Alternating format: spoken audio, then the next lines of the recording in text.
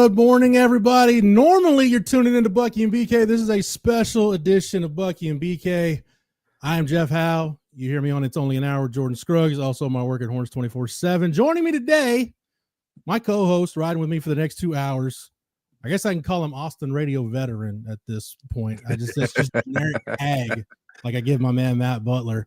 Like myself, a former Patriot of the Horn in Austin, Patrick Davis. Patrick, it's good to see you, but I haven't seen you in a minute. So I know it's been a while. It's been a little bit for us to see each other because there was some negative days at the Horn that weren't as fun, but that chapter ended for me on Monday. It's been a while now, so yeah. But I'm really happy to be here. I'm glad Brad reached out. I've been in contact with Brad, so always fun to fill in for him and Bucky. I'm glad to work with you again, Jeff. It's always good to talk football with somebody who knows football as well as you do. 100%, and you've been doing it with somebody who knows football very well, doing a rodcast with my man Rod Babers. So hopefully this is not the first but not the last time Patrick and I will team up on Texas Sports Unfiltered. We're talking, Patrick, I was thinking about this morning. I was taking the dog to the groomer this morning, and I had a dream last night, and this came to me in a dream. I'm not even making this up. I was dreaming about Texas and Georgia, and kind of the lead up to the SEC championship game, and something in the dream. There was a voice telling me, "Dude, you may not want to wake up because this could all be just gone tomorrow." And I'm like, "Yeah, it's really crazy how we got to this point, but here we are in the year of our Lord 2024. It's December 6th, and we're previewing Texas in just 30 some odd hours, getting ready to play for the SEC championship." Yeah, I mean, that's what we had talked about, for the last months was this is a Texas team that if everything goes right, you're going to have to play Georgia more than once in this season. And that at the beginning of the year was lofty expectations. That was the hope. That was the dream. And if everything went according to plan, but I mean, as well as according to plan as you could go, because I think most of us had an 11-1 team. Maybe a 10-2 team, but not I don't think many of us had an undefeated team going in to the SEC championship. So roughly this is what we wanted and what we predicted in a perfect world was you would end up at 11-1, you be in the game. And, if there's one team that you had to lose to play again, that I'm okay with it being Georgia. In the age-old world, the age-old phrase, it's hard to beat a team twice in the same season. If you had to play a team twice, I'm glad it's the one we lost to. Yeah. Like I said, I think Sark hit the nail on the head. If you were looking at the first year with the 16-team SEC, I think from a talent to showcase the talent in this league, I don't think you could pick two better teams to be in this game than Texas and Georgia. I think when you look at the next couple of NFL drafts, you'll look back. I said this, Patrick, ahead of the regular season meeting. There's going to be the next 2 or 3 NFL drafts where you'll look back at these games and say, man, there was a metric crap ton of NFL talent on the field that day. Yes. That was the case in October. That's going to be the case tomorrow on Saturday. So before we do anything else, however you're listening to us, thank you so much, whether you're on any of our social platforms, YouTube, the Twitter machine, whatever, however you're watching us, thank you so much for supporting us at Texas Sports Unfiltered. If you're audio only, hey, that's good too. Thank you for supporting us. Make sure you like it, subscribe, 5-star ratings, all of that fun stuff. Make sure that you're supporting us here at Texas Sports Unfiltered. We always definitely appreciate it. I almost slipped the shameless plug in there for my company. But yeah, make sure you're getting over to Horns 24/7 as well. There's enough of us between myself, Jordan, Chip, Eric. We're all pretty much over here anyway. So go ahead and give us a shout over there at Horns 24/7. Patrick, where do you want to start with this game? Because we've got our staff predictions at Horns 24/7 coming up later this morning. As of right now, I still haven't settled on a pick yet for this game. I'm that undecided voter. It's like, dude, what are you waiting on? Like, you've had all this time to get yourself situated. I'm still undecided. But we had our staff roundtable this week talking about how can Texas win the rematch. And part of mine is going off of facts and what my eyes have seen, and the other part is maybe wishful thinking. When Texas played Georgia the first time, Carson Beck was in the middle of a stretch where he was terrible. He had a 5-game stretch in there where he threw 10 touchdown passes and 12 interceptions, and Texas picked them off 3 times. Now, you look at the last 3 games against Georgia Tech, and their wins over Tennessee and UMass. He hasn't thrown an interception in those games. He's 11 touchdowns, no interceptions. He's taking better care of the ball. But Patrick, where it comes down for me is I love this pass rush tied with the coverage on the back end. It's been a long time since I've seen a Texas defense work this seamlessly in terms of tying their fronts and their pressures with their coverage. That to me is going to be the big thing. Can they make Carson Beck revert to that version of Carson Beck that we saw in October? Because at this point, we don't know if Trevor Etienne's going to play. We know the Georgia back, like the Texas backfield, is beat up. It's going to come down to Carson Beck. And I think Texas has the combination of pass rush and coverage ability / ball hawking ability on the back end that can make Carson Beck pay and make us say, okay, yeah, that guy that we saw in October, that guy's still there somewhere.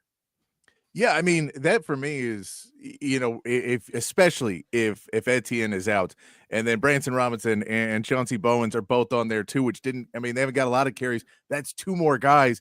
So how much are you really going to rush? We know as Texas fans, you don't necessarily want to run the ball if you don't have guys backing them up, because then you're completely one-dimensional. And that's kind of what Georgia could be looking at with Nate Frazier, is basically your guy in the backfield. Yeah. And that's it. And if Georgia has to run the ball with Nate Frazier and that's it, you're going to see more and more Carson Beck. But for Texas, that means you can tee off a little bit more. That means you can put more guys in that pass rush. That means you can, send Trey Moore a little bit more and trust him out there. You can send Colin Simmons and just let him be the athletic freak that he is and get his BGO and go after the quarterback. And the more you can do that with what this secondary has done all season long, I think that's a solid game plan. And that for me is Carson Beck's been playing better, but he has not played against this secondary. And this pass rush, if you take all those running backs, if Etienne's not there, he was the best running back for them against us. I know Nate Frazier had carries, but Etienne was a better running back in the game. If he's out, I think it just makes him a little bit more one-dimensional, and it makes it something that you can actually go up against if you're Texas and just game plan a little bit better for. And I'll take Carson Beck, even if he's playing a little bit better. I think that, the same way we saw what Georgia did to Quinn Ewers, I think you'll see a little bit more of that at this Texas defense, just making a little bit harder on this quarterback. I think what's underrated too is the fact that you look at the teams Texas had played up to that point in the first game. You can say Michigan had it in spurts. Oklahoma had it in spurts. Definitely not the offensive talent. Texas hadn't faced a complete team with that with like athleticism, like length, like talent, like that's even in the same. I'm talking all 3 phases that was even in the same realm with them. And I think that's part of the reason why you saw Texas. They were a little bit shell-shocked early in that game. And, I'm sure, Patrick, we can look at the PFF numbers and they'll tell us whatever they tell us. But that was the only game where I've seen this Texas defense. I saw guys, I'm not going to say scared, because I hate that term when people talk, oh, he was scared, he wasn't willing to hit, but maybe a little bit gun shy at times. Not just as Sark would use the term, not willing to shoot their gun and just being assured of themselves and going for tackles. A lot of arm tackles, a lot of missed open field tackles, and that was the anomaly from this defense. This is a great tackling Texas defense. They don't miss tackles in the open field. They get the ball carrier on the ground. I was looking at it last night for the year. They're only giving up less than 9 yards after the catch per reception for the entire year. So they've been really, really good getting the ball on the ground once it gets in space and once guys catch it. They don't give up a lot of yak. They don't give up a lot of rushing yards after contact. But to your point, Trevor Etienne was the difference in that first game because of his ability to maximize runs. He was running through arm tackles. He was able to get to the second level. And it was one of those deals. Hey, there would have been times where it might have been blocked for 2 or 3 and he'd get you 4 or 5. If it was blocked for 4 or 5, he might get you 6 or 7. Yep. Trevor Etienne was the difference.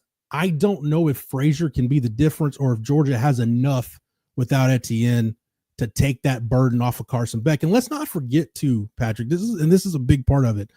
As good as the Texas defense was against Georgia, when you look at yards allowed, yards per carry, yards per completion, the 3 interceptions, that was a Texas defense that was in sudden change mode pretty much the entire first half.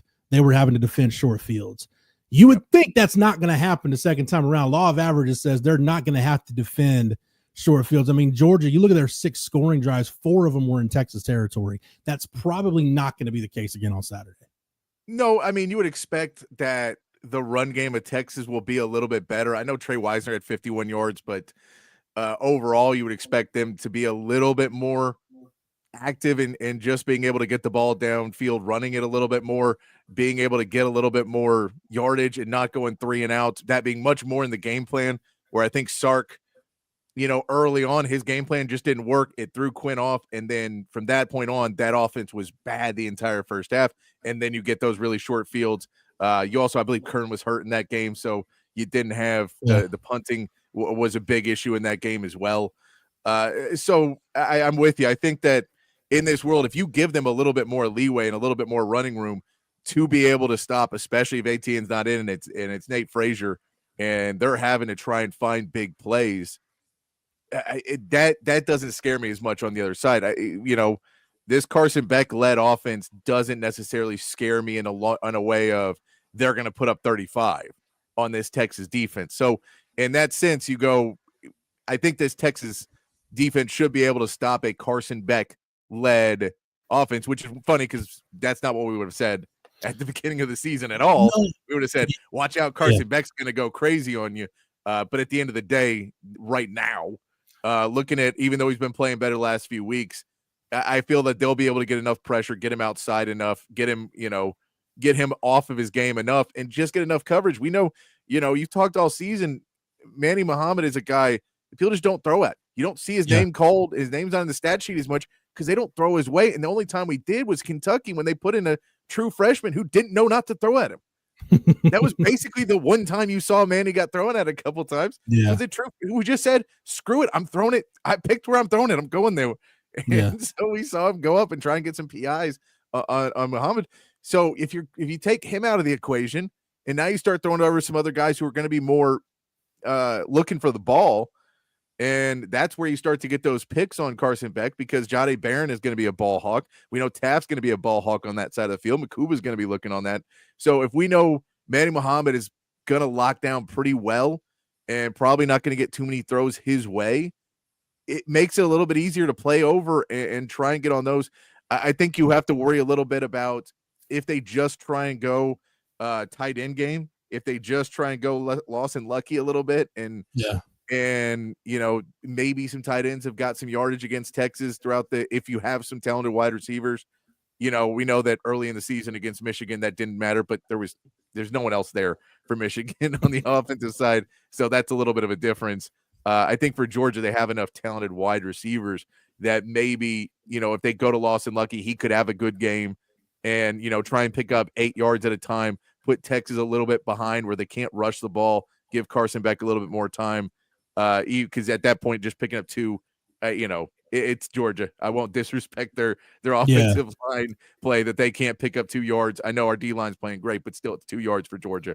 I'll give them that. But that short game, if they find that and they're able to get some passes off to some guys a little bit closer to the line of scrimmage and not just taking shots downfield, that's where I worry a little bit more about Carson Beck. Mm-hmm. And just being able to try and put athletes into a little bit of space and then see if they can break one. And they've been playing well, but you talked about it. In that last game, they got a couple on us that weren't as sure tackles. That's where I'd be going if I was Georgia. Yeah. Dylan Bell is the guy for me for Georgia. I just think you look at the numbers, Patrick, he's their 3rd leading rusher this year. And he's also got 37 catches, 4 touchdowns, closing in on 500 yards. He's the closest thing they have to a Swiss Army knife. I think they can use him, try to create some mismatches with him a little bit. I know it's tough to find mismatches against this Texas defense, but if you can get him somehow, if they can try to get him on Leonga or even Anthony Hill in space, and it's nothing against either one of those guys. And I know Anthony Hill's a great athlete, but man, no linebacker is going to be consistent in coverage, especially having to cover a wide receiver. So to me, if I'm Georgia, I look at Dylan Bell, how you use him, and the quarterback battle in this is fascinating to me because when we started the year, if you go back to July at SEC Media Days, these were the 2 guys, Quinn Ewers and Carson Beck were the 2 guys we were talking about. Hey, One of these guys could be in New York. One or both could be in New York as Heisman finalists. One of these two guys is going to be your first team all SEC quarterback. Now I'm going into this game thinking, which one of these guys can I trust? Mm-hmm. And who do I trust more? And honestly, at this point, as crazy as this sounds, I lean slightly more toward trusting Carson Beck than I do Quinn Ewers, just because there's going to be those one or two plays where Quinn doesn't protect the ball or is careless with the ball or makes one of those what the heck was that throws. It's just going to happen. And you hope when it does that it's not the one that really just bones you. Yeah. I mean, Quinn Ewers' turnovers have been so weird this season because he hasn't really thrown the downfield interceptions that you would expect. If you just go through and look at his turnovers, they're not usually on a run play where he's trying to stretch for 6 more yards and he fumbles, or it's not on a pass that he's trying to find a guy in double coverage. They're tip balls. There's sacks where he just doesn't see it coming and not looking at pressure well. They're things that he really should not be making those mistakes, and you expect maybe in a game you get one of those. He's getting like 2 a game now, where he just has those little dumb plays where he just doesn't, just throws it a little low and it gets tipped at the line of scrimmage, or the fumble he had. Those are just, those plays are adding up, and law of averages would tell you it won't happen again, but it's Georgia, and they're going to get home a little bit on that pass rush. Even if they don't get it, they can get around and hit him in the arm. So even if you're getting it and it's just an arm hit, that's an easy fumble. And do you get back on the ball if that happens? Do they get their hands up with the real athletes they have on that defensive line that can tip a ball? And now it's a jump ball and anybody can get to it. You do worry about that. I think Carson Beck overall is prone to throwing one downfield and misreading the coverage. I think he's way more prone to that than Quinn is.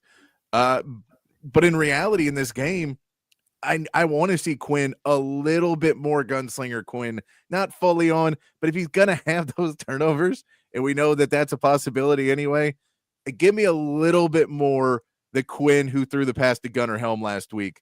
That gunslinger Quinn that I felt was completely missing in the Georgia game the first time around, that every time he dropped back, you saw the deer in the headlights.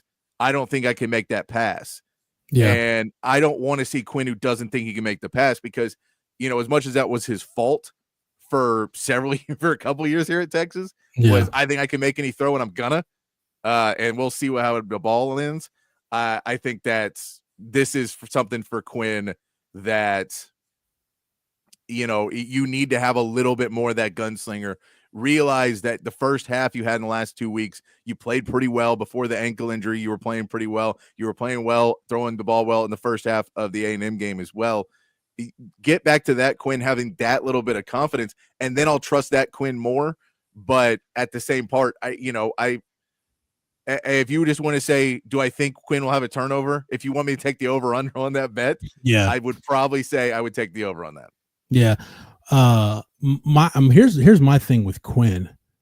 When I look at him in this game, you can say it's a legacy game or whatever, but I'm with you in terms of the gunslinger type mentality. And when I think of gunslingers, look, you can look at a number of quarterbacks throughout history and say, yeah, that guy's a gunslinger. That guy's a gunslinger. When I think of gunslingers, there's 2 guys I think about. I think about prime career Brett Favre, and I think about prime career Ben Roethlisberger, because both of those guys could have games where they throw 3 picks and it's ugly. But you know what? If that guy's got the ball in a 2-minute situation with a chance to go win me the game, I don't care if he's throwing 3 picks. I want the ball in that guy's hands, because he can make a throw that not many other guys in this game can make. He can make a play that not many other quarterbacks can make, and he can go win you a game. I don't know if that's what you're getting at, Patrick. That's the Quinn Ewers I need to see. He can have the 1 or 2 turnovers, like I said, as long as it's not a pick 6, as long as it's not, coming off the goal line or whatever. You trust your defense enough to live with some of that stuff. But I need the Quinn Ewers that hits that 18-yard square in on a button and lets Matthew Golden or Isaiah Bond run after the catch. I need the Quinn that deep ball that he threw to Matthew Golden last week against A&M, where he just drops it right in the bucket for a chunk play. That's the type of stuff I need to see from Quinn Ewers. Yes. Like you said, you know you're going to get the other stuff. If you want to win this game, you got to get the other stuff from him. And that's what it is that little bit more confidence, because that to me was really the whole first half of that Georgia game was just watching Quinn and it's respect to Georgia. Like it's not, it wasn't just that Quinn was bad and that's the only reason, but that he just, I hadn't seen a Quinn that walked out. And you were right. I think there was a number of players who walked into that game maybe feeling like, okay, we haven't really played anybody until we play Georgia, and this is going to be the test. So guys, this is the best talent we played against. And they didn't look at it as we're the underdogs. Let's go beat them up. They didn't look at it as we have the same talent they have. We can go out there and play with them. They looked at it in a way of this is the most talent. So be very respectful of it. And now you've seen it. Now you've seen that you can play with it because you were still in that game, even though you played one of the worst first half offensively that I've ever seen. So I think maybe now they have a different look at it, but I need that Quinn Ewers that feels that he can make those throws, that when he sees them, he doesn't wait another second and the throw's gone. And now he's holding it, and now there's nothing because he's gone through his progressions. He found the right throw. It was open. It was there, and he just didn't make the throw because he had that second of pause. I need that Quinn to go away, and I need the one to feel I can drop one in. It doesn't need to be a 50-yarder downfield. That I don't need that gunslinger Quinn, because that gunslinger Quinn has never really worked. But I need the one who knows what he does really, really well and does that. I need the one that can stick that deep comeback, that 18, 19-yard outcut. I need that version of Quinn if I'm Sark. That's the kind of Quinn I got to have, that I got to put the ball in his hands tomorrow. Because I think if you don't get that Quinn Ewers, you don't win the game. Yeah, he's gonna have to make about a half dozen plays in this game, Patrick, that win you the game. I don't think you're going to win this game unless Quinn gives you that. No, because, I mean, as much as Trey Wisner's been playing great, and I think Trey will do okay in this game, if you're just saying Trey Wisner needs to give us 20 points, if we need the run game to give us 3 touchdowns so we feel we can beat this Georgia team, that's too much to put on. And especially when you have the talent you have, when you have Gunnar Helm and Golden, who have been go-to guys, that have been your guys all season long. Then you can throw in an Isaiah Bond, who hasn't been the same since the injury, but you hopefully he's been starting to get a little bit better. DeAndre Moore has been able to get some good plays. You have guys that can at least stretch a defense, whether or not they're always going to make the play. They can at least pull guys off, get some blocks downfield. You have to get something going offensively in the passing game, or else they are just going to start loading the box on you and feel that they can get a pressure and feel that they can get Quinn Ewers to make a mistake and tip a ball and get an interception. And, I think it's crazy that people wouldn't have said 3 weeks ago, how do you play Texas? We got to stop Trey Wisner. But that feels like it, especially in the second half at this point. So in the first half, you got to get Quinn going. Well, I said it's not a legacy game necessarily for Quinn Ewers. You can call it that if you want. It's a legacy defining game for this Texas offensive line. This offensive line, they're a finalist for the Joe Moore Award. Anytime you're in a position to win a national championship, there's Patrick. Anytime you're in a position to win a national championship like they are right now, your offensive line is going to be a big part of it. But, the A&M game, as impressive as they've been at times, the way they just broke Texas A&M's will in that game. And I said this about the A&M defense, Patrick, that's a defensive front, not necessarily linebackers, but I'm talking interior D-line and edge, where the sum of the parts never quite added up to the whole that it should have been, right? Like you look at Scroton and Stewart and Turner, they've got their talent. I mean, I say this having watched Texas for 12 games. In terms of talent, the only defensive line I can say is clearly better than Texas A&M in terms of just man-for-man talent is Georgia. But A&M hasn't played like that all year. The production wasn't there, and you saw Texas just break their will.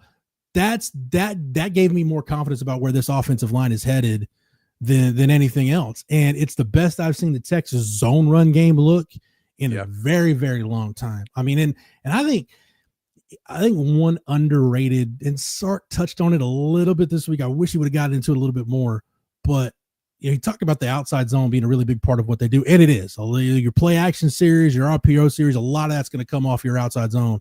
But Trey Wisner is such a great zone runner when you look at his patience, his vision, the ability to press the hole. As an offensive lineman, I don't think there's anything you appreciate more than if you're running a zone scheme for a back that's a really good zone runner that can just feel where the cutback lane is going to set up. He knows it. He guesses right and can stick a foot in the ground and get vertical and make you look really good for just doing your job. That's a really good zone runner, and that's what Trey Wisner's been. Yeah, I was laughing at, the one play he had that was bad in the A&M game was him looking to zone run on a screen, and he just didn't get off before the defender got there. And I was watching with some other people, and they're like, yo, you got to run. I'm like, I get that, but this is what Trey Wisner is. So you saw him, and I'm going to look downfield, and before he could do that, he's already hitting on the ground. But that was basically his one play that it didn't really work, and what he did doesn't work for you. So as long as you understand that, you don't put him in those situations, you should be pretty good. What he's been able to do, that zone run, and what Sark has been able to really figure out the playbook a little bit more, where it looks like early in he had a few zone runs on the play sheet, and he'd have a few more and then a few more. And now that thing's got to be half zone runs on that play sheet, where he's got different concepts and different formations and different personnel groups. And, everything they started to get more and more. The offensive line started perfected. Gunnar Helm, where Sark's talked about what he's done, where they don't have to run that 6-0 line package because of what Gunnar Helm can do in the pass, in the run game, blocking for the run game. And in that zone run, if you have a tight end that can block like that, but the defense doesn't have the full out that you're just going to run the ball, at least in the first half, and then in the second half, it doesn't matter. You can leave Gunnar Helm in there if Quinn needs to check it to something else.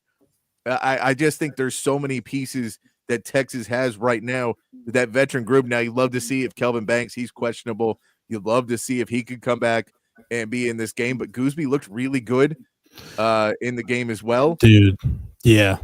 He, we talked a lot about him this week. And, when they recruited him, he needed to add some weight. He was a developmental guy for them, but a developmental guy that they basically what they did with DeAndre Moore and Jordan Whittington is basically what they did with Trevor Gooseby and Kelvin Banks. So, like, look, when he's gone after his junior year, because he's going to be gone after his junior year, because he's going to be a first-round pick, you're going to be our left tackle if you're up to it. Like, we're going to give you that shot. And I always wondered this about guys, Patrick. Like, I almost think it's better for a young guy to not start and have to come in like that. Like, you think, oh man, there's so much pressure to come in like early in a game for a guy. But I think for some guys, like, that fight or flight response kicks in, and it's almost like you don't have time to think about everything. You just got to go. Whereas I think maybe if you're starting, it just gives you more time to think about it. You let marinate on some stuff, and you worry. I don't know. Maybe I'm trying to psychoanalyze Trevor Gooseby and all young football players, but man, he played a hell of a game last week. You couldn't have asked for him to play better. Like the fact that that's the best the offensive line. Look, it takes a long time. You could ask Dan Neal, anybody that played in that old Mike Shanahan Broncos run scheme. It takes a long time to become a really good zone blocking offensive line. It's a lot of reps. It's a lot of time together. It's a lot of continuity. It's a lot of ESP. So much that goes into being a good zone blocking line. And the fact that was their best zone run game all year, and they only had Kelvin Banks for 7 snaps, that to me right there is a good enough endorsement of the kind of game Trevor Gooseby had last week against A&M. No, I mean, that is what he did. And, that was a fun part about last week. You knew how many times Elko tried something and then had to stop trying it. And as soon as Banks goes down, you say, well, I'm going to go with the left tackle. Why would I not? I know that, he's a Texas offensive lineman, so he's going to be good. But if I've got to find where the weak link is, I'm going to go for the new guy. The lesser of the two evils. Yeah, exactly. And he went, and it didn't matter. It didn't work. And that was, one of those pieces you saw last week that it was just constantly trying to go at Texas to find the weak link, and it wasn't there. And you go into this week, and you're playing a better team in Georgia, a more talented team, but you need to have that same mentality in the offensive line that there is no weak link. The offensive line is such a joined together group that if one guy just doesn't, misses his assignment, the whole offensive line fails. Yeah. If you don't pick up every guy who's blitzing, which they've had some of those issues this year, they've shored him up a lot. That was a big problem early on, but we know we'll definitely see some DB blitzes in this game because they worked enough, and Georgia has a talent to pull that off. But you'll definitely see some different looks from Kirby Smart. We know that he threw a lot at Texas the first time, but the same way Sark held stuff back in that game, Kirby held some stuff back, I'm sure, too. Yeah. And you'll see some different looks trying to throw, and that's where that offensive line has got to continue to play that pass protection as well as they have, but that zone run game that they've figured out, if they're able to do that against this Georgia team, it's going to be a fun night for Trey Wisner to continue that run that no one expected him to have. What you go back to what Georgia did, you just referenced it, Patrick, what Georgia did in the first game, and it seemed like everybody got caught up. Oh, simulated pressure. Defensive coordinator's been doing simulated pressure for forever, right? It's not like this new concept.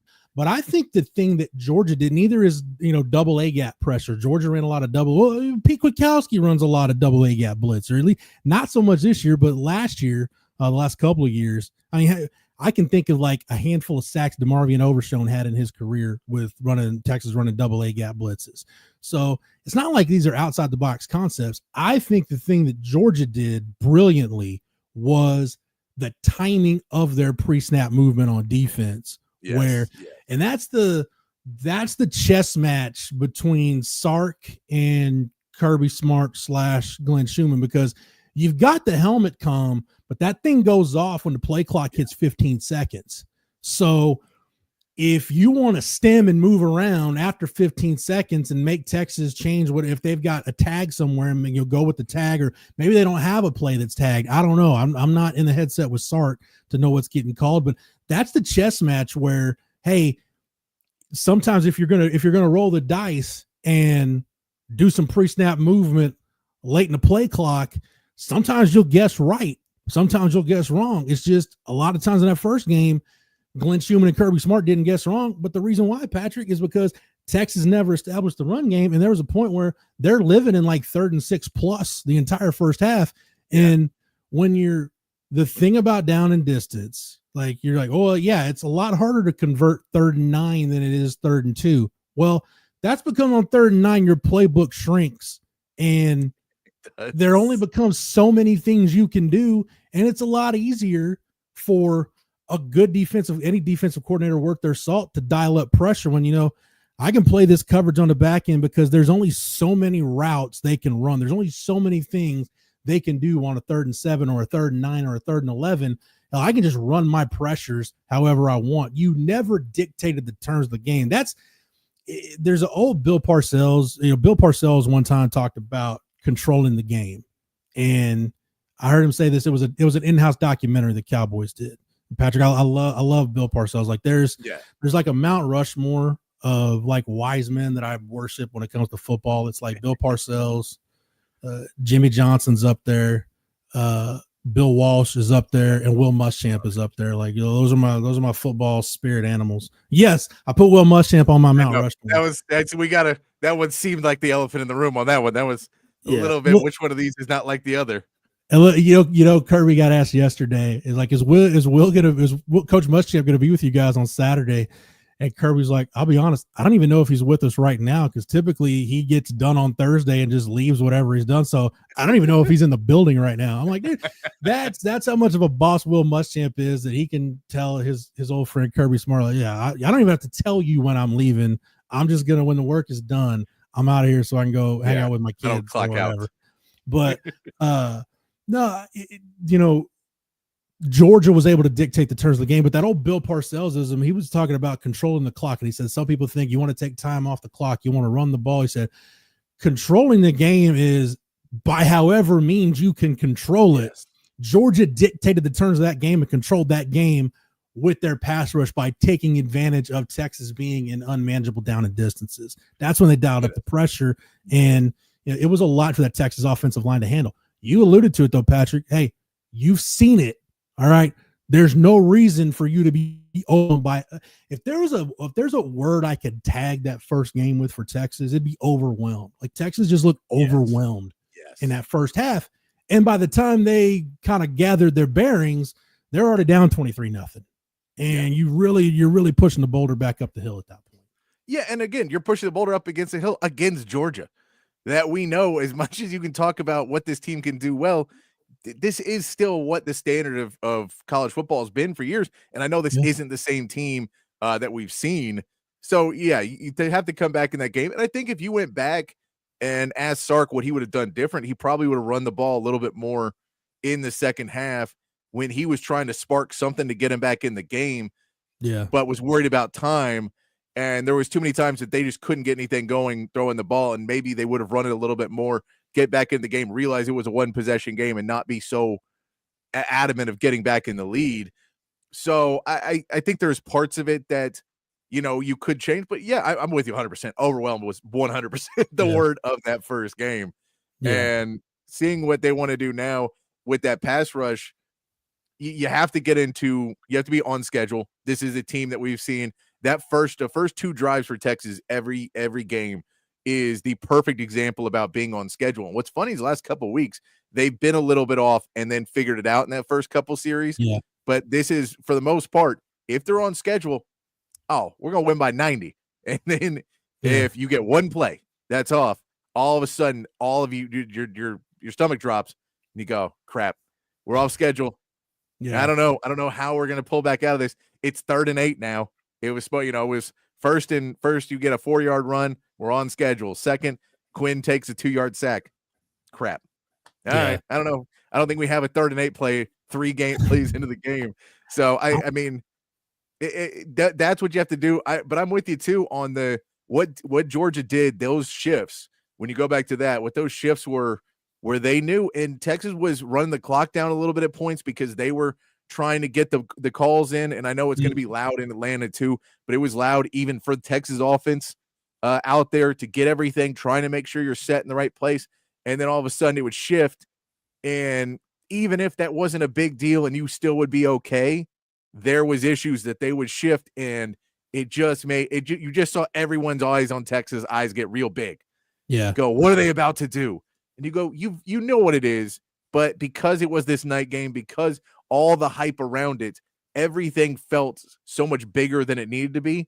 And now going into game 2, realize what it is. It's still a big game, but you're big game players now.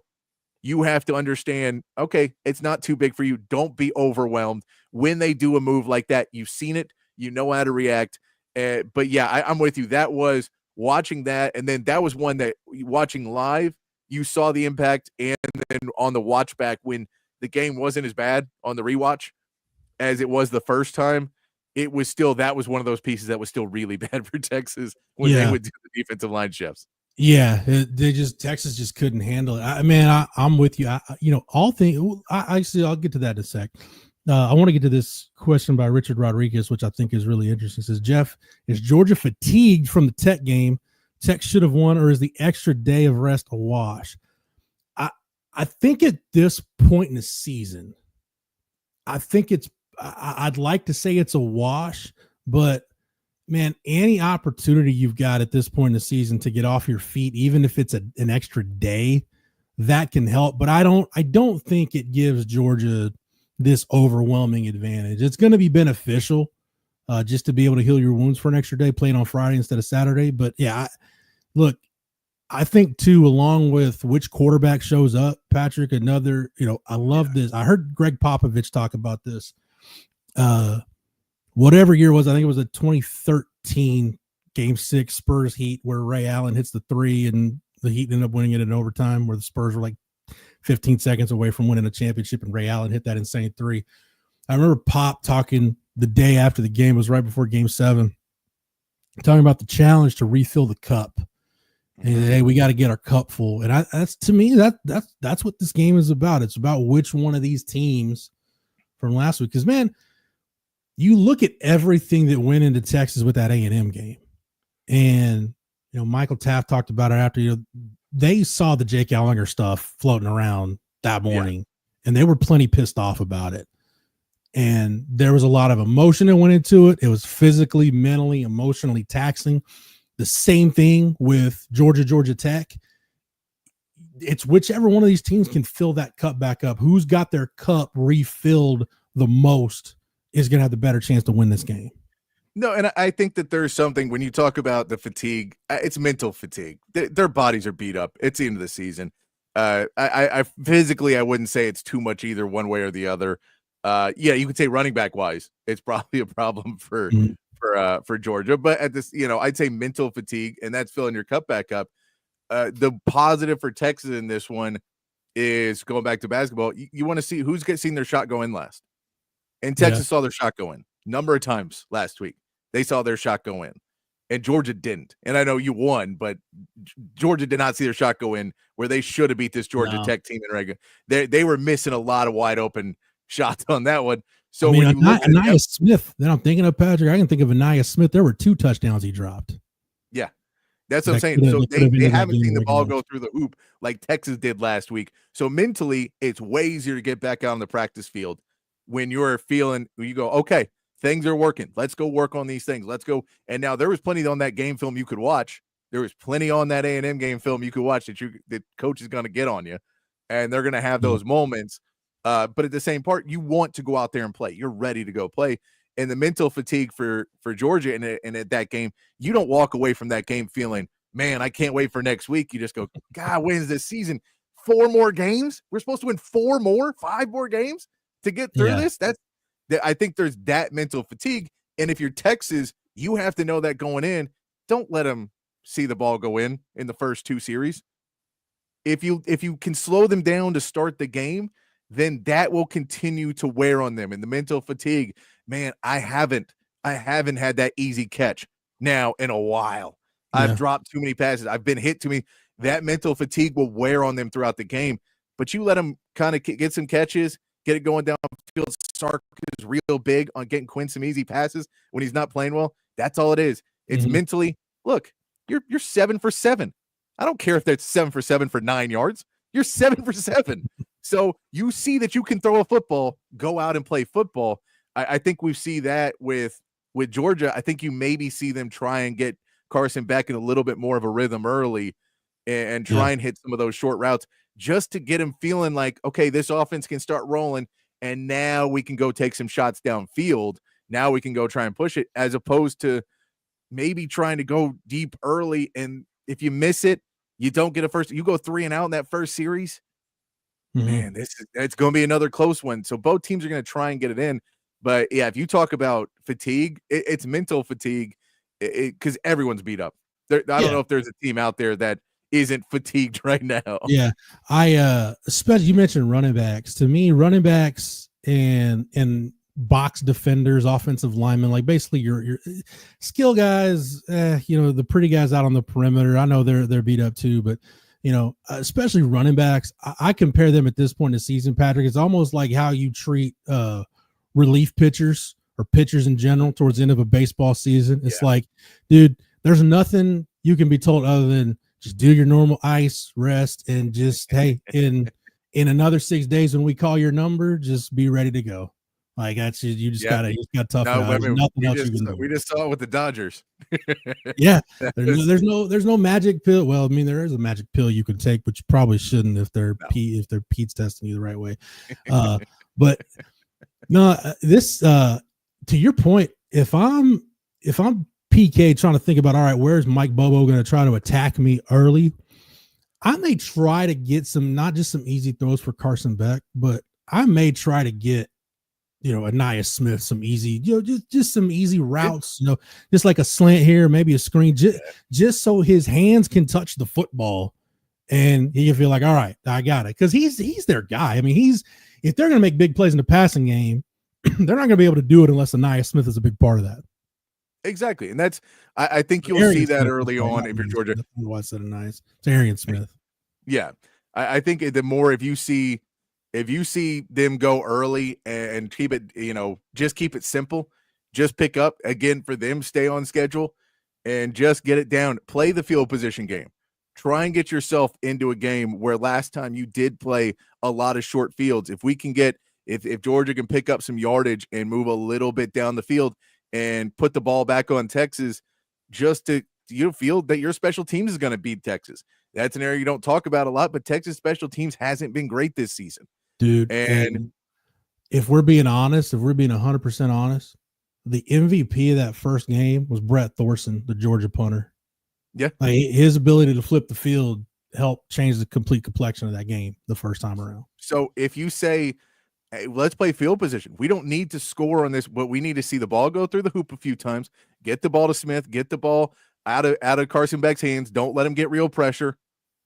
Maybe a couple runs, but we're not going to have to run it. We're not going to try and run a lot early because, maybe some quick runs up the middle, but we don't want to get Frazier and whoever else is healthy on Saturday. Yeah. And maybe all three of them are healthy. We know there's gamesmanship into all of this. We saw the reports about Quinn Ewers last weekend that Quinn Ewers may not be able, he may still be in a boot by Saturday. He looked like he was. I don't pretend to know what they did, but man, Quinn was not 100% for the A&M game at all. But and you saw that he came out and played just fine. So there's ways that guys can get into the game, and so I think that you could see them maybe try and just kind of ease it down the field a little bit and play field position and understand, lean on that defense of Georgia. That's still the Georgia defense. It's still Kirby Smart, and Kirby Smart feels like he can beat Stark. We know that if there's one thing, the two head coaches are going to go at each other because they feel they can beat each other. But I mean, I think that's for Georgia early on. It's getting guys in the game, maybe trying to spread the ball around a little bit to a couple guys to make Texas have to defend, take away what they think is going to be easy from them.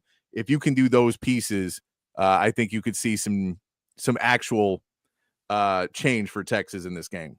Patrick, can I play generic sports reporter press conference question asking guy and ask you the question that Sark and Kirby both got asked yesterday? Do you feel like we're getting to a point where the conference championship game is being devalued, or do you not buy into that? I mean, the value is in the eye of the beholder, right? And it's case by case basis, really. I mean, because for the SEC, Texas and Georgia are both in the playoff. It's just which one's going to get the bye. Like for in the ACC, for Clemson, SMU, that could very easily be, hey, winner goes to the playoff, losers going to, I don't know, the Pop-Tart Bowl or whatever. Yeah. I mean, but if you talk about that bye week, how freaking important is that bye week for Texas and Georgia? Yeah.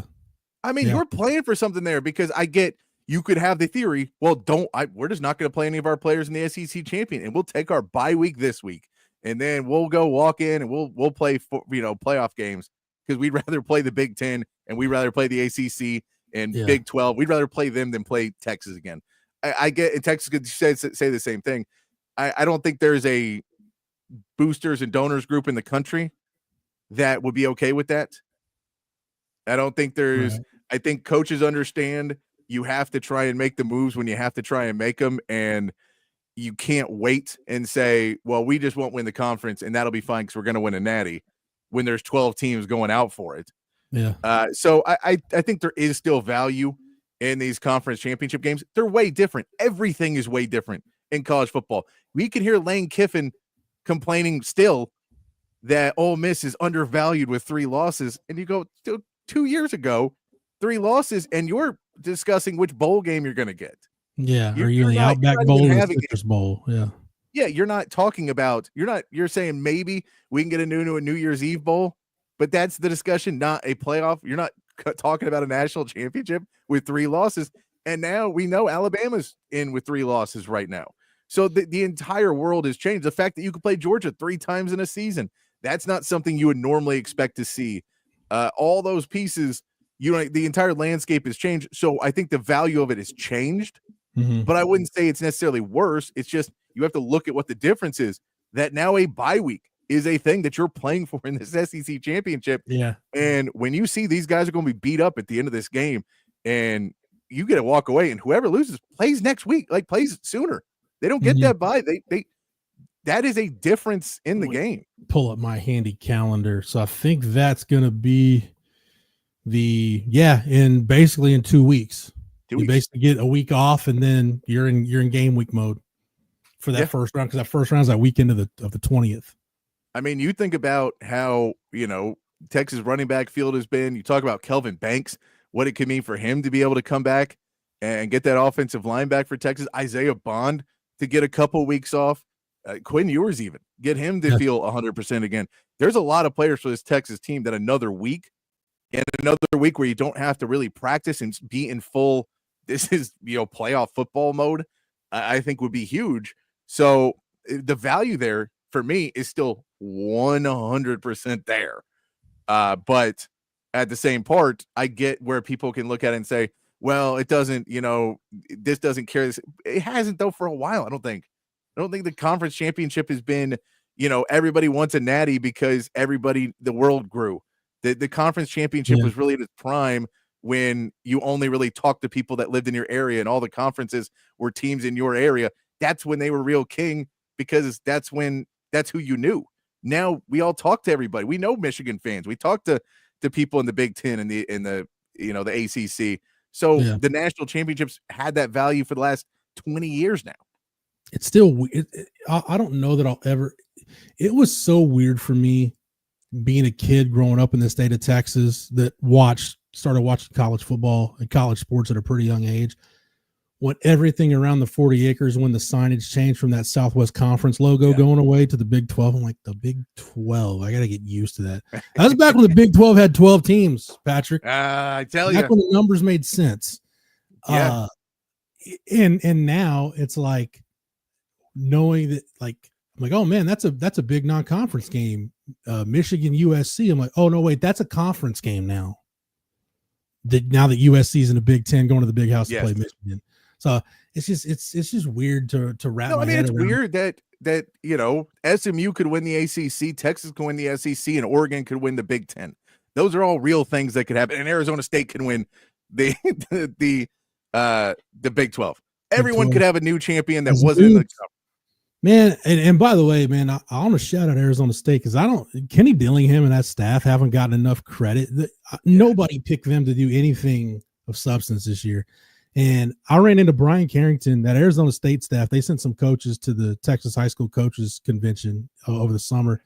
And I ran into Brian Carrington, and we chopped it up a little bit. And they weren't arrogant or brash or cocky, but there was a kind of like a quiet confidence about what they had. They felt like they had the chance to have a pretty good team. I don't think they knew they were going to go 10-2 and get to the Big 12 championship game, but they felt like they had the pieces to go win some games. So, and there's a lot of former Longhorns on that roster too, Patrick. So shout out to Arizona State in the Big 12 championship game this weekend. But yeah, I mean, that if you talk about the ever-changing landscape, that you could have every conference could be won by a first-year team in that conference. Yeah, it is a crazy world. When we all talked about a year ago, well, this conference is the best, and our conference, no one could compete with our conference, and clearly everyone could compete with everyone else's conference, or at least where people move to. They could compete in that conference. And I get too, there's bias of everybody knows everybody. There's different small factors in it. But yeah, and I'll give Arizona State all the credit that they went in and they made the Big 12 fun at the end of the year, because we all thought we knew what was going to happen, and Arizona State told everybody at the end of the year to hold on, and you're planning those hotels and flights. We're going to change some things up. But for Texas, that's what we've seen this season. For Texas, is that they didn't let that happen to them. And that's the team that you have to realize that needs to show up on Saturday, is the team that has done what they said they're going to do all season, except for Georgia. Other than that, they've done what they said they were going to do. And what they were supposed to do. There haven't been many years in my lifetime, Patrick, where you look at the preseason expectations for Texas and said, okay, this is where they're supposed to be. And that's what they were at the end of the regular season. Yes.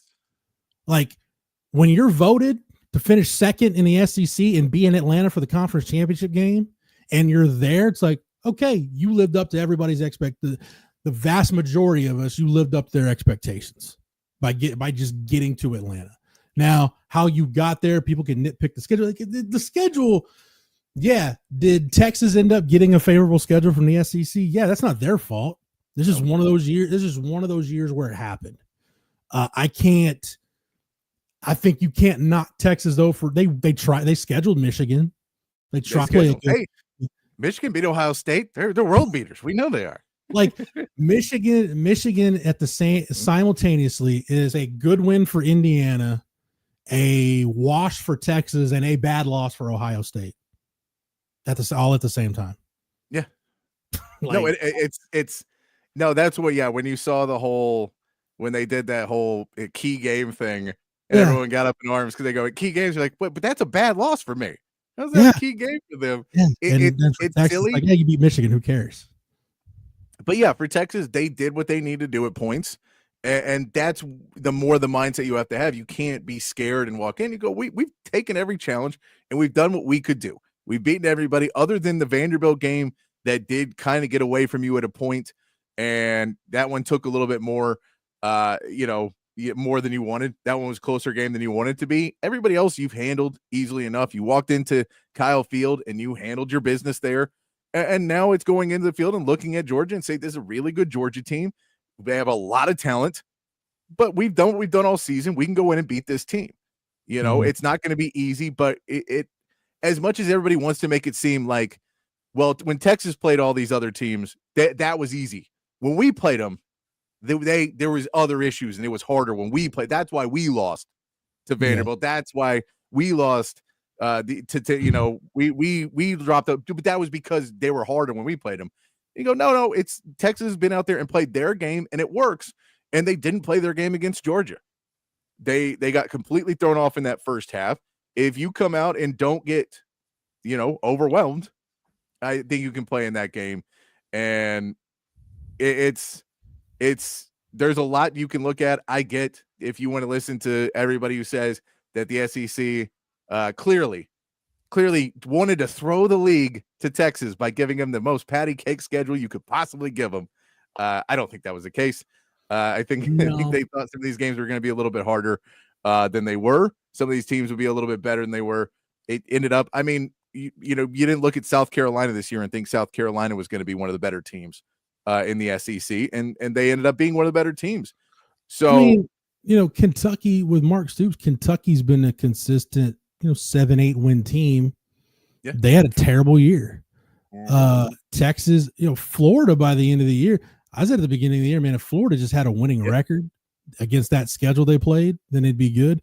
They finished 7-5. It's just they didn't have DJ Lagway for the game against Texas because he was hurt. I mean, there's nothing Texas can do about that. But to your point, Patrick, it's if you're going to be a team that wants credit, like you don't want your schedule to be held against you, okay, then beat the teams you're supposed to beat the way you're supposed to beat them. And probably with the exception of the Vanderbilt game, which again is on the road, if Vernon Broughton doesn't get called for that roughing the passer and the Kobe Black pick six stands, then you're looking at, what would that have been? That would have been a 31-17 finish. Or a 34-17 finish. It changes it. Yeah, 27. Sure. Yeah. So it does change it. So you went to Fayetteville and won by double digits. You went to College Station and won by double digits. You blew out Kentucky. You blew out Florida. You blew out Mississippi State. You beat the teams you were supposed to beat the way you were supposed to beat them. No, and in reality, this is where Texas is going to play. You didn't lose games that you were supposed to win, and because of that, you're in the SEC championship. It has nothing to do with ranking or anything else. You just won more games than everybody else in the SEC. You're in the SEC championship, and now you get to go and play against a team that beat you. And if you can go win that game, you get a bye week and you're in the playoffs. So for Texas, people can get mad about it if they want to get mad about it, but Texas just has to do their job. And all these other teams just have to do their job. And if they would have beat teams that they should have beaten, they'd be in the same spot Texas is in. So I get it. I get, having that litigating argument at the end of the season. The good part for Texas is we don't have to litigate because you're in the SEC championship game. And, I'm sure Sark can preach this all day long. Why does it matter? We're where we need to be. And if we win these next games, does not matter. It does not matter one bit. And anybody can say about our cupcake schedule, and anybody can say whatever else they want to say. We'll be holding up the trophies. Man, so just handle your business. I just hope Texas fans are enjoying this. I know there's still some fans that can look at games and not be happy, but Patrick, Jeff, they'll never enjoy it. They'll never. This beats the hell out of losing to Kansas. Woo! Man, I was Eric Henry and I were riding together to College Station, and he was talking to me about that. I was like, man, Eric's first year on the beat was last year. I'm like, man, you're very fortunate to be covering Texas these last 2 years. Like you didn't get the 10-year, the decade before that I had to deal with.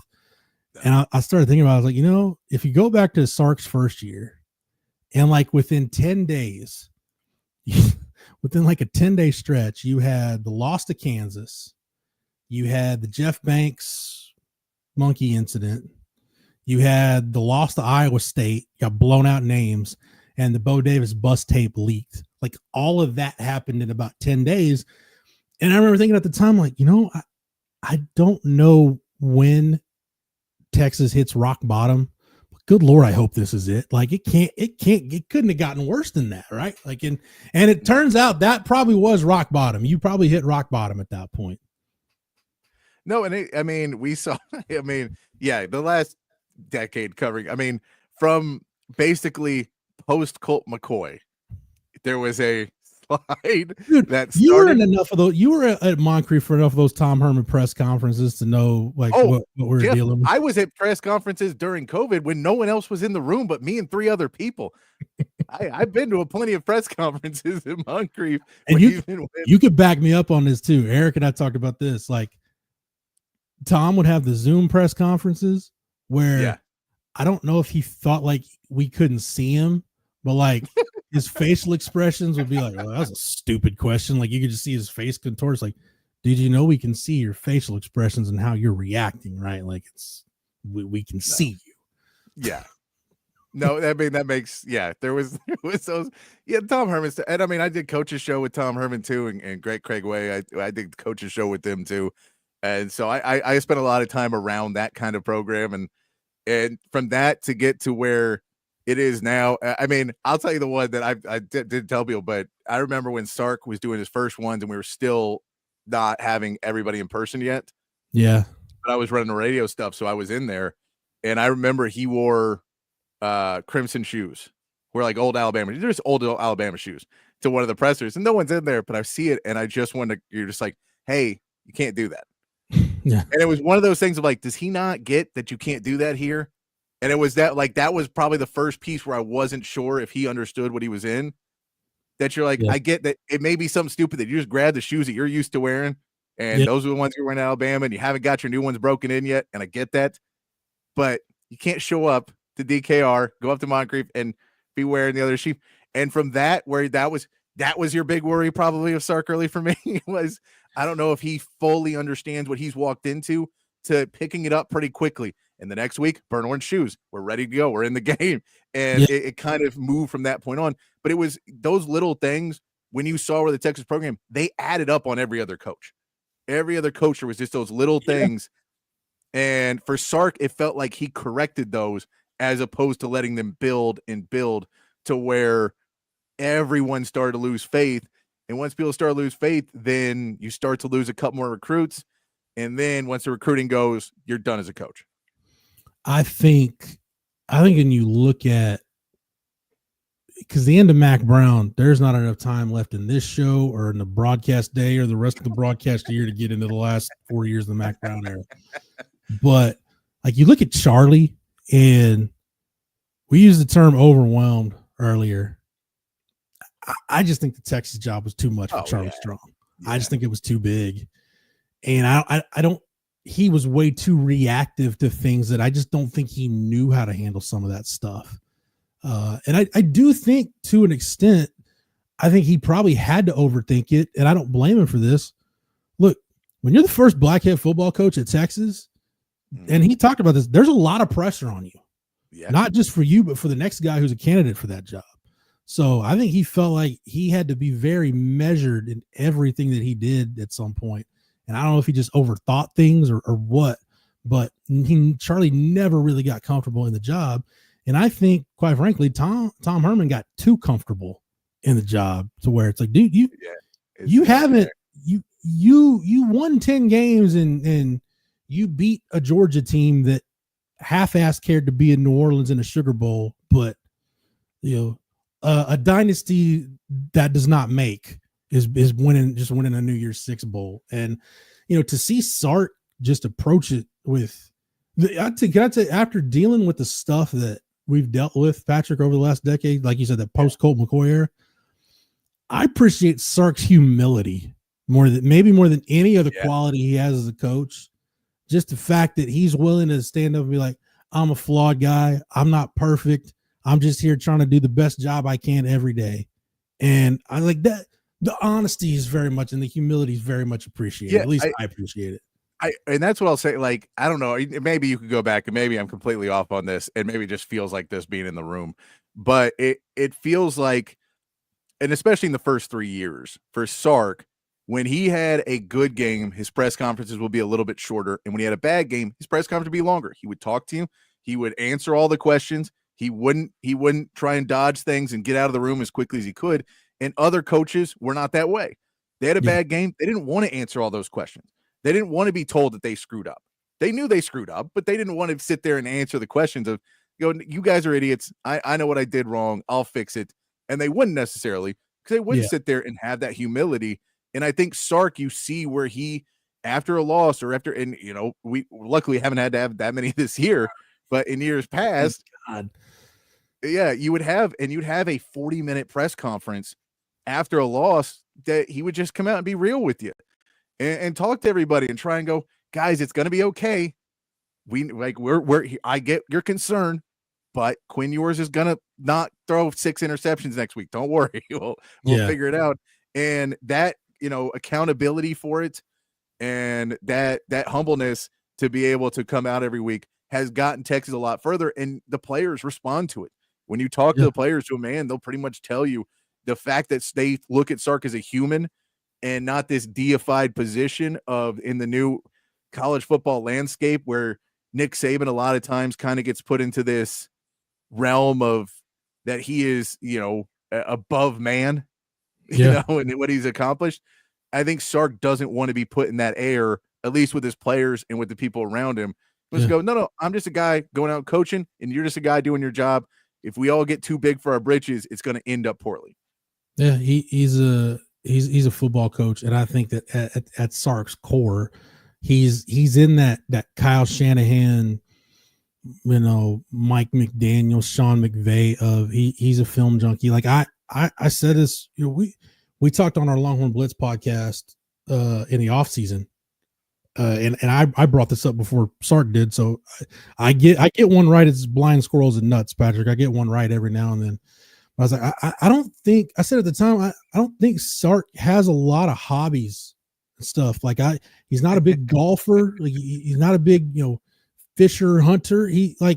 I think Sark's hobby is like Sark's idea of a great day on his vacation is like, hey, I sat in the film room and crushed film for 18 hours today. Or, I went to California, saw a family, but I also got in 3 days of Rams minicamp and hung out with Sean McVay. Yeah. Like that's what Sark does for fun. He's a ball coach. He's a football junkie. How many times do you hear it? He goes, as soon as we got back, we turned on the game. And as soon I watched that game and then I watched the other game. And and that he's got the multi-TV setup. he's like, I watched 3 games. And by the way, if you want the multi-TV setup, get with Tom McKay and our guys at Audio-Visual Consultations if you need that multi-TV setup. Like a pro, Jeff. But at any rate, no, I've heard Texas coaches talking to past. This is Tom did it, Charlie did it, Mac did it. When they talk about, like being on the flight home and by the time Mac was at the end, they had the game film uploaded on an iPad for him or on a laptop, and he could watch it on the flight home. Those 3, when they would talk about rewatching the game, almost made it sound like a chore. Like, watch the TV copy. And for Sark, it's like, yeah, I watched it, and I watched, he'll stay up late and, watch Pac-12 After Dark when that was still a thing or whatever, Mountain West game was on. Like, it's refreshing. Like, you have a head football coach at Texas who I don't think cares about really much of anything in his life except being the football coach at Texas and doing the best job he can every day to be the head football coach at Texas. I'm not just trying to suck up to Sark or anything. I just think if Sark was out, Patrick, you know how this, you've been in this town long enough. If Sark was out, gallivanting around town or doing whatever or had hobbies or interests, like, we would hear about it. Yeah. You would hear we heard about it with every other coach. I saw Sark at such and such golf course or such and such, he was at the gun range or whatever. What you hear is that he's hanging out with his other coaches. Yeah. And then they're sitting there and their wives are talking and then they're talking football. Yeah. And I think that's one of the reasons why you saw a guy follow Sark to Texas from Alabama was because those guys sat around and talked football. The only time I hear about Sark being around town is like, hey, I saw Sark at Matt's going in to eat, or I saw Sark at this place going in to eat. Like, that's pretty much what he does. But, I think I don't know, man, I don't want to get too deep into the philosophical discussion, but I feel for Sark, like everything he's been through, and we don't need to rehash it. We know what Sark has been through. I think to come out on the other side and have success, it's got to be a pretty liberating feeling. Like, you know what? I've seen life pretty much at rock bottom, and the fact that I'm okay. Yeah.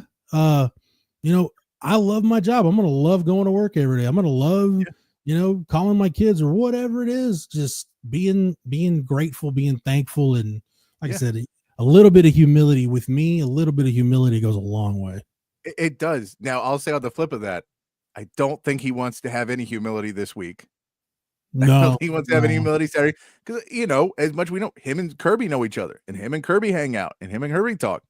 And there's a certain amount in this head coaching matchup that those two personalities aren't really the same off the field as much, but they are guys that are both very invested in what they do. Yeah. And for Sark, I think he wants to come out this week and prove that he can go hang with the Kirby Smart and that he can go and out coach him. And he got out coached in that game. Sark was overwhelmed in that game as well. And so this is one, you've got the week. Once you get through A&M, I don't think there was that hangover for him where I think he probably watched a game film, on the bus ride back and they got back into Austin. He probably got through it, watch it one more time. They went through, did their coaching, and they were already working on Georgia, ready to go, that this is a big game. This is what we want to, guys, if we can win an SEC championship, I've already got a lot more NIL money coming in next year. I can go get these players. I got more stuff I can pull in. And now I got, I'm telling recruits that we're going to be able to come do this. And so if I get that, I look better to the recruits I'm bringing in. Plus my players are going to get more exposure. It moves everybody up in the draft. How are we going to get guys involved in this game? I think he's already thought on that where, we can say some other coaches maybe revel in that win a little bit more. Mm-hmm. I think Sark understood this is it. Move on, and now we go on and play this Georgia team. And for me, this is a guy that, the conversation now is, if you want to talk about the best teams or the best coaches that are from the Saban coaching tree, these are the two names that are going to come up first, and Kirby Smart and Sark. And so we say those are the two best coaches right now that come off that tree. He wants to be the top dog in that, and I get it. I don't know, pun with the dogs, but he wants to be the top guy off that tree. And this is where you have to prove it because, you got owned in that first game. Kirby Smart had the better game plan. I'm big, Patrick, on, and I view this from, the NFL standpoint and college football. I'm big on championship windows and recognizing when your window is open. Yeah. And for Texas, the window is open right now. Like, even though, damn you, Jake Bayless in the chat, you got me thinking, like, man, he said, Arch versus Lagway in the Swamp next year should be a banger. Like, yeah, it freaking should, but I don't want to start thinking about the Swamp until February or March. Like, I want to live in the now. But I think that's what Sark realized. I think he realized it after last year. Like, hey, you got a window right now. Even, next year, they're going to transition out a lot of offense. Pretty much that whole offensive line will be gone. Yeah. That's replace guys on the interior defensively. Jade Barron, Andrew McCouble will be gone. There's a chance Michael Taft doesn't come back. So you'll have to reload in a lot of places. But, dude, when you got Arch Manning behind center, like, your window's still open to compete in the SEC. And yeah, I think maximizing that window, I think that above all else, I feel like, at least I hope that's how Sark's looking at this. Like, hey, we've got an opportunity right here to do something really special. Let's not waste it. And I think the players have the mindset that they've got, everything that they're about. That should feel refreshing to Texas fans. Like, I think everybody in that building understands, dude, right now is the time where your window's open. You got to go take advantage, because this doesn't happen all the time. No, and I'm with you. The window's open, and the biggest positive I have looking forward, in all reality, is that we finally have a coaching staff that's focused on player development, and they're winning right now. But man, player development, when you look at a Gunnar Helm and a Michael Taft and a Trey Wisner and people that are putting in major minutes for you this year, that are not guys that we thought even a year ago are going to be where they're at, that player development has started to come. When you see a Trevor Grizzly, that's, to me, am I wrong on this, Jeff? No, we've gone, like, I think about, like, when I can watch guys like a Malcolm, like a running back, Malcolm Brown or a Marcus Johnson, and I see, man, these guys are playing in Super Bowls or have Super Bowl rings, or they're, Adrian Phillips is going to Pro Bowls. I'm like, the hell couldn't Texas get that out of that guy? Like, why does the NFL have to benefit from that? And now that's not the case. Like, and I think a godsend for this program has been COVID eligibility and the guys that have taken advantage of it. Yes. Because you look at Overshown coming back for another year, when Sweat came back for another year. Now you've seen Jade Barron and Alfred Collins come back for that extra year. Like, guys are leaving Texas playing their best football. And honestly, at the end of the day, it's helping them make more money for themselves, because you're going from being a priority free agent, a day 3 pick, to hell, Alfred Collins should go in the second or third round. Alfred Collins should be a day 2 pick at this point. Jade Barron should be at worst a day 2 pick. Like, guys have made money for themselves by coming back for that extra year. It's benefited them. It's benefited Sark. It's benefited the program. And it's allowed, yes, Sark has the benefit of the portal and everything else, but it's allowed them to, get to a point where they're not having to play offensive linemen before they're ready. Trevor Gooseby got the red shirt before he really, and the only reason he had to play was because Kelvin Banks got hurt in the A&M game. So you've been able to actually develop guys and have a pipeline and have a plan on how to use guys, and you've been able to follow through on it. That hasn't happened at Texas since pre-Colt McCoy at Texas under Mac. Like, you got to go back to when our guy Rod Babers was a player. Patrick DeFun, the last time Texas had it, to where you got these upperclassmen and they're really good, but hey, when they leave, dude, the next wave of guys might be even better. Yeah, no, you're 100% right. And the fact that you're not just constantly relying on freshmen to come in and save your program. But that is what I'll say. The player development, I'll give a shout out to Kenny Baker again, because, I think we're all questioning what he did when he got hired. There was a bit of questioning the Kenny Baker hire. And then you look at what Vernon Broughton and Alfred Collins have done. And sure, Bo Davis is part of that, of what he taught him at the beginning. But that step they've taken, they're bringing in those coaches that are being able to, Kyle Flood, be able to get this offensive line and have them ready. That's where, in the future, I feel really good about that. That's the piece. And I know, you'll see coaches being picked off. As great as that Johnny Nansen hire is, I don't know how long he'll be here, because I'm sure he's getting plenty of looks right now for what this Texas defense and the transformation to being a elite defense. I'm sure he's going to get looks as well. But, there's a lot of positivity to look forward to, and there's a lot of positivity to look forward to on Saturday when we look at this is a team that I think is playing better football against better teams now than they were the first time they faced Georgia, because they just hadn't really played anybody good. You played in Oklahoma before that, but that was a really down Oklahoma, and you had the ball in your hands. I think the Vanderbilt game helped him out a little bit. I think having to, grit out a little bit of games in the run game, They hadn't had to do that before the Georgia game. Yeah. And they'd play, this is a front running team. If they get a lead, they're pretty good with a lead because that defense is elite. And then you can run the ball, but they've been pretty good with the lead. But now when you're in a gut check game, can you come out and get those plays? Yeah. I think they're more prepared for that now than they were the first time they played Georgia.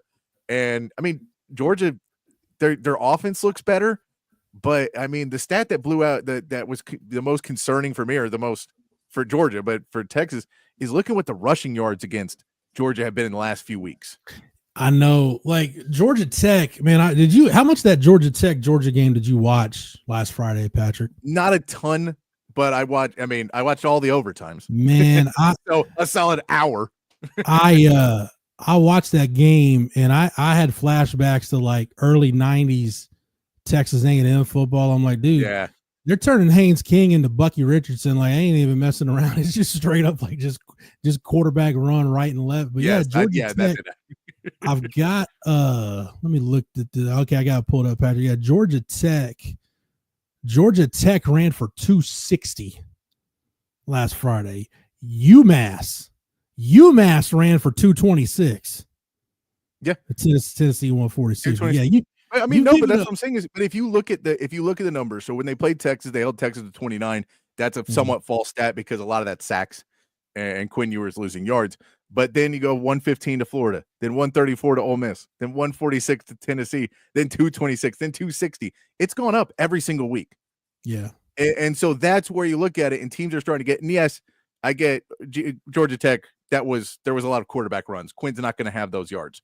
But it's, at the same part, you were able to run the ball on this Georgia team, and they're starting to see that with the offense and a little bit in Georgia having to throw the ball and the offense working a little bit better for them, teams are running, and you're kind of giving the take in that. They're getting a little bit better sack numbers as the season goes on. I know Texas, they had plenty, but they didn't have a ton on a lot of other teams. Their sack numbers are going up, but with the sack numbers going up, the run yardage goes up as well. So it's that pick and choose that if they are going to try and go after the football like they did against Texas, I don't think they can sack Texas effectively for the whole game and stop the run like they did the first time. I think that will change now that Texas has much more defined run game that they can start to lean on a little bit more. That the first time they played, they didn't have the grit. Trey Wisner did have some hamstring issues early, so he wasn't the same guy that we're playing with right now. So I think that there's something to be said that this is a Texas team that has at least been in a little bit more of a fight, not necessarily a big fight like Georgia, but I don't think they've been in a fight at all when they went in, at least not this year. I'm looking, I got the box score pulled up from the first game. Excuse me. If you look at Texas, if you look at sack adjusted rushing yards, neither one of these teams ran the ball exceptionally well in the first game. Texas only generated one sack for a 2-yard loss. Georgia was at 110, 3.8 per carry. Texas 88 yards, 4.4 per carry. But let's take the quarterbacks out of it, Patrick. Wisner 15 for 52. Ryan Wingo 1 for 7. Ryan Niblett 1 for 5. Jaden Blue didn't get a carry. Like you never really. It's hard to say Sark never established the run because I don't know that he ever really had a chance to establish the run in that first game. No, and you didn't know what it was at that point. I don't think there was any confidence in. Now there's a real confidence in the run game, but there wasn't at all at that point. So why am I going to go with something I don't know is there? We're not running over. Trey Wisner is your best runner. He's 3.5 yards per carry in that game. You try and do that Ryan Wingo run, and it was the best play you had for a while. That 7-yard run was, at least you move the ball forward instead of backwards at that point. But I get why you didn't lean on it more at that point, because you didn't have any confidence in it.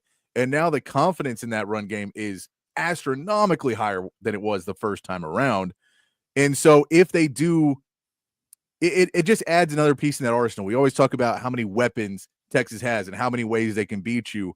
And the downfield ball for Quinn Ewers hasn't been there all year. So we know that the downfield ball is not one of those pieces. So Georgia played up a little bit more. They played a little bit closer on their guys and trusted that Quinn wasn't going to beat him downfield before the pressure got there. And they took away the screen game. They took away the short pass game that Quinn likes to rely on. And in that, you can do that. But when that was the only real offense that Texas felt they had, and they took that away, they didn't have any confidence in any other type of their game. And it just led to more and more pieces falling apart, where I think now Quinn's got a little bit better at that 15-yard pass, that, just over the top of guys' heads and finding little spaces. I think you can get that game going a little bit more in this. Yeah. I think the run game will get going a little bit more. I think there's a few more weapons that you had, because what you'd been doing all year, people drop safeties and you just threw it underneath them. And you did that up until you got to Georgia, and they took it away, and you went, oh, we haven't perfected anything else. Yeah. And, Georgia, I don't know. I would think having Smile Mondes, Smile Mondes didn't play in the first game. He was hurt. So I think having him back in the middle of that defense will help Georgia. Definitely, it can't hurt. I don't know how much better it makes it. It's hard to imagine Patrick Georgia having a better defensive game. I mean, that was the best defensive game I've seen Georgia play all year. Like that was the best game they played all year. The product, it wasn't good. It was still the product I expected from Georgia defensively. That we've seen it for one game, and if you're a Texas fan, it just sucks because it was against your team. That like we saw Georgia just put it together for 4 quarters on defense. Two things I want to get to with this game before we start to wrap it up. And Patrick, thanks again, man. This has been fun. I love it, man. I'm happy to be here. And thanks for everybody for hanging out this morning while the guys are on their way to Atlanta. By the way, Georgia fans, I don't think you're going to hear Texas fans complain about, other than the fact that Bevo can't be in Mercedes-Benz. I don't think you'll hear like, oh, this is a home game for Georgia. Dude, when you're in the Big 12, as long as Texas was, and you got to play that freaking Big 12 basketball tournament in Kansas City, which is a freaking, for Iowa State and KU and K-State, it's a freaking home game for them. Like, to me, it's like, I'll take the SEC championship game being in Atlanta, and maybe you play Georgia, whether like there's going to be a 10,000 seat arena that just hates your guts and is pissed off that you're there and just wants you to lose every game. So yeah. Well, and I mean, look, I love Texas basketball, but I don't think the fan support is quite the same for what this Texas team has right now. I think there's plenty of people heading to Atlanta right now, talking to some friends of mine that are Alabama fans. I was like, y'all don't get, because y'all spent all of your money. All your traveling budget is gone. Y'all retirements are over because of how good that team was for a decade. Yeah. Texas fans have money saved up for this. They've been ready. Yeah, you realize there's a chance Texas could end up playing in Atlanta 3 times, depending on if they win tomorrow. And I'd bring this up on my show, Patrick, yesterday, because I don't know if it's clicked with people. If Texas wins tomorrow, or Georgia wins, whoever wins the game tomorrow, their quarterfinal will be in the Sugar Bowl, because the SEC champions contractually obligated to be in the Sugar Bowl. So that'll be in New Orleans. But let's say Texas loses, you could end up playing your quarterfinal in the Peach Bowl. And if you get to the national championship game is in Atlanta. So you could end up playing at Mercedes-Benz 3 times in the postseason. That's crazy. Yeah.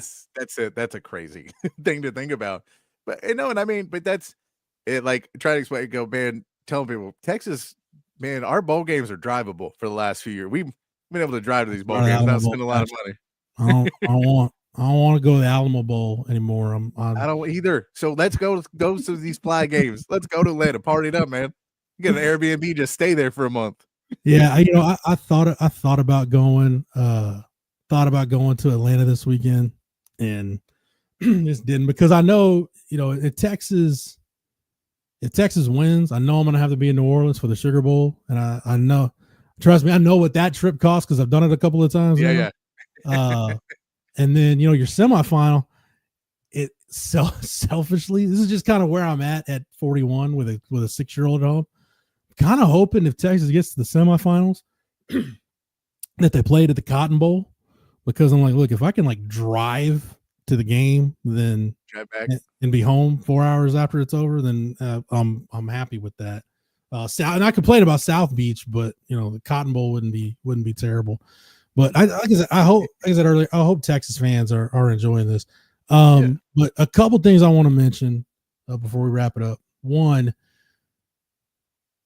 with the Georgia special teams advantage being what it is, which Brett Thorson, that was I haven't seen a punter change a game like that. Like Michael Dixon was probably the last time I saw a punter change a game like Brett Thorson changed that first game.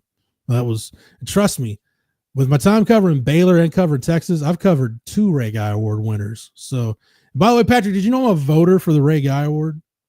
I did not. I'm a voter for the Ray Guy Award and the Lou Groza Award. I don't know how I got a vote for both of those, but as a matter of fact, I need to submit my Groza Award ballot. But anyway, at any rate, A lot of game film that you don't want to watch. No, I'm crushing kicker tape all day, punter tape all day. What's his highlight reel? Like a lot of fourth downs. I watch a lot of fourth downs. Like they're going for it? Never. Not one. Like it's funny, like because next week we'll have the Home Depot College Football Awards. Like when that Ray Guy Award gets announced, it's gonna be like, oh man, you'll just see a dude just boom a couple punts. Like you don't know, it could have been a touchback. I don't know, but it looked impressive as hell coming off the foot. So they'll get that close up view for the highlight reel. It's the anti-red zone channel. Yeah, but I do wonder if to maybe negate that or just to get some kind of edge on special teams, I got to think Jeff Banks comes after one of these because that serves 2 purposes. 1, you send a message early that you're being aggressive, and 2, you're very likely to tell Silas Bolden even before the ball's kicked, like, look, we're coming after it. Don't try to return it. Just let it roll. Like, because if you give Silas if he's got the opportunity to return a punt, he will return the punt. He will put himself in harm's way to try to return a punt. Yeah, I think we found that out. I think we found if the ball bounces slightly near him, he's like, well, that's God telling me to pick this ball up and run with it. Dude, run away from it. The pucker factor on that Texas sideline and in the press box when Silas Bolden's getting ready to field a punt, it's got to be something fierce. Yeah, I imagine. Yeah, that is. You're right. I can feel my sphincter shrink, Patrick, and I have no skin in the game, right? No, but watching that Silas Bolden, he's a daredevil in those moments and has no problem going after it. But I agree. I think special teams is huge in this game. Just overall, field position is going to be huge. I think you could go for it. I don't know if they have the comp. I mean, because they just haven't really a lot. And I could see it. I could see you going for one in there. I don't know if they get it. Maybe that's more where I'm at. I think they go for one, but I don't know if they get it. Yeah. But I special teams. It's one of those pieces that this season for Texas probably been the worst part about this team. And that's not, it's because the offenses look good at points, because the defense has, and the special team just never really has. This is Auburn's worst year as a kicker for Texas. That you just don't really feel the confidence level in him right now. So, Sark knows that you're not going to try and put it in their hands. I think you'll see if you can get it to a 4th and manageable, Sark will go for it a lot in this game. I don't think he wants to put it into the hands of special teams right now because he knows that that's not a battle. And you had one blocked last week, you know, Georgia's going to come after one. Why wouldn't they at this point? And I've been saying all year, anybody that's watched It's Only an Hour or, is with me on the site knows I've been saying all year. I felt like Michael Kern on his punts has just been holding the ball too long before the kick. And I'm like, at some point, you keep that up. At some point, it's going to bite you in the ass. Now, thankfully, when it did, it was against A&M. And because your defense has been like, this is an elite sudden change defense, which is it's really hard to be an elite sudden change defense. As many short fields as this defense has had to face, but they are. So the defense bailed you out. It ended up not hurting you. But hopefully now that there's an adjustment where he's standing further back or Jeff Banks is just telling him, dude, that clock in your head has got to move faster to get that ball on your foot. That's the kind of analysis you get with us, Patrick. We're breaking down like the clock in the punter's head. Yeah, I'm sure there's part of it. I'm sure there's part of it with Kern where it is, well, he was probably getting it out too quick at a point, and he said, well, if you don't set it up that way, if you don't let your defenders get downfield, they're going to get a big one on us. So it's all about timing it, and it's a young punter. So, but you have to have those things figured out by the end of the season. The injury probably set him back a little bit as well, but it's just been he hasn't been the guy. He's had some good punts, but he's also had some really bad ones. you can't. This is a point you don't want to get into field position battle. You're going to have to move the ball downfield. Let's admit it though, Patrick. Like we're spoiled. Texas 100% spoiled because we watched Michael Dixon for 3 years, Yo. and Ryan Sanborn last year was really good. Yeah, no, we're spoiled because we've had to be. Where I talk to friends of mine who have, that were on good teams that are not as good now, and you just go, "Hey man, enjoy the punting, enjoy the punt. You'll get a good punter. You're gonna punt the ball. Enjoy it." It's Texas fans. We had to enjoy the punting at a point, dude. Hey, my brother Joe just texted me to remind me when I covered Baylor, Daniel Sepulveda. He not only won the Ray Guy Award once, Patrick. Homeboy won it twice. Twice. It was a 2-time Ray Guy Award winner. Yeah. So I've covered. I can honestly say I've covered the 2 best college punters I've ever seen. Other than Shane Leckler, Daniel Sepulveda and Michael Dixon are the 2 best college. Dixon was Dixon was surgical. Daniel Sepulveda is the only punter I've ever seen punt the ball and then run down, try to be the first guy there to tackle the return guy. I guess that's what happens when you're a converted, when you make that linebacker to punter conversion, which I don't think happens very often. That's always funny when punters are like, I'm gonna go get a hit, and every coach goes, please don't, please don't. Yeah, I need you to be healthy and just kick. And now maybe some smaller colleges love it. No major college, just like, we have guys for that. We have guys for these things. We don't need you to get hurt trying to run down and some guy blocking you out of your shoes. I watched Sepulveda one time lay out a punt return dude from North Texas. Baylor played UNT, and I'm like, dude, that's the hardest hit I've seen anybody on this team deliver, is the punter going down there and splattering some dude on punt return. Like Sepulveda, not bad. Hey, another part of that athletic Highland Park pipeline, Patrick, with Kershaw and Stafford. Don't forget Daniel Sepulveda. He's part of that too. Oh, yeah. Patrick, before we're starting to wrap it up, we got less than 20 minutes, and we'll get to some predictions and some final thoughts here in a minute. And I'll get to that Arch Manning run game package because I want to talk about that. We haven't talked about that yet. I just want to everybody's been in the chat. There've been a lot of, hey, Patrick, great to see you. Haven't seen you in a while. Haven't heard you in a while. You want to just let everybody know what you've been up to lately and what the future may or may not look like? I was on the horn till Monday. We did our last show Monday with Rod Babers, the Rodcast. Rod and I are still looking at some things, and Rod's seeing what he's able to do with his schedule and being a father and other commitments.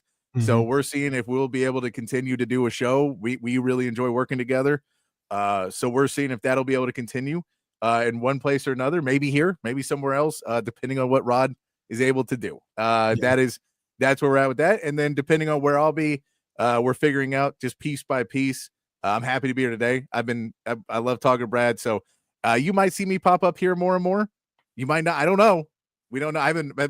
Brad hasn't told me I'm here more than this. So I'm here for today, but I enjoy talking to everybody. I enjoy, it's fun to come up here. You can see I've got my streaming set up. It's not very pretty yet. Yeah. Because I haven't got that set up, but I appreciate everybody who said, hey, on the chat line and everywhere else.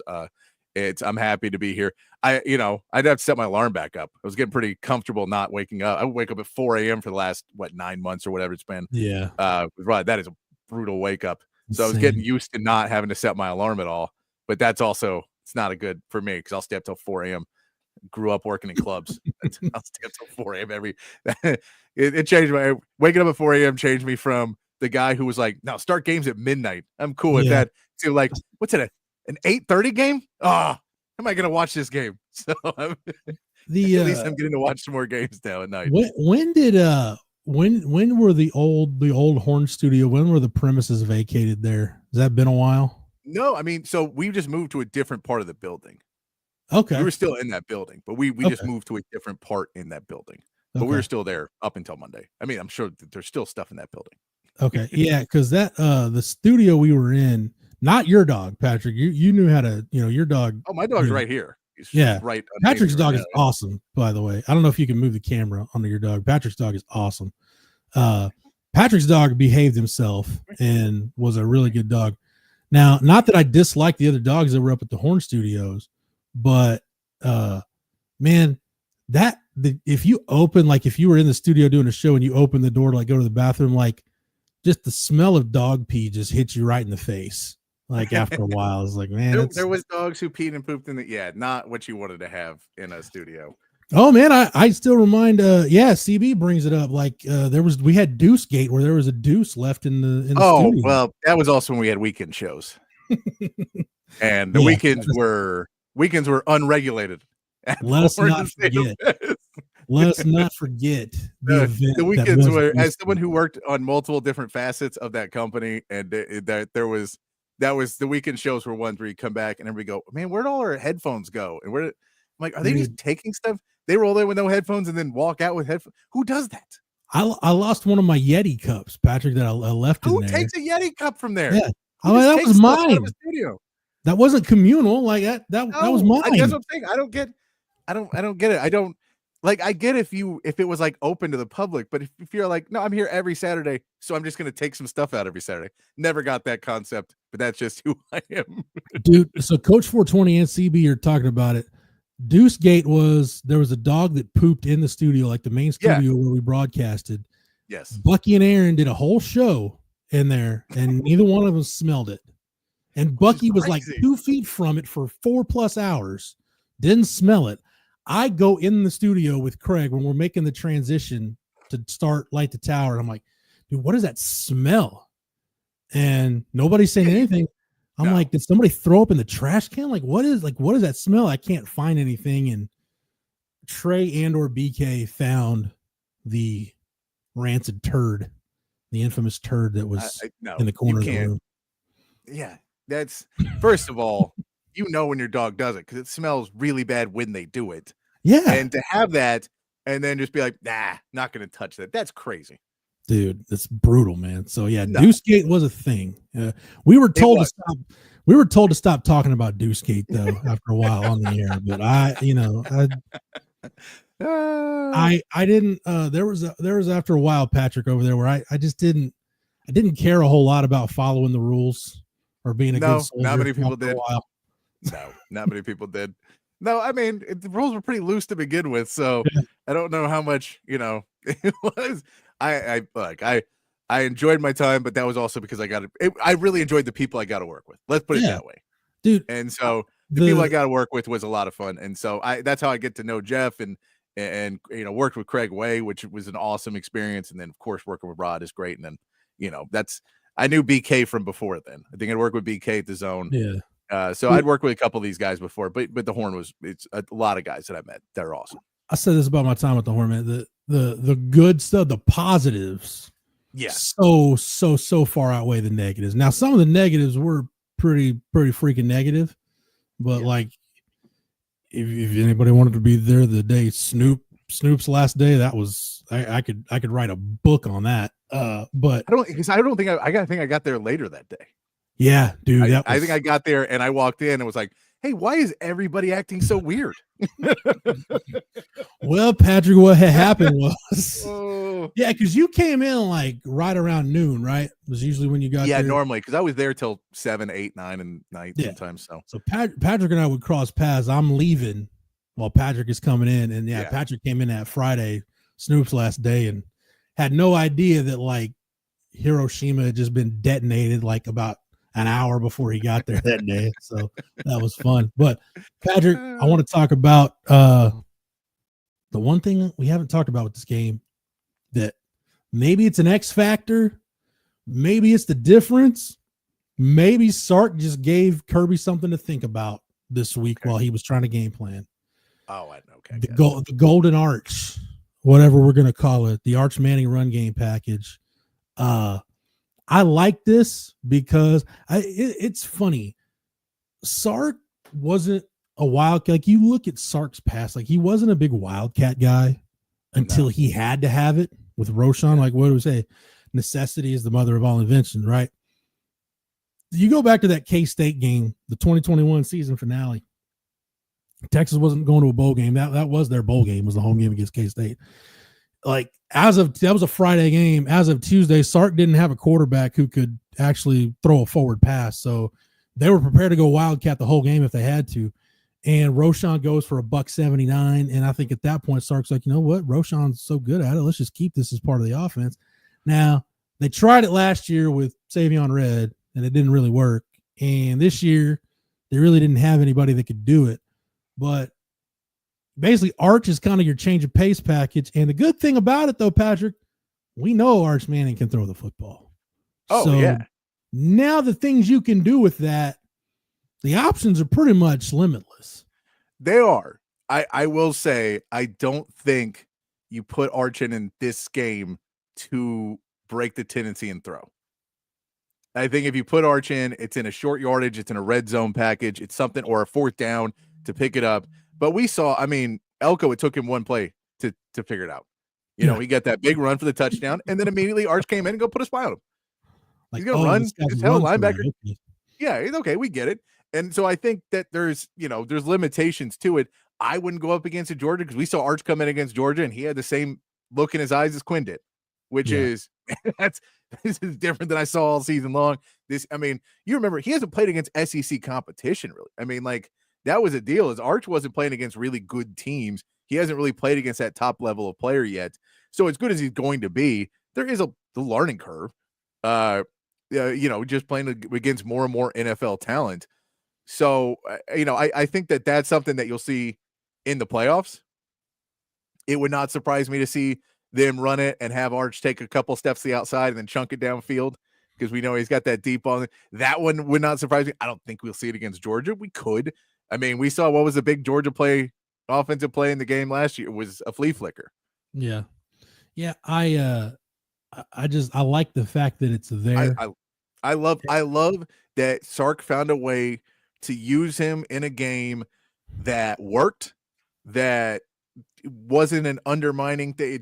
It just was a way to put him in and kind of broach that period of, okay, now we're past the quarterback controversy part. We're now at the end of the season. So now we can lean into it a little bit more and use the fact that we have one of the most talented skill players in the country is sitting on our bench. Let's find a way to use him. And Sark has even talked about it. He talked about it when, he went to Arch for the UTSA game, and then Arch had to start the next two games. Because remember, Arch, I did not think Texas would get through the regular season, and the longest running play from scrimmage would be a 67-yard run by Arch Manning against UTSA. That was not on my bingo card before the year started. But after that, we even heard Sark talk about it, saying, look, hey, he's never been a big read option guy, big zone read guy.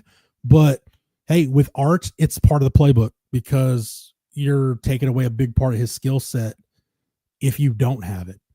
Yeah. So the fact that it's there, I think that says a lot. It just shows, again, Sark has shown that he's willing to adapt. He's malleable to adapt to his personnel, and he's adapting to Arch. He's changing his offensive style to fit Arch, which I admire. Again, I don't, especially with Smile Mondin back for Georgia, I don't know how much you want to use that Arch run game package if you're just going to try to just basically run read option and that's it. I think if you're bringing him in, there's got to be something different off of it than what you brought to the table against A&M. I agree. You can't put him out there as someone to tee off on. And you can't, he's too valuable to put out there and just let someone hey, Georgia players, take your best shot on our backup quarterback. Yeah. Because he's running. By the way, I'll tell you, you said you didn't expect the longest play to be Arch. I did not. If you would have told me Quinn Ewers had the longest run in the A&M game, how much did we lose by? Yeah. Yeah. But that 26-yarder down the sideline. Man, that was I didn't even realize that was the longest run. It's the longest run of the game. I look at the box score. Trey Wisner had a 22-yarder. Yeah, you're right. That was 26-yarder. The longest run of the game for Texas was Quinn Ewers. Quinn Ewers on one leg, looking like Garrett Gilbert circa 2010 against Nebraska, galloping down the field. Just galloping down the sideline. And then if he could have stayed in bounds, I just don't think – I think A&M players were just watching at a certain point. It's like, look at him go. Yeah. It's majestic.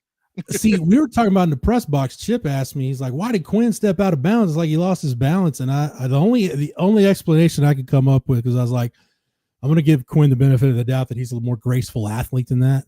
I was like, I think he probably turned the corner and expected like 2 or 3 guys to be there. I think he just got floored that like there was nothing but grass in front of him. Like, I think he was just shocked.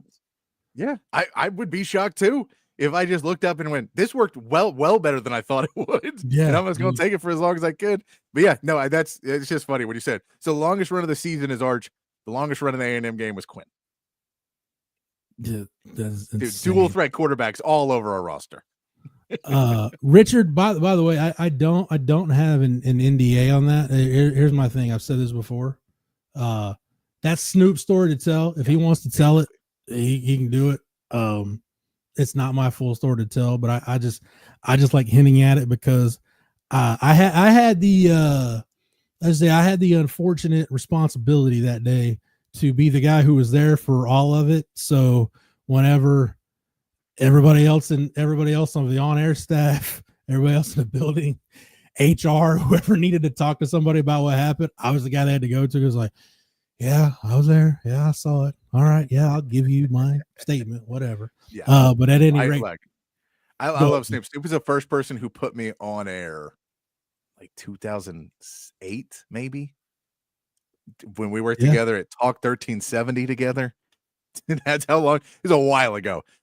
Snoop put me on air over there talking sports. So I love Snoop. I've known him for a very long time. Patrick, were you stuck in the building during the ice storm, the 2021 ice storm? No, never. Yeah. I always found my way to get out of that.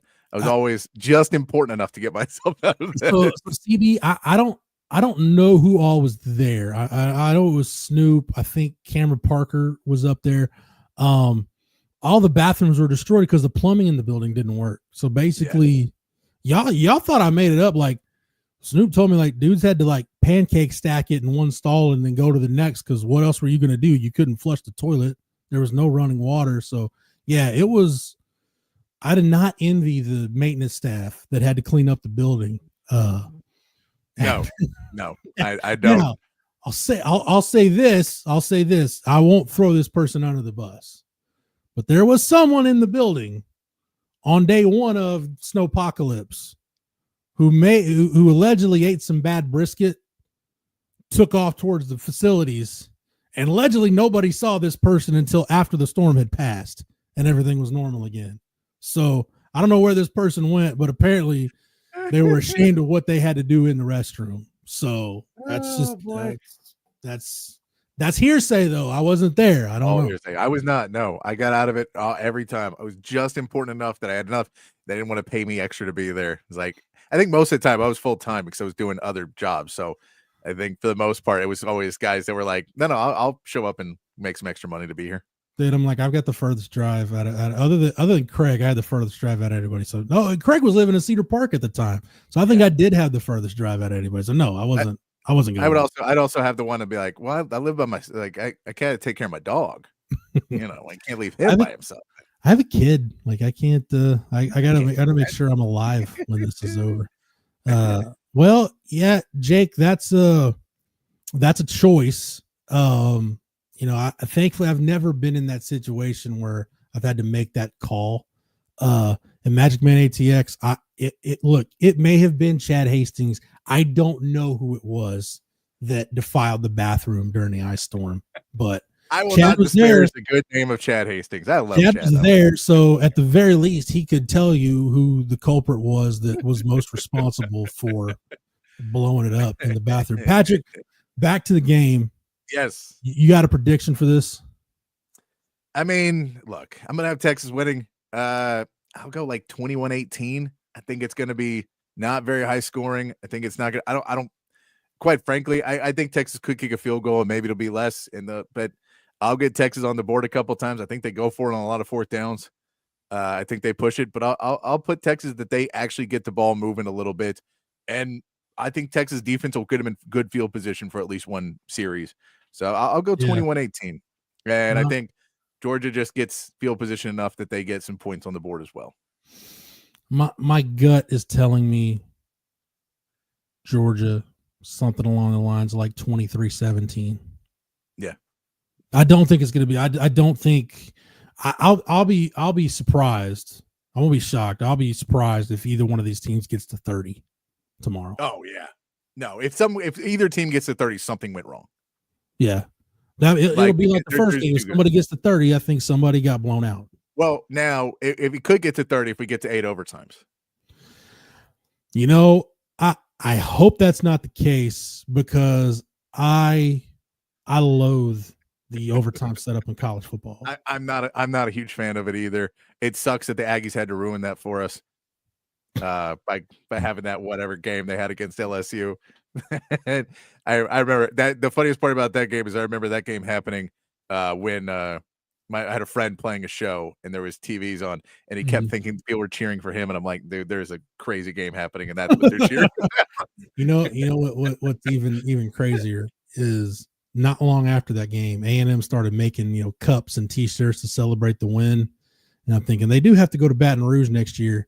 And as that season unfolded, and you watch what that 2019 LSU game or what that 2019 LSU team became, I'm thinking, dude, I do not want to be the Aggies having to go to Baton Rouge towards the end of the year to play that freaking team. Don't want any part of that. I also thought it was hilarious, Patrick, so Texas joined the SEC when A&M was like, well, we like having our Thanksgiving rivalry with LSU. And LSU fans were like, no, we're good. You go play Texas by all means. We don't want to stand in the way of this historic rivalry renewing. No, we're good. Y'all have fun. I know y'all want to hang. We don't want to hang out no more. Dude, I don't know. I said this during the College World Series is really when I noticed it. I don't know what happened in the decade plus that A&M went to the SEC, what the Aggies did to LSU fans to piss them off so much. But I think Texas, there's just that natural dislike for Aggies. Dude, LSU fans universally hate Texas A&M. I don't know if it's just that multiple overtime game. I don't know if there's something happened. I don't know what the deal is, but dude, LSU fans hate Texas A&M. Yeah, I mean, I guess if you come down and criticize their etouffee and the gumbo and y'all make this too spicy. Dude, back in the day, there's nothing wrong with the food. That honestly, Patrick, that's what I'm saying. There's nothing wrong. This is not an LSU problem. This is an A&M problem. This is an Aggie problem. That's been my favorite part about going to the Sugar Bowl, if I'm being honest, is the food down in New Orleans. I eat myself stupid when I'm in North. Mike G makes a good point.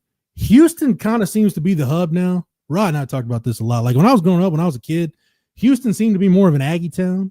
By the time I got to high school, it seemed like Houston was more of a Texas town. You saw people more waving their burnt orange. Now, I just think Houston has just become like this weird SEC melting pot. Like you drive around Houston and you see the Texas fans, you see the A&M fans, you see LSU fans, Alabama fans. Like it's become this weird. Houston's this weird SEC hub now. All of a sudden, yeah, it is. I mean, that's considering the fact that the SEC just ignores it for the most part and wants to stay in Dallas too. Right. Yeah, guys. No, I get y'all all love us there, but we're gonna head over to Dallas because we want to take that over. We're good. We stay with the top 2 recruiting areas. We don't want to go over to like 3 or 4.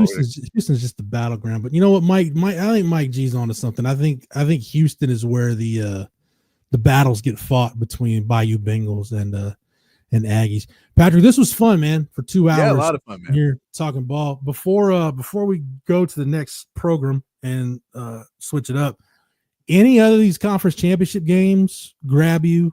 I'm interested for the ACC championship game because SMU being in the playoff fascinates me. Yeah, no, I'm interested in that. I'm curious to see if Oregon boat races Penn State. Dude, it's James Franklin in a big game. Of course, Penn State. But that's the thing is, well, I know they're going to lose. I know Oregon's going to win. I'm curious if it's Oregon just beats the crap out of them and walks and struts into the playoffs. Oregon or Penn State makes it a game and loses close. They're going to lose either. We know they're going to lose. Oregon's going to win that game like 24-6. That's what I figure it's going to be, but I'm curious to see how it ends up going. And then, yeah, Big 12, I'll watch. I'm going to watch it, but I don't really care which way it goes. Doesn't necessarily throw me either way. But yeah, ACC is interesting. Just seeing SMU, knowing that SMU doesn't get any profit off of those the ACC games, and they're playing for the championship, like they bought their way in, and they're just roughhousing teams already, is hilarious to me. It's pretty much the most SMU thing that could have happened. Like, not only did we buy our way into a Power 4 conference, We're going to buy our way to winning said conference and buy our way into the college football playoff. Oh, and man, what a great team to end the Dabo Swinney run. If this is the team that finally like puts a stake in the heart of Dabo Swinney not wanting to do NIL and the transfer portal, if SMU walks in, Dabo Swinney, who's supposedly all that's right with college football and holier than thou, and they don't cheat and they do things the right way. If SM freaking U is the one that delivers the silver bullet, the fatal shot that takes out Clemson. Rob, you make a point that for the conspiracy theorist and a James Franklin enthusiast like myself is very intriguing, even though I don't think it's going to happen. Is James Franklin at Penn State been rope-a-doping everyone, just waiting for this moment right now to where maybe this is the time where Penn State wins a big game? Rob, I'm not going to bet any kind of wager on that, nor put anything of significance on that happening. I won't, but I'll tell you this. If he does, they're the number 1 seed in the playoffs. Winner of that game gets the number 1 seed. Even over the SEC. If Texas wins the SEC, you think Penn State over Texas for the number 1 seed? Flip Penn State and Oregon. I think whoever wins is 1 and whoever loses is 3. Most likely. I may not. Maybe Penn State drops if they lose, but I think they'd flip them because of who's running it. I think there's been a little bit of a Big Ten bias, and I think it would stay that way. You beat an undefeated team at the end of the season. I think Texas beating Georgia, I get their number 5, but they're a 2-loss team. I think you would jump Texas. I know that's not popular probably, but I would assume that they would, just be how the rankings have gone all season. If Texas loses, where should Texas be ranked / bracketed come Sunday? Should Texas be ahead of Notre Dame? I mean, yes, but they probably won't be. That's kind of I'm with you on that. Yeah, I don't look. If your 2 losses are Georgia, there's no shame in that. No. If your 1 loss is Northern Illinois at home, I think you have to be punished for that. I agree. But I agree. Notre Dame's probably they'll probably get the 5 if it plays out that way. Yeah. No, I'm with you. I think that it'll. I mean, yeah, I think they'll drop. I think they'll drop a little bit. I mean, I could see them drop. There's going to be way more anti-Texas talk if they lose this game than there will be for any other. Just because they'll say they didn't play anybody. The only team they played was Georgia, and they lost to them twice. They're going to get killed in the playoffs no matter who they play. Even though leaving out the fact that, they're still an ACC team at Boise State in the Big 12. But all that being said, and like Indiana, they'll still say is great, but that's I'll put it in there. I think that whoever wins the Big 10 championship gets the 1 seed. I think, Texas wins the game. You're an easy number 2, but I don't think unfortunately, I don't think they have the path to number 1, even if maybe if it's an overtime game in Oregon and Penn State pulls it out, and then Texas wins by 35, then you say, okay, well, they're clearly the most dominant team in the country and put them in number 1. But for the most part, I don't think that happens, by the way. So you're thinking the Big 10 champion is the 1 seed, the SEC champion is the 2. Yes. And then you're probably looking at, I guess, the ACC champ would be 3, and then probably Boise. I think at this point, Boise, I mean, Jake Bayless said at UNLV Boise tonight is pretty much a playoff game. I mean, if Boise loses, things get really interesting. Like for that 3-loss SEC team, I'm assuming at this point it's Alabama. Where does Boise fit in at that point? Boy, you know who's watching this game and just hating life? Matthew Sluka, the kid who walked away because he didn't get paid from UNLV. Yeah, kept his red shirt, and boy, that gamble did not pay off. No, not at all. I can't see backstage right now, so I guess if Wags and Rodney, whoever's coming up next, if they're ready, there's Double R, there's Wag. What's going on, boys? Jen, BD, good to see your face, dude. Look at that. I like it. Did y'all talk about your outfits before the show? No, we actually didn't plan that. Yeah, look at that. We really didn't. We both shopped at St. Patrick. So there you go. I like it. I like it. We're Twinkies. That's where we're heading. We out there. We went out there to see Jay and Bob Cole. Bob Cole's out there too. Got on out there. We got our spinning, rotating Longhorn helmets from 7 years ago. Got those Nice. finally, and we're back at it, man. Good to see you, PD. Good to have you. It's good to see y'all too. Good to see y'all too. Hopefully, I'll be around a little bit more, but we'll see in the coming days how that all works out. Hey, Patrick, man. Well, thank you for filling our void. At least filling our void this morning. Choice of phrasing, my dude. Choice of phrasing, but of course, it's always good to hear your voice, man. One of the iconic voices in Austin, dude. Lot of love for you on the Coda text line, by the way, Patrick. 222-9328. Awesome. Thank you, everybody. I appreciate everybody listening. I really do. Everybody who says nice things. I didn't hear them enough. They only say nice things when you're around. Exactly. Yeah. Hey, that's why I can't go anywhere. That's why Yeah, it's like when I'm not on the air, they're like, "Oh, this dude sucks. He ain't worth a shit."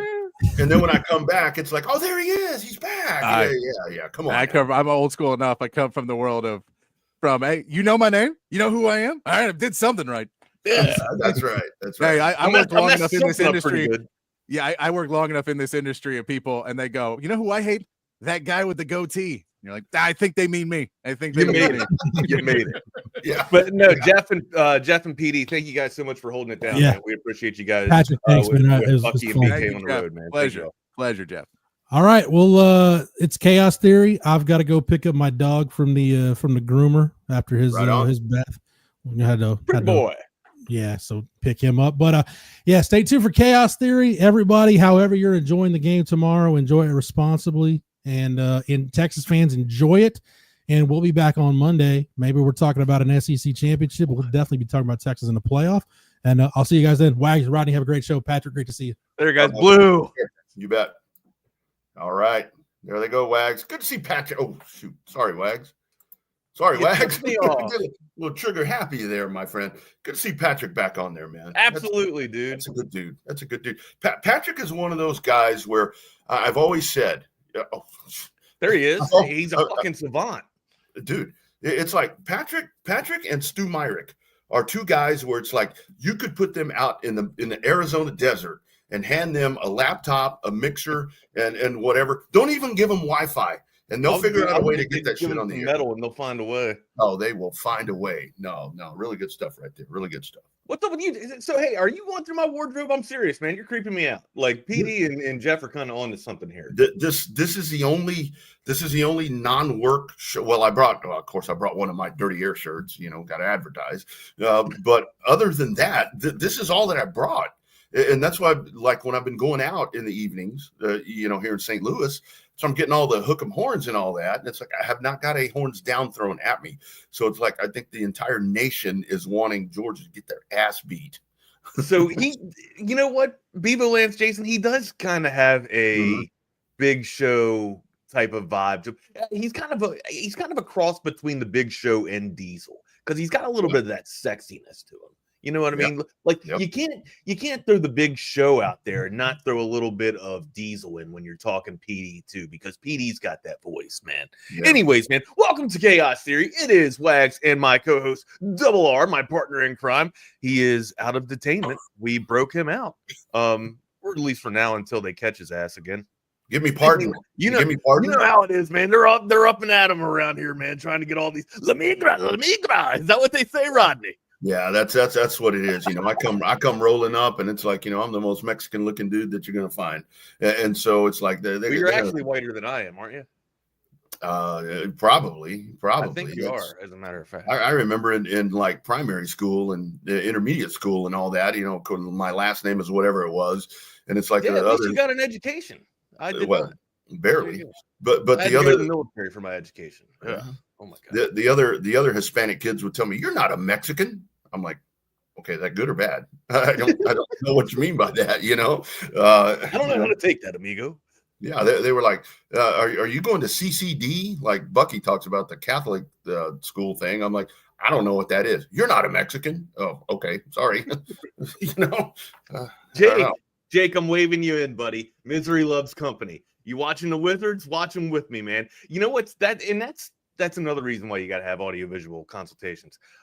You can put the Wizards game on there and put it on mute and still have a shared screen and watch everything else. So, I mean, you get a taste. If you're a sadist, or a masochist, right? A masochist rather, because you want to inflict misery on yourself. If you're into that type of thing, you can put that on the screen while watching other games, and then you can have the other big, depending on how many TVs you want or how big you want to go with.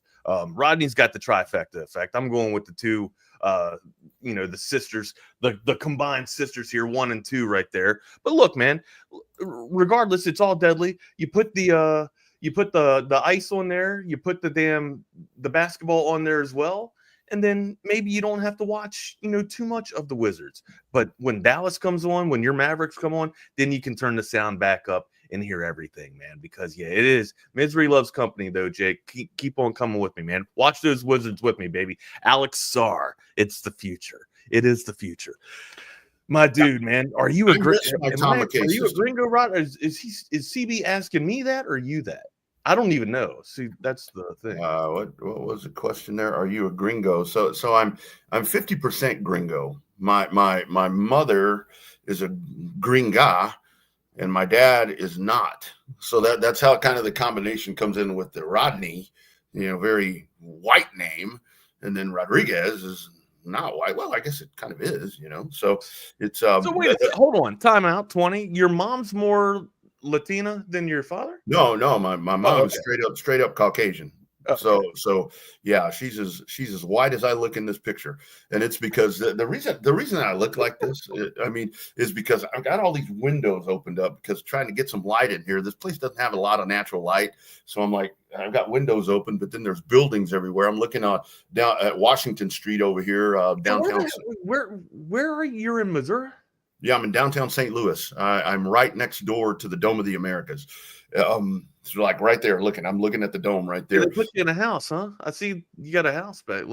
No, this is actually, man, this is going to be the weirdest part for me when I start traveling doing this work stuff. Is, dude, I stay at the Best Western, I stay at the America's Best Value, Nights Inn, I stay at all them dumps, and this is like Courtyard at the Marriott, and I'm like, what the hell is this? Well, I was good. I'm looking at your background, and I thought you were in some type of like a not just a studio, but yeah, you got like a kitchen back there. You got all kinds of things. It looks more like you're just in a room. You know what I mean? This shitter has 2 doors. This shitter has 2 That's doors. one entrance, yeah. And it's like, no, Wags. I got up I got up the first night, and I had been going in the side door. No, I was going in this door because this is like the hallway. Oh man, that's when we value. When we value our shitter. Oh my God! When the shitter has multiple doors, that is where we're at in life. That is where we're at in our in our social economic status, when we're valuing our lives based off of how many doors are on the shitter. So it's like you walk in here. This is a main entrance, and that's one door there, and that's the one that I've been using. And I realized that there was another one over there. I got up the first night. And hell, I was going to the bathroom, and hell, I ran into the door because I didn't have it open. I had this one open, so it's like, God. You know what? There's probably a damn good reason that the dudes don't take us on the road with them. Anyways, shout out to everybody that has been putting in the good word and asking about our boys, fair in the fray, if they will, as they're on the road. I don't know where I haven't really checked in with. I've talked to BK this morning, but I don't know where their whereabouts are. I believe they're in Nolans. Is that where they stayed at? Is that where they? I think that's where they stopped. And then now they're leaping in. They're headway to Hotlanta right now. Yeah, the show will be happening later on this afternoon. So make sure you tune into that. Make sure you give them their wishes. So tweet at them. Give them a follow if you haven't followed them already. But yeah, man, wish them well as they're on our way to represent Texas Sports Unfiltered in the land of SEC champions. Right here. Hey, Wags, I saw there our man Mark Kellner, Mr. Mark, checking in right there. We got to wish I don't know if you've done this, but it's a belated happy anniversary to him and Marcy. Good odds. I didn't even know that, man. Thank you very much. But yeah, absolutely happy belated anniversary. Mark and Marcy Kellner, Papa and Mama K, as they used to say back at the station. Dude, I don't know how many years they've been married, but I'm assuming it's over 20. It's over 2 decades. But yeah, absolutely. Congratulations. I've hit the 20-year anniversary, as a matter of fact. Getting close. We finally got are you on the We're in the crest of 18. that? 18. We're I 18. was gonna We're say, right yeah, there. man. We're right there. Shout out to everybody that makes it work. I know, man. Takes two to tango, my dude. It takes two to tango. Because it's not easy, right? I mean, these ladies, they make it hell. So I mean, yeah, I would say that it kind of goes both ways. As my my granddad used to say, marriage is a two-way road. It's not just your wife's way or your way. Yeah, that's right. Little fun saying there. Hey, where do you want to get into first, man? We had some basketball last night, as Jake kind of alluded to, but not really much you want to talk about. But hey, we got some football tonight, if you will, and also kind of a big game on Saturday, and a couple other big games that could determine who's dancing or not. Man, where do you want to go first? We got some Sark sound. Yeah, definitely want to touch on that. Before we get into that, though, I do want to. I was able Ike, to. what's up, Ike? Hey, did you before we go anywhere? Did you see that Ike brought me over a bread bowl yesterday? Well, I sensed something was going on, or that you some guys good were meat on that bread bowl too. sneaking off to do something bad or whatever. I wasn't sure what was going on, but I was hoping he was supposed to come. He was trying to come in here and have a conversation with you. He was like, "Oh, Rodney, sexy ass is out of detainment. Let me go. I got some extra special meat to put on this bread basket here, or bread bowl here. Let me come on in there and talk to Rodney while you eat the bread bowl with the dogs. So that'll be the plan of attack next time. But yeah, man, he got a little weird with it yesterday. Got a little weird. Yeah, coming. He's like, "Hey, man, I'd love to see your bathroom. Here's the special meat that I put on your bread bowl. Can I see your bathroom? That new bathroom you put in?" I'm like, "Yeah, man. Show me the shower, Wags." I'm kidding. It wasn't like that. It wasn't erotic like that. But he did want to see the shower. Ooh, nice. Yeah, that's all right. Hey, I have no words for that because I'm over here in hog heaven because I got two doors on the shitter. Yeah, that's what I'm talking about, my dude. But yeah, hey man, we got some Sark sound. Where do you want to go first, my dude? I do want to touch on a little bit of NFL action last night. I know it was kind of a stinker of a game though until the second half, right? Until the end, yeah, until the end. But it's like I worry about Detroit because with the injuries on defense, it's like in Philadelphia, it really seems like they're starting to surge, Wags. But Green Bay's really good. Isn't Detroit like 4-0 or 3-0 in games with margins of like 4 points or less? Yeah. 4-0 in margins of 3 points or less. Yeah, Detroit. They're winning tough ball games, Rodney. Yeah. I mean, they're finding ways to pull out the close ones. Whereas Philly seemed actually I don't have that stat this year, so I shouldn't really say that. But I feel like Philly loses the close ones more than they win the close ones, whereas it's flip side for Detroit where they're winning. Yeah, the close games. That's what's really. If you're, and it's one of those things where obviously my team's not going to make I think people they're not. Have a faint hope but it's like I think Detroit just for everything. Simply for the fact of what has been the Detroit Lions forever, and it's like with the SMU thing we were talking about yesterday. It's really going to be a kick in the nads if SMU has put themselves in this position and they get left out of the playoff after everything that they've been through, in the last 4 decades. But Detroit, man, they're finding a way to win those ugly games that we talk about, and it's like. That one last night, Green Bay is solid. Green Bay is solid. The fact that they went to Detroit and, you're 31-31 coming down to the end. It takes a game-winning field goal. How about that big, Dan Campbell? I know we laugh at some of his sound bites. And all I don't laugh at Dan Campbell. Bro, I'd run through a wall for Dan Campbell. I'd run. There's a few coaches that I would run through, like Sarkeesian. Yep. He has the right type of sound to make you motivated and get you firing and through a damn wall.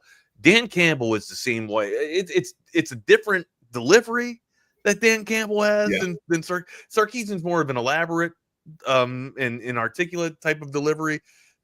Dan Campbell's like, we're gonna chew on nails, we're gonna bite ankles, and we're gonna eat people, and let's go get them, and we're gonna love it. Yep. Dan Campbell's just the dude you probably grew up with, or depending on where the hell you grew up. But yeah. But he's definitely a guy you want on your squad, that's for sure, man. And the 4th and 1, the 4th and 1 call. Was it the right thing to do? No, but it worked. He doesn't care. He's even called when reporters have called people out on it, like when they've tried to be coy and be like, and beat around asking a question of being like, hey, why did you go for that? When they've tried to juice it up and dress the question up even more and mask it. He'd be like, why, what do you want to ask? Just ask it. That's what I, admire more from Dan Campbell is the fact that he's direct about everything and very deliberate. He's like, you want to ask me about going for it on 4th and 1, just ask it. Would I go for it again? Yeah, absolutely. I would do the same damn thing. It's how we approach the game. We talk about it. It's premeditated. We talk about it before we even go into that situation. Hey, if we're into this, we're going for it. We're not going to punt it away or kick it away, rather. I admire, like, he's not going with the stats or with the numbers of saying, hey, in this situation, it's probably best for you to do this or to do that. He's going against the grain, Rodney, when everybody else is going with it. Breaking tendency sometimes is a good thing. Sometimes it works out to your benefit. And it's I feel like it's benefited Dan Quinn more times than not. Right? Yeah. I mean, it has hurt him in crucial moments in playoff moments, but damn, dude, like, I don't to victory to the bold is an old adage that has always just resonated for me from the military, right? Like, if I don't know, man, if you don't take risks or if you don't take chances, you ain't gonna fucking get, or excuse my language, but you ain't gonna get the big piece or whatever. If you want to take small, very calculated, minimal opportunities, and you're just going to get minimal outcomes. Sometimes, the risk is going to come back and bite you in the ass. But damn, dude, like, the reward is so much more appealing or so much more rewarding and beneficial, if you take the bigger risk. I mean, we all know that hindsight's 20/20. But damn, dude, like, you got to have admiration for Campbell to make, or at least to have the cojones to make those calls or to go for it. And this is where I really like the trend right now of where you have ex-players that are becoming coaches and that are succeeding as coaches, because they analytics, probabilities, ratios. Yeah, that's one thing that's for you and me to look at. I mean, like I said, should you have kicked the field goal or gone for it on 4th down? Looking at this, you should have kicked the field goal. But as the player, feeling this, amen. And you know what that does? Like, because there is such a thing that momentum, like, paper doesn't calculate momentum. No, it just doesn't. No, you can spend time or fatigue rather on exactly. You know what I mean? Like, in a given scenario, sure, the numbers could reflect a certain situation, but hey, maybe there's an exclusion to the problem to where, or to the scenario to where, hey man, fatigue is set in here. Here's your anomaly to where you can probably get away with it. To your point, Rodney. Yeah. And the other part of this is, and I've seen Sark do this 3 or 4 times this year. I mean, he had the game a couple of games ago where you go for it on 4th and 1. He pulled points off the board. Yeah. I mean, this tells you, I mean, these guys where it's like you get to a 4th and 1 situation and your coach is going for it. If I'm on the field, I'm like, okay, this dude believes in us enough to take this risk, and that's a lot of motivation right there. That goes back. That's me talking about going through the brick wall again. You know what I mean? Saying. Like when somebody does that for you, when somebody instills that much faith into you, saying, "Hey man, I got you." I mean, I'm dropping the F-bomb. I'm fired up. I'm fired up. That's right. It's a fired up Friday. It's a fucked up Friday. There you go, dude. There you go. Put 50 cents in the jar. My guy. But no, I mean, Detroit with that win. I mean, and I saw this morning to where it's like Detroit. It was a tweet. It says the Detroit Lions are going to the playoffs in back-to-back seasons for the first time in like 25 or 6 years. It's like, how do you not root for a team like that? And with a head coach like that, and with Jared Goff that's gone over there, and that's another one of those guys, Wags, where it's like he's no good. A tough Packer team too. Like these Packers aren't just going away. These Packers are going to be in the playoffs. These Packers are going to be in the playoffs, and that's where the NFC is so interesting right now, because it's like you look at this. Detroit seems to be setting themselves, away as the clear. Noe, good morning, Noe. What's up, bud? Maybe clear-cut favorite, but I mean, Philadelphia, I mean, they can be a little scrappy, but there's still a lot of the Sirianni questions. Every time I flip on a TV, it's like, should Sirianni be fired? I'm like, let him mess up first. That did resurface this past week, but I feel like it's gone away, right? I feel like they said that Sirianni's seat has been kind of stable and it's cooled off a little bit. But I don't know if that's just what the pundits or the national media are trying to look at because they need something to talk about with Philly. But I thought everything was working out fine for Philly. You know what I mean? There wasn't a debacle or a letdown yet, so to speak. But look, everything seems to be working out very well for Philadelphia right now, and I think Sirianni is okay. But yeah, I heard that too. It started to rekindle. I'm like, what the hell? What are you doing? Yeah. Can you not find anything positive to talk about Philly, or do we all just have to shit on Philly this year? Well, and what's so funny about this whole thing for me is a lot of this is Philadelphia fans that don't like the guy, and it's like I think a lot of what Nick Sirianni, why people may get a bad feel from him outside of Philadelphia, is that because the dude can be an ass, and the dude is not. He's the perfect coach for that team. And for that fan base, right? When you think of a Philadelphia type of mentality coach or an ideal Philadelphia coach, it kind of I don't know Nick Sirianni from a hole in the ground, right? From Adam. But he just from I guess profiling him, he looks like a typical Philly dude. Yeah, it's like he's rude. He's short. I would say he's short. He's short with his answers. I would say he's not long-winded like you or I. Yeah, well, and that's a big one for Detroit. So they punched the ticket right there. So and then the rest of the pieces. So Rob, me being an East Coast dude and being from Baltimore, like you get Philly radio sometimes from regional radio, and a lot of times they pull from Philadelphia with their clips. It is. You think that we're raunchy here? I mean, they really push the envelope, and it's on terrestrial radio. You know what I mean? It's not broadcasted on the internet like this to where you can be unfiltered. But yeah, they absolutely get after it. Rodney, Rob also puts in a comment here. Y'all see the Belichick had an initial convo with North Carolina. Bill in college would be crazy. I'm on board with that, but here's the thing. I don't know if an institution like North Carolina would be fitting for Bill Belichick. When I see Bill Belichick in college football, honestly, dude, like I see him in more of an academy atmosphere. I could see it. I could entertain him at A&M because of their military culture. But I see him more at a militaristic type of environment, especially an academy base, because of he's so not robotic, but he is kind of militaristic with his approach to football, right? Just do your job, do your job, do your job.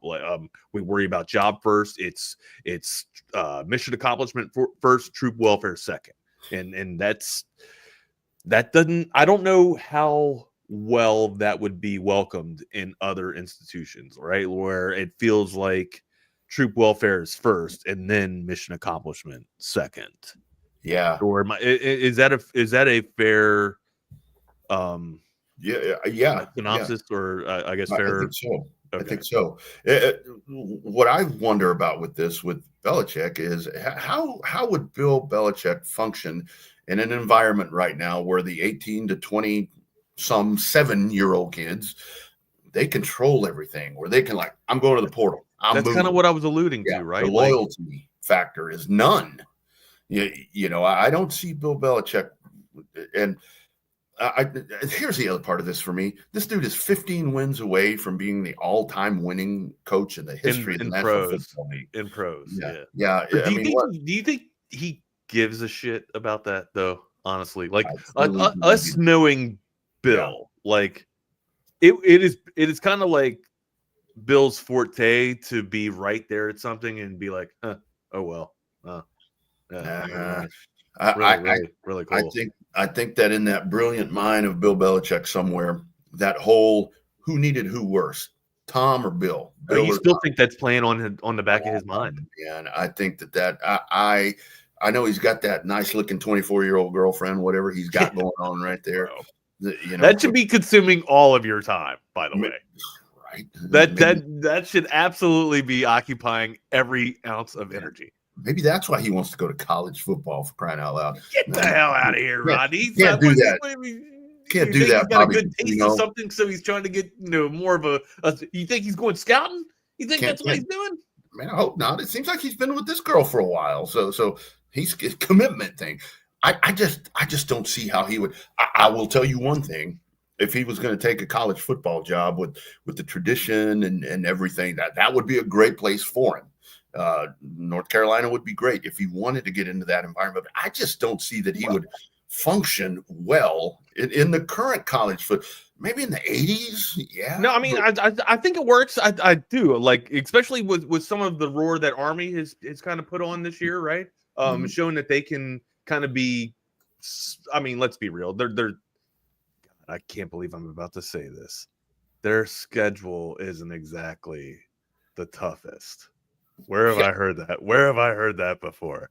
But no, like there's a significant difference between an academy schedule and an SEC schedule. There just is. All right, we're comparing apples to frickin' bananas here. But look, if you're talking about an academy school or an academy itself, a military academy, Beaver Lance, Jason hits it right on the head here, man.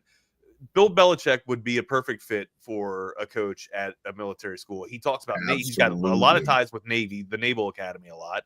With the recent success of Army, you'd think that maybe that would be enticing enough to get him there. But I mean, like you mentioned, the record is still, could be on the back of his head. Maybe he wants to complete that at the professional level and then come down to the collegiate level. If that's the case, I absolutely think it would work at an academy. And who knows, maybe with the success that Army has had just in this current or hell, not even in this past year. Army's, if you go back over the course of a decade, Army's had some good success. Navy's had success too. As a matter of fact, they've had more success in the series. But over the past decade, it seems like Army is kind of more of a modern type of offense, at least, instead of like the 3 yards in a cloud of dust. Navy still seems to be doing that there. Army's got their variation of that, but it seems like they've extended the quarterback play a little bit more there, or evolved the quarterback play a little bit more there. Navy maybe seeing that says, hey, Bill, maybe you want to bring your football forte and your football expertise here instead of just coming here and playing some lacrosse and messing around with some lacrosse. Maybe you want to bring your football expertise here and make us a little bit more valuable and competitive against our rival Army here. I don't know. And where I think this is really interesting into where, because this environment that we keep talking about, it's all about power plays and leverage and all these other words that we can use. This is every way that you look at this it's Belichick expresses interest in UNC. It's Bill driven. And part of right. It's not the other way around. That's not the other way around. And that's where part of me thinking about this morning is maybe a way for Bill or his camp or whoever to really for the NFL possibility. Chicago, the Jets. I mean, the different places right there. Dallas, if you even want to throw them in there. I mean, I don't. The Dallas thing to me kind of goes back to the whole college thing. Do you want to go be? He's not going to go. Bill Belichick would not go to Dallas. But don't you think, Wags, that would kind of be the same thing like going to the Jets with Woody Johnson and that clown show? I'm going to throw something out there. Mm-hmm. The New York Football Giants. The New York Giants. Mm-hmm. Yeah. I think so, because I think that the Giants ownership group and so forth, that they are much more. It's not. I mean, the Mara would be fantastic to work for. Mara would absolutely get out of his way, and he knows that. But did you see the 30 for 30? No, it was. Excuse me, it was not a 30 for 30. It was a Football Life. The story of the two Bills. Oh yes, yes. When he. I mean, I got goosebumps just thinking about this. When he walks into the lot, like he gets choked up just being in there, and he's just like, "There's a lot of time I put in here, a lot of memories. This is where I, cutting teeth." Bill Parcells, and if it's ripe for the picking, if it's up for the taking, right? You got a young, vibrant ball club that, I mean, with a talented defense with just the right mentorship and the right oomph the right motivation can kind of get back to where it needs to be. Mhm. The NFC is kind of thriving again to where it's almost now I know the North is kind of emerging as a division of the NFC, but the East never seems to go away, right? Yeah. You get back to the East, you make the Giants relevant again. You have a good battle against Dallas. I mean, you rekindled, the tough rivalries between Washington, Dallas, and Philly. And hell, man, you get back to your roots. I would absolutely sign up for that. And if you're Bill Belichick, man, you have a chance to have a really good draft pick and restart and get a good franchise quarterback. Maybe that's you're looking for stuff to reinvigorate your life. You're going out and finding a lot of energy with your female friend here. Maybe you find some good young energy in a youthful Giants team that's coming up. That's what I saw last week. I had like a little bit of an ideology last week of that. I didn't know if he would actually entertain the idea, but seeing these headlines emerge as him looking at North Carolina, hey, with Dable going out and shown out as the GM, you have a free shot at almost all power in that organization to do what I didn't think it worked that well for Bill O'Brien when he had all that power at Texas or for Houston, the Houston Texans, but maybe it could work something like that with Bill Belichick. You've seen it happen with New England. So that's my spiel. So what you're saying, Wags, is that the Giants, the Blue Giants, could be Bill's little blue pill, right there. Is what I'm talking about. Giants blue. Maybe. Have you seen? Speaking of that, I mean, I'm sure that we all watch the same stuff. It seems like we're all the same demographic that watch this, that tune in the Texas perverts. Right? We're all perverts. Yeah, maybe. I mean, you said it. That's your words, not mine. But of course, like they're always choosing our target market or our demographic to where they're toting out Viagra commercials, right? And they must be reading the same script because there's two dudes that read that do the readings for it, and each time I'll take 100 milligrams. Thank you very much. They always say that they have to say the thank you very much at the end of the 10. I'll take 100 milligrams, please. Thank you very much.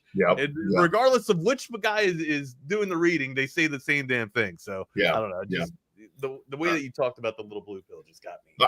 I just think that I love I mean, obviously it's a Cowboys That's fan. not a PSA for Viagra. Have your own strength, man. Have your own strength.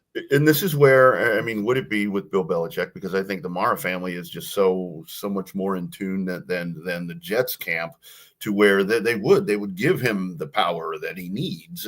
And that's where I absolutely believe that. Yeah, and that's where with the college thing with UNC, it's look at what Mara did now for Schoen. Well, he got out of the way for Schoen and let Schoen do it. Right. Schoen run that damn organization into the ground. Let's let Bill reinvigorate. Let's let him fix it. And that's, one, does Bill want to do this again at this stage of his life? And the other part of it is, like, that's a good point. It would be a lot of work. It would be a lot of work. But that's just it. Like, I feel like it would keep him. It would take years off his life, but at the same time, I feel like it would keep him young. It would keep him motivated to want to do it. Right now, look, at the end of this run, this would probably be the last hurrah for Bill if he were to do this, right? Oh yeah. And if it were to be a success, it would be a dynastic success to where he's there for at least a tenure, right? Mm-hmm. Or at least a decade. So and then at the end of that, man, you kind of ride off into the sunset if it turns out to be the hypothetical, path to glory again. Yeah, and that's why I really think that this whole interest in North Carolina is some kind of power play thing. I mean, because it's like, and with North Carolina, I mean, you usher. I mean, it'd be great for them. And Mac Brown steps aside. Here comes Bill Belichick. Jeez Louise. I mean, hell, that's one of those things where it doesn't matter. It doesn't matter if your program's kind of in the shitter right now. Look what you just did. You go from this guy to that guy. Holy smoke! I mean. If he does this, I mean, I would imagine ticket sales are going to be really, really good, but expectations are going to be really high, and he doesn't control the environment. And that's why I really don't think that he would sign up for this. I mean, it just, Bill Belichick is a dude that demands control. Like we're talking about with the Giants, he would rebuild this. And I just don't think that would work. So JK asks what QB the Giants would go with if they do entertain the hypothetical that we have with Mara, Belichick, and the franchise QB. Sounds like success if the QB is right. Joe, there's two sides to that coin, right? Like, sure, you want to lock in your franchise quarterback. Evaluate the draft stock. I think Shedeur Sanders is a pro talent, but I don't know if I would take a quarterback out of this class, right? I think maybe what's Bill known for, right? The number one golden pick of his life, where he gets Tom Brady in the sixth round. In the sixth round. And usually he builds. He either builds up he trades out of the first round and builds up draft capital and takes the best available pick, builds up his interior line and his defense. That's usually what Bill Belichick does. Tomlin kind of took a little bit off of his bag too, right? Or a little bit out of his bag. And that's why you've really seen the success in the war room with Pittsburgh. And that's why they're usually relevant and they've never had a losing season under Tomlin, right? You kind of take I wouldn't call it cookie cutter vibe from Bill Belichick, but you do take a template of his framework, right? And you kind of try to roll that out the best possible. Worked for Tomlin. I think Bill comes back and tries to instill that same type of ideology with the Giants. If this is we're speaking like it's happening. It's not even happening. If we're taking this hypothetical, that's what I would do if I was Bill Belichick. If he were to come back to the Giants, I would sit and wait on a quarterback. I don't know. I think two of the pro talents that jump off the page to me right now is Shedeur Sanders first and then Beck. Just because, and really, like, Beck is kind of like peaks and valleys, right? But seeing what I saw from Beck in the Alabama game really just kind of it put me on Beck for a reason, right? Like, one, I didn't think Beck could make those throws. I usually thought that he kind of just relied on his backfield, but to see him have to drop back 40 times and actually, spin the damn thing showed me that he has the ability to do it. And not just that, he was making Sunday throws. Like, he was making throws that you have to absolutely make in the NFL. Being able to roll out and extend the play and throw on the run. Like, I never saw Beck do that until Alabama, or he never really had to do that. Or maybe I just didn't really pay attention to Georgia that much. But yeah, like, I think Beck is a pro talent, but I don't think there's enough pro talent to warrant you going out and taking a first round pick on a potential franchise quarterback when it's not really certain. Now, we do know that there are some franchise quarterbacks coming out in a few years. So maybe wait, build some draft capital on that, and then elect to go get those franchise quarterbacks. There's already been one Manning that's been great in New York. Maybe there could be another Manning. I think that's totally what you do is you go out and you start building the core and you utilize free agency. Quinn would be a great mid-round pick. He would. And I think that's something where what the Belichick approach would be, go find you a serviceable veteran. Sam Darnold, Geno Smith, that kind of stuff Russell Wilson. I would take Geno. I would love Geno in New York. I seriously would. Geno with neighbors.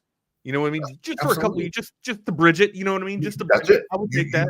You just need serviceable is the word that I like to use. And hell, who knows? Maybe you get a Baker Mayfield result, to where it's like, hell, look at him. He went to be the bridge, and shit. Now he's the real bridge because he is the franchise quarterback. For how long, we don't know, but he worked himself back into that. I think that's how you do that. And you go build the core, you go build the offensive line, you go build the defensive line, build the secondary, build all that other stuff, but all the while have somebody there that's going to be able to work. And this is where, the running back becomes so important again. Got to get a good running back. What's his name? Jacobs from Green Bay. It's like that guy was out on the market as well. And look at the season he's having. And with Saquon, not just Jacobs, amigo. Look, this has been the reemergence of the running back. Has been the return of the running back. Obviously you got the big name. You got but even Tony Pollard. Tony Pollard now Now look, that just might be because it's that one hurts a little bit more. It's absolute disarray in Tennessee right now. Yeah. So maybe that just might be what's sticking out. It might just be sticking out like a sore thumb or whatever, just because of how awful that offense is in Tennessee. I mean, at least they got a little bit of light with Pollard there. But yeah, dude, to let Pollard go because you thought that he couldn't do anything I would argue Dallas's offense is way more talented. Their offensive line is way more talented than Tennessee's offensive line. So, to see Pollard doing that it's got to be a kick in the nuts. Absolutely. And I did see yesterday Zach Martin season-ending surgery. So probably the end of the Zach Martin era in Dallas. You think so? I mean, he's probably not going to be all-pro status, but he's still a serviceable lineman. He's better than some of the linemen that I've seen come through Giants camp.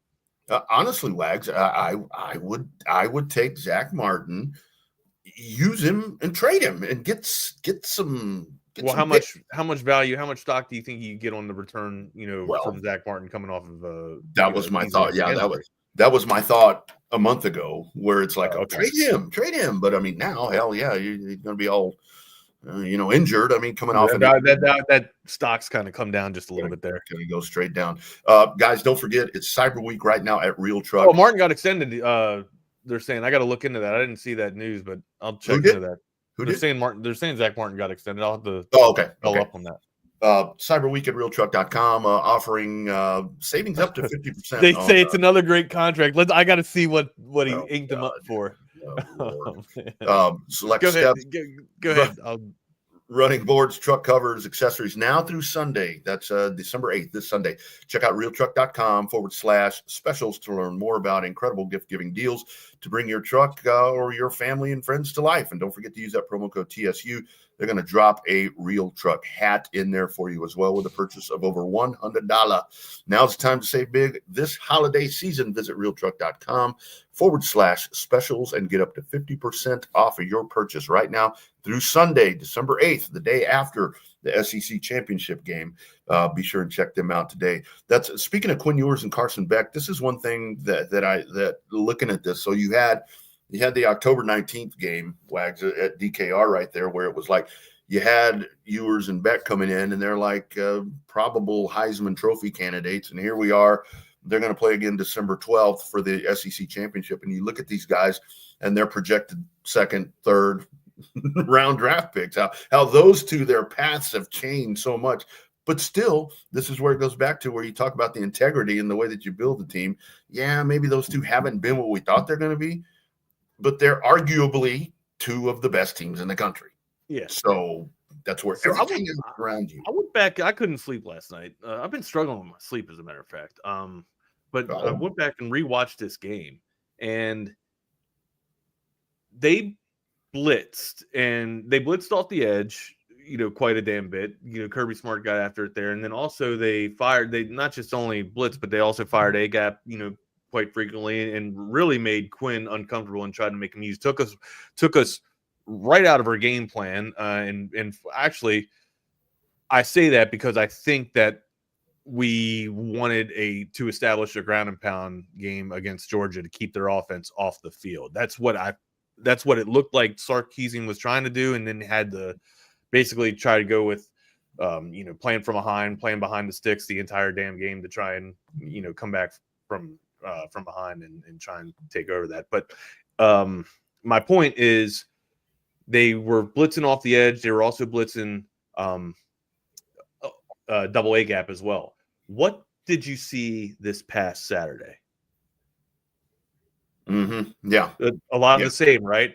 A lot of the same. But they couldn't. The Longhorns didn't fix it against Georgia. Didn't have it solved against Georgia, right? Georgia was getting to the quarterback, getting to Ewers. Running backs wasn't picking up. Blitzes wasn't being able to chip, and there were free rushes. Free pass to the quarterback there. That was against Georgia. A&M seemingly blitzed almost the entire second half, and rarely got to Ewers. Rarely got to him. I think towards the the latter portion of the game, like fourth quarter, they got the Ewers a couple of times there, right? But the Longhorns seemingly picked up those blitzes. Now, I don't know if there was, we kind of alluded to it or thought that there was a breakdown in coverage or a breakdown in the calls with the protection calls on the offensive line against Georgia. Maybe there was, great scouting where Georgia kind of, were able to unwind and undress the Texas offensive line. And they kind of alluded, without Kelvin Banks on Saturday, did excellent against the blitz and picking up the blitzes and twists and stunts against Texas A&M. Now, going into Georgia, I think we've solved that riddle, right, with our slide protection, and I think we've established one hell of a ground and pound. Now, of course, consider the opposition. Georgia's going to be a little bit tougher on defense, but still, that's a formidable defense that A&M poses too on that defensive front. I think if you establish the ground and pound, win the line of scrimmage, like everybody knows that you do in the SEC, Texas has a really good shot at getting revenge and winning the SEC championship. The position group that I'm most looking forward to watching on Saturday is that offensive line that you're talking about, because with the way they got roasted in that October 12th game, anyone could see that offensive line got handled, and which going in, we were talking about that offensive line winning the Joe Moore Award, and you haven't heard that conversation other than folks saying they are not since that game. But I will tell you one thing: in these the games that you're talking about, I've seen a drastic improvement in the offensive line. I've been shouting from the rooftops at these pre-snap penalties and all these different things. Even that seems to be taken care of. That's one of the things Sark talked about, the improved offensive line play since that Georgia game in Austin back in October. I think it's probably a combination of all. I would say the first part is we're running the ball better, and we're not a one-dimensional team. Maybe where we were at that juncture of the season. I think with the running game that allows us to do more. It forces defensive linemen, it forces defensive play callers to have to defend the run and make sure they're gap sound, or we can hurt you there. It allows us to play action pass and do some of those things to maybe use a little bit more max protection. And on the flip side, I think we've avoided some of the, I guess I'd call them nonsense sacks. Like we're calling an RPO and, oh shoot, the guy's not open and the offensive line's blocking for a run and the quarterback gets sacked because he's got nowhere to throw the ball. We've kind of eliminated some of those too, to go along with, I think we're identifying fronts better. I think our running backs are pass protecting better. We need to be better than we even been, that's got to continue down that path. We've got to continue to try to improve that to protect the quarterback so that we can do the things down the field that we want to do. I think it's probably a combination of all. Oh, sorry about that. That's all right. There's a box that we can click that just says play once instead of repeat. Mm-hmm. But the three things that he touched on are the three things that I saw that popped off the page against Georgia, and the three things that were corrected against Texas A&M. So to his credit, he's not just giving coach speak there. He's following up on the stuff that he says. So he doesn't give me any reason to believe that the Longhorns haven't resolved their issues or their dilemmas with their offensive line. And a lot of it was, establishing the run game. Now, look, if you can't get, the run established against Georgia, do some quick hitters to where you get, maybe Silas Bolden to not so much a wide receiver screen, but hell, maybe just like a little flare outside of the backfield, or maybe maybe do a few wide receiver screens, but not so much to where they actually, bait up on it and break on it really quick. But anyways, those wide receiver screens and those flare out passes, they're just extensions of the run. That's all they are, man. It's essentially a sweep, so to speak, or, off tackle or a quick pitch.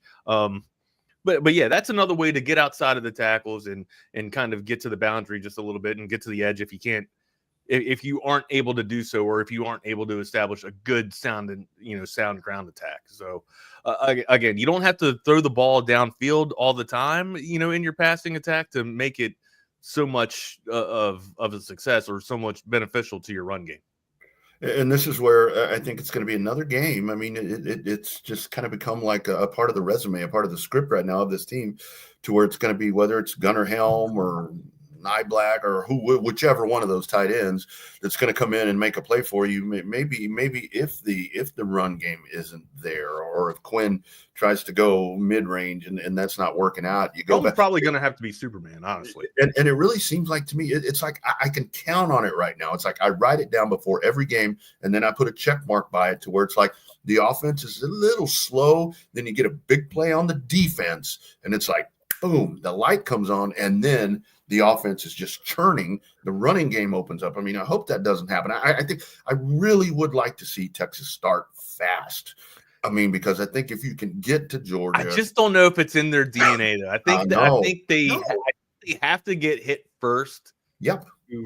That's just how I don't know. With the bigger teams, that's just how it is with Texas. I feel like and there's even times, Wags, where it's like it seems like you got to turn it over once before you can. Yeah, I feel like they play with their food and meal. Oh, okay, yeah, that's right. We're supposed to kill you.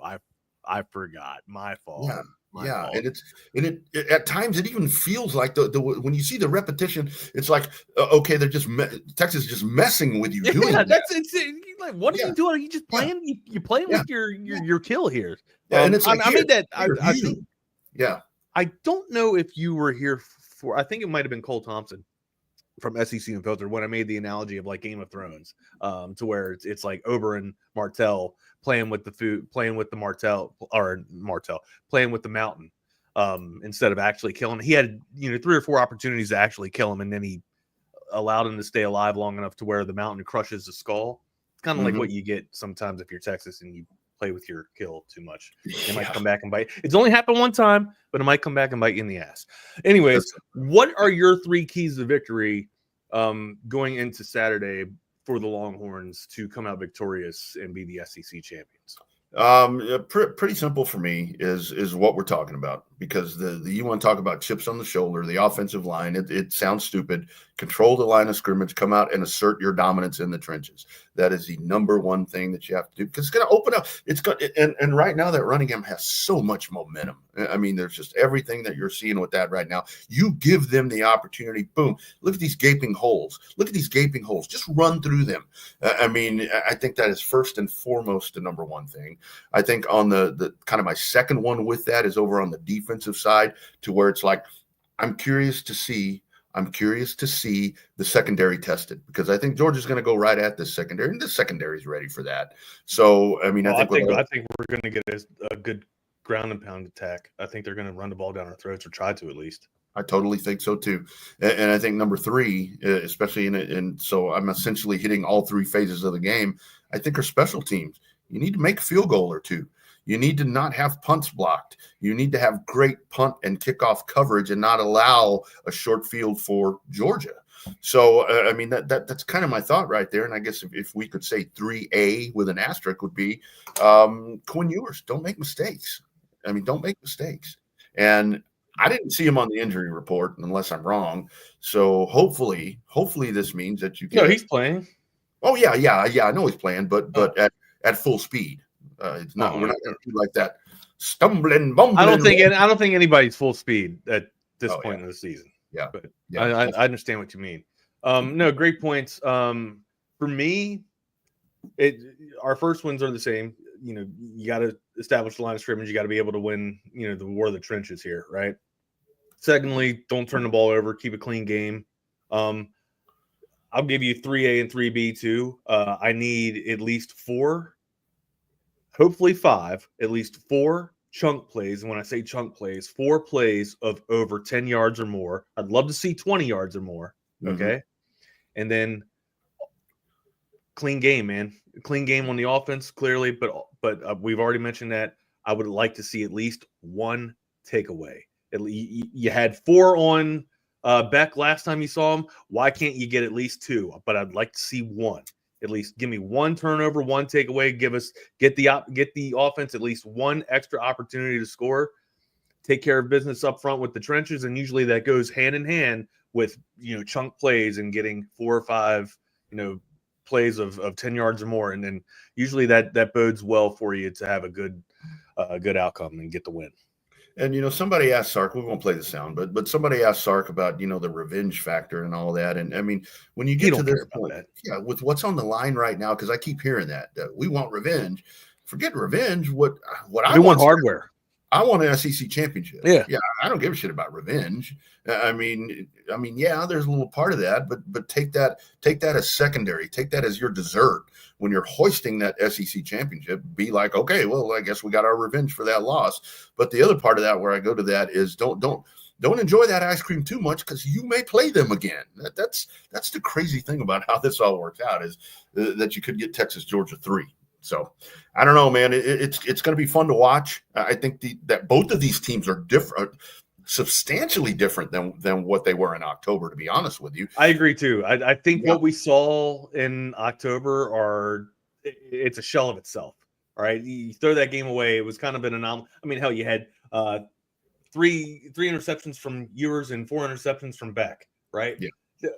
And these are two of the most highly touted at the time. They were two of the most highly touted quarterbacks in the college football landscape. They were on course to be in New York for a Heisman Trophy campaign. I don't know how well that is for Quinn anymore. I don't even think Beck's in the conversation for that anymore. No. But then again, like, I don't know how you can award no pun intended, Cam Ward the award if Miami, with their debacle of a season and tumultuous fallout that they had. But again, numbers don't lie, or at least we appear to be in a statistical fairy tale land. Anyhow, those were our keys to success. My prediction: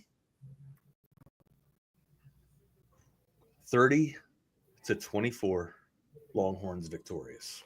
No. SEC champions in their inaugural season.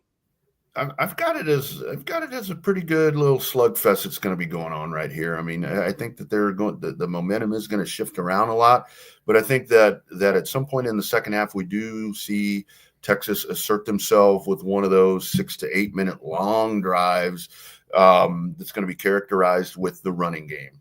To establish that running game will be established. They're going to chew the clock up, and that's going to be one kind of where they take the game in hand, go down, get you a touchdown, and put it to a point. I've got it at 24-21.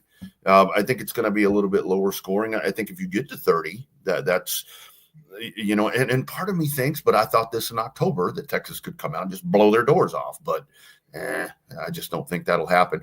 But I think it is. It's going to be a slugfest. I think it's going to be tight. I think you could have a 13-10 game at the half. So I'm looking forward, because like we're talking about, just how different the two teams are right now, and I think that and there's a lot on the line right here. People can say, why do they need to play again? Well, somebody's going to get a week off. So that's it. And like you said, Wags, everybody's banged up. That's super important right now. To get a week off is get a little bit of rest. Yeah, get a little bit of a restoration, get to heal just a little bit. I see guys in the background. It's Hank and Jordan today. Jeff already had the morning dose, the morning fill with Patrick Davis there. We see Jordan and Hank. What's up, guys? How you doing? Good. How are y'all? Good, man. Fantastic. Good. Rocking. We did not plan this. We're actually twinning it up today. We got our best 2 Patrick apparel on. That's right. That's right. I swear to God, we did not plan this. No, you're good. Hey, there's only so many days we can wear hoodies in Texas. Dude, but it is. I like the weather turned. It is perfect hoodie season right now, so I had to throw it on. Well, Hank, I'm in St. Louis, so it's okay. My bad. It's like 16 out there right now, so it's like you need more than a hoodie. Yeah. What are you doing in St. Louis? I had a corporate. He was deported. We got him out. He was detained. Yeah, we got him out. I had a work event. I did. The royal me and my crew, my reckless abandonment crew.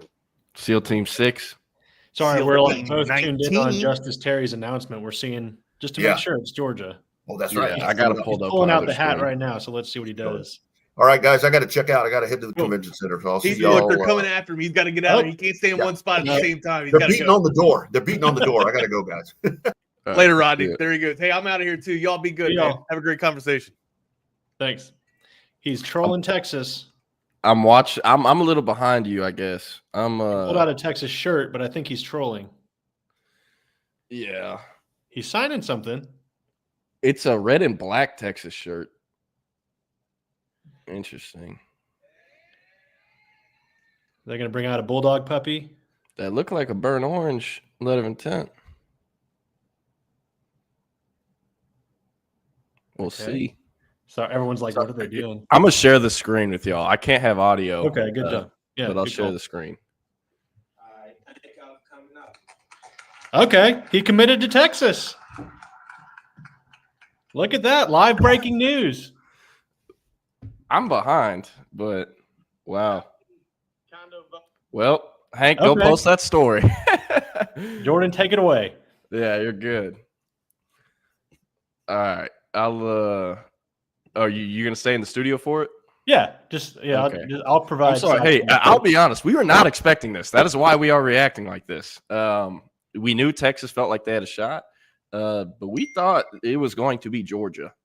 Texas thought it was going to be Georgia. Auburn thought it was going to be Georgia. Alabama thought it was going to be Georgia. And Texas gets it done. They get it done for the number 8 overall prospect in the country, number 2 defensive lineman in the country. Texas lost Joseph Mbachu. They needed a big D line haul this year, and well, man, they just went and got the the top available one. So, yeah, wow. Sorry, you guys are seeing the live behind the scenes how we report on a commitment. Yeah. Sorry, I'm sorry. We were not expecting this. Like, I'll be honest, we were not expecting this. So I don't know if Texas was expecting this. Yeah, I don't think they were either. So, hey, props to Hank. You gotta get off the stream to do it. No, I mean I can talk. It's just like if okay. Yeah, I mean I don't want to leave you hanging. Hang on. Yeah, no worries. All right, the story Holy is up. Shit. Wow. Wow. Well, that's going to change some of our class outlook. Texas has cemented the number 1 class in the country, by the way, with this. So, wow. My goodness. Yeah, no, I'm sorry. Wow. Yeah, Here, why don't I jump off and I'll come right back? You talk about justice, do superlatives, and I'll be right back, okay? Yeah, no problem. All right, we'll see you. All right, peace. All right, so big news, dude. Yeah, I mean, holy crap! I just saw that desk raise up about 6 inches. You okay? Shut up. Shut up. Man, I'm just happy it happened, so my board will shut the hell up. But I mean, I get it. They get mad whenever people decommit and all that. I get it. I completely understand it. They're happy now. This is absolutely batshit crazy. What do you think was, or what was the deciding factor? What was the flip coin? What got his ass? Well, Texas did have a first-round defensive lineman selected last year. T'Vondre Sweat went round 2. That 3-letter word, NIL. Yeah, but Georgia important as well. That Georgia seems to breed that, though, right? Yeah. I mean, his path to the field is going to be quicker at Texas than it would be at Georgia. But I mean, the biggest part of this recruitment, I'm just going to cut it to you straight out, is the biggest part of this recruitment for the last year has been NIL. So I'm fully, if Texas won this, I'm fully under the impression Texas had the highest NIL offer. Just because all the tea leaves have pointed to this forever. Hey, and that's fine. It's completely legal to win recruitments like that. Like, you think Colin Simmons took a pay cut to come to Austin? No. Texas had to outbid everyone to get him.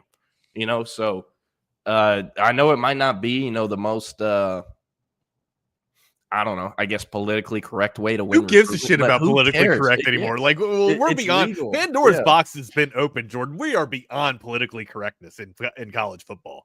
Break out the fucking Lambos and the Ferraris. Go back to your shot. By the way, your shot's going to be in college football, the video game. By the way, I'm going to make it happen.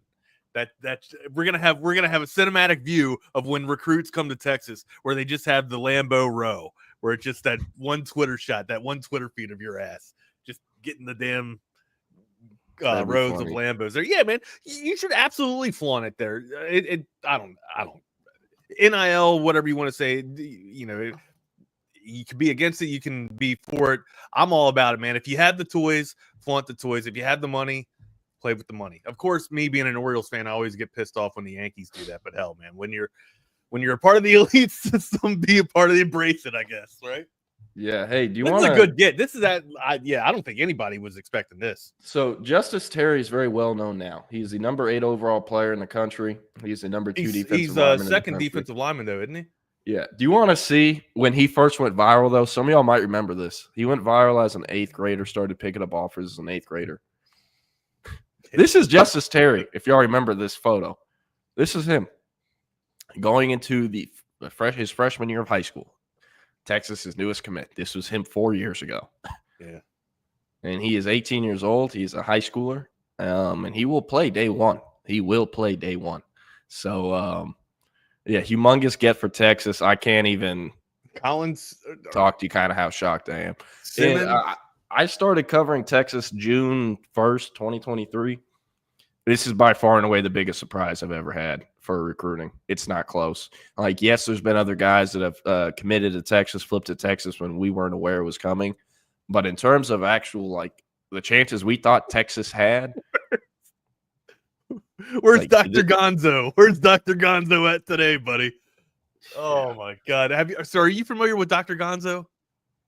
Yeah, he's been in our comment section the last 2 days. Talking about the Georgia Bulldogs.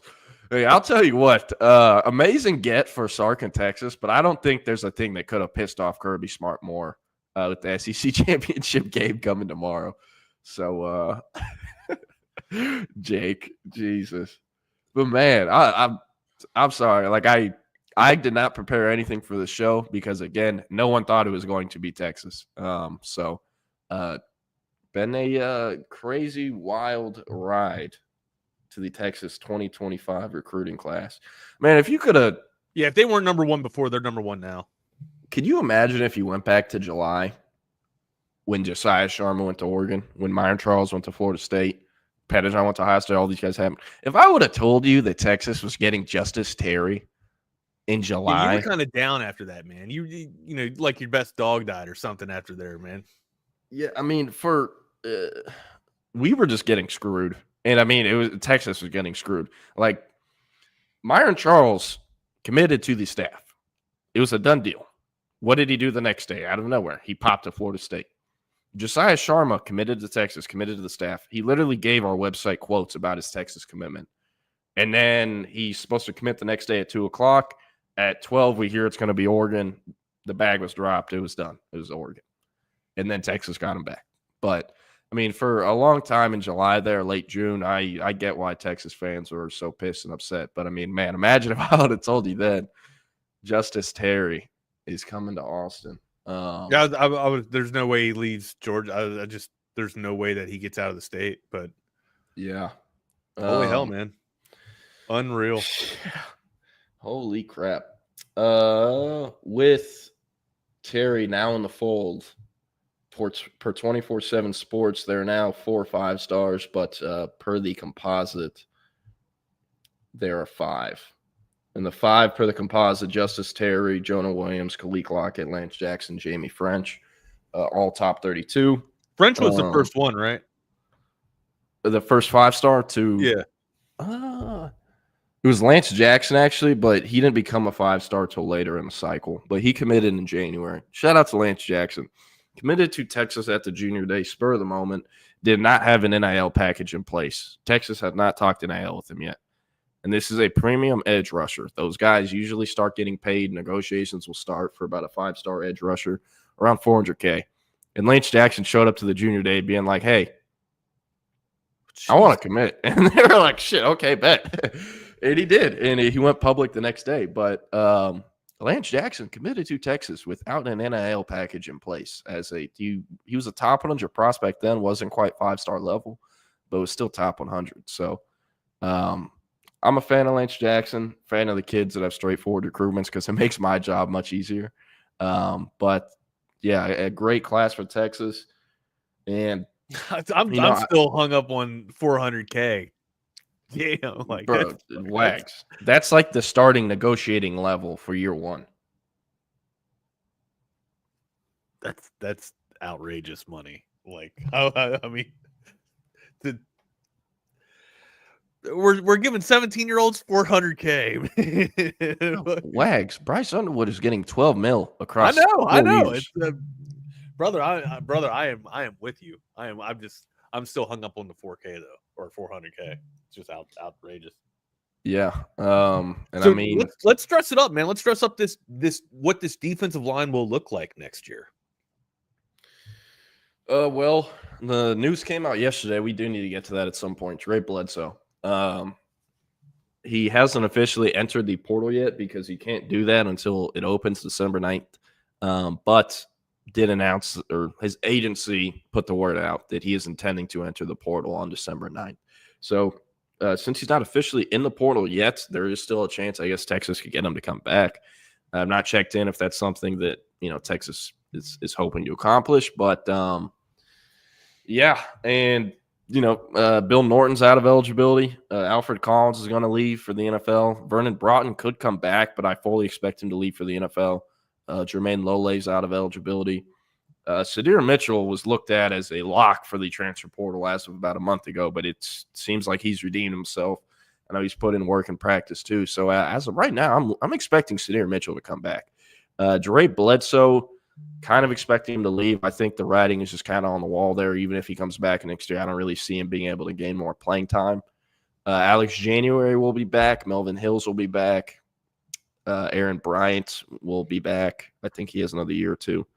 I think that's pretty much it. And then you got the three guys coming in: Myron Charles, Josiah Sharma, Justice Terry.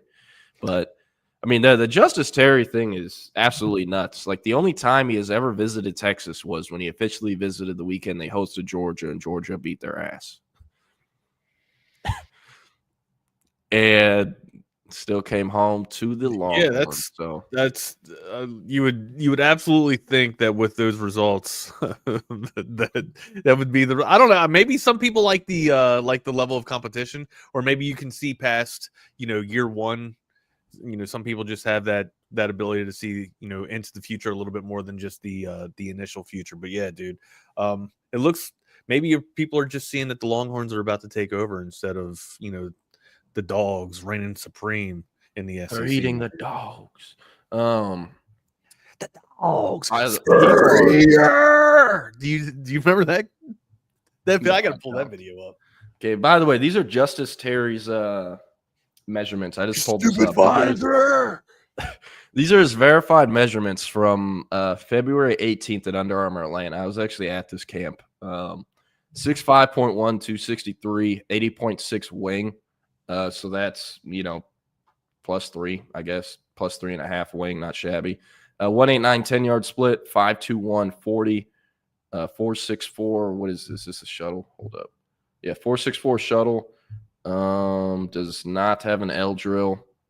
25.7 standing vert, 99.2 broad, 10.5-inch hands, 36.5-inch arms. Holy shit, he is 36.5-inch arms. Yeah, brother. That is a specimen. There's a reason he was the number 9 freak on Andrew Ivins' annual freaks list, ahead of DeCorian Moore and several other. Not much growth potential for this guy, though, huh? Shut up, man. Hey, shout out the Texas coaches that get the credit for this. Sark, obviously, he's the head coach. Kenny Baker, obviously, he's the defensive line coach. But, man, if you want to give credit to a guy who he does get a lot of credit, but I still don't feel like it's enough. Because without him, Anthony Hill is not at Texas. Without him, a lot of that, the DFW cycle from 2022 and 2023 are not at Texas. And without him, I do not think Justice Terry is at Texas. But Chris Gilbert, a phenomenal job as the special assistant to the head coach at Texas. Was formerly director of high school relations, went and spent this season in Denton as the UNT tight ends coach, associate head coach, and then ended up coming back to Austin after only one season in UNT. And a lot of people had questions about why he would leave an on-field coaching role to come back to being support staff, because he'd always, told people his goal was to be on-field. There was some personal stuff that happened with his family where the University of Texas, being an employee for them, it would have made it easier for the medical journey. And so, that was part of his decision to come back to Austin. And he's flourished since he's been back in Austin, just like he was the first time he was on the 40. But, man, Chris Gilbert is Texas's secret weapon. Without Chris Gilbert, I don't even think they would have had a shot to get back in the Michael Fasusi recruitment towards the end. I mean, he is genuinely Texas's best recruiter, and he's not even an on-field coach. So, really bright future for the Texas defensive line. I talked about it a lot last cycle, or yesterday. You go up and down the different cycles in Austin for Sark. 2022, what did they need to fix? They needed to fix O-line. They went out and signed the best O-line class in the country. 7 guys spearheaded by Kelvin Banks, Cam Williams, DJ Campbell, all those guys. 2023, what did they need to address? What did they have holes in their roster? What did they need to fix? It was linebackers. What did they do? They signed 5 linebackers, including the number 1 linebacker in the country, Anthony Hill, and the number 1 overall prospect out of the state of Hawaii, Leonga Lafau. Both of them are major impact players for this year. Anthony Hill is likely going to live up to that number 1 linebacker ranking and is likely going to be the number 1 linebacker selected in April of 2026. In 2024, what did they have holes at? What did they need to fix? Defensive backs. They went out and signed the best DB class in the country, 5 of them. Spearheaded by Kobe Black, Xavier Filsamy. They signed 2 5-stars at corner and safety. The following year, yesterday, I said, you look at the 2025 class, there's not really a position group that sticks out where it's like, hey, they really needed to fix this. They really had this hole on the roster, and that's because of how they built this thing over the last few years. But I think you could now say at 2025 that need was defensive line. They signed 2 top 247 guys along with a 5-star. That is all 3 of those guys, I believe, are the highest ranked true defensive linemen the Sark staff has landed at Texas. And all 3 of them are in one class. So I kind of alluded to this a little earlier. Sark is a great evaluator of the situation that he's in, right? Like he's a realist too. He doesn't sit here and flirt with bullshit, with lies, right? He talks about his standard all the time, and he owns up to his standard. If he evaluates the fact or where his discrepancies are, he's going to correct them and find a solution for him. I see Hank in the background. Thumbs up for Hank if he's ready to come on. Right on. Yeah. My bad. Sorry. All good. Hank, did you get it out? Yeah, we're good. I just, all right, there's. I'm going to leave you guys do. You guys have a great conversation. Be good. Thanks, man. Yes, sir. Appreciate it. Twitter is a buzz. Hey, I'm not going to lie. I'm going to be a little nervous until Texas posts this letter of intent. Yeah. But as long as I get it in. So, I mean, my goodness. I don't even know where to start.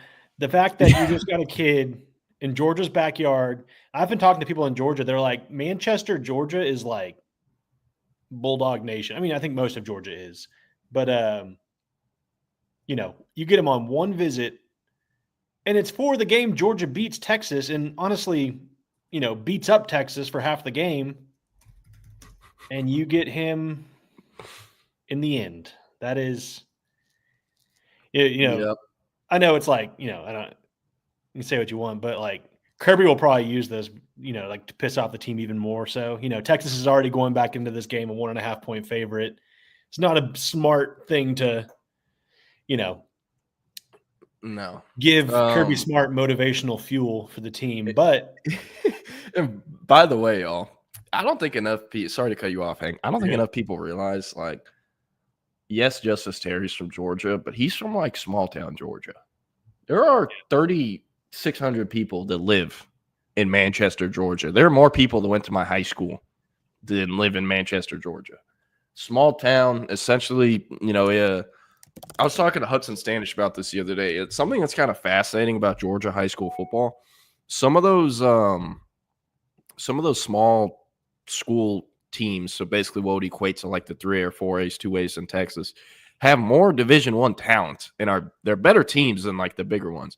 Justice Terry's Manchester team beat a school that is 3 classifications higher earlier this year.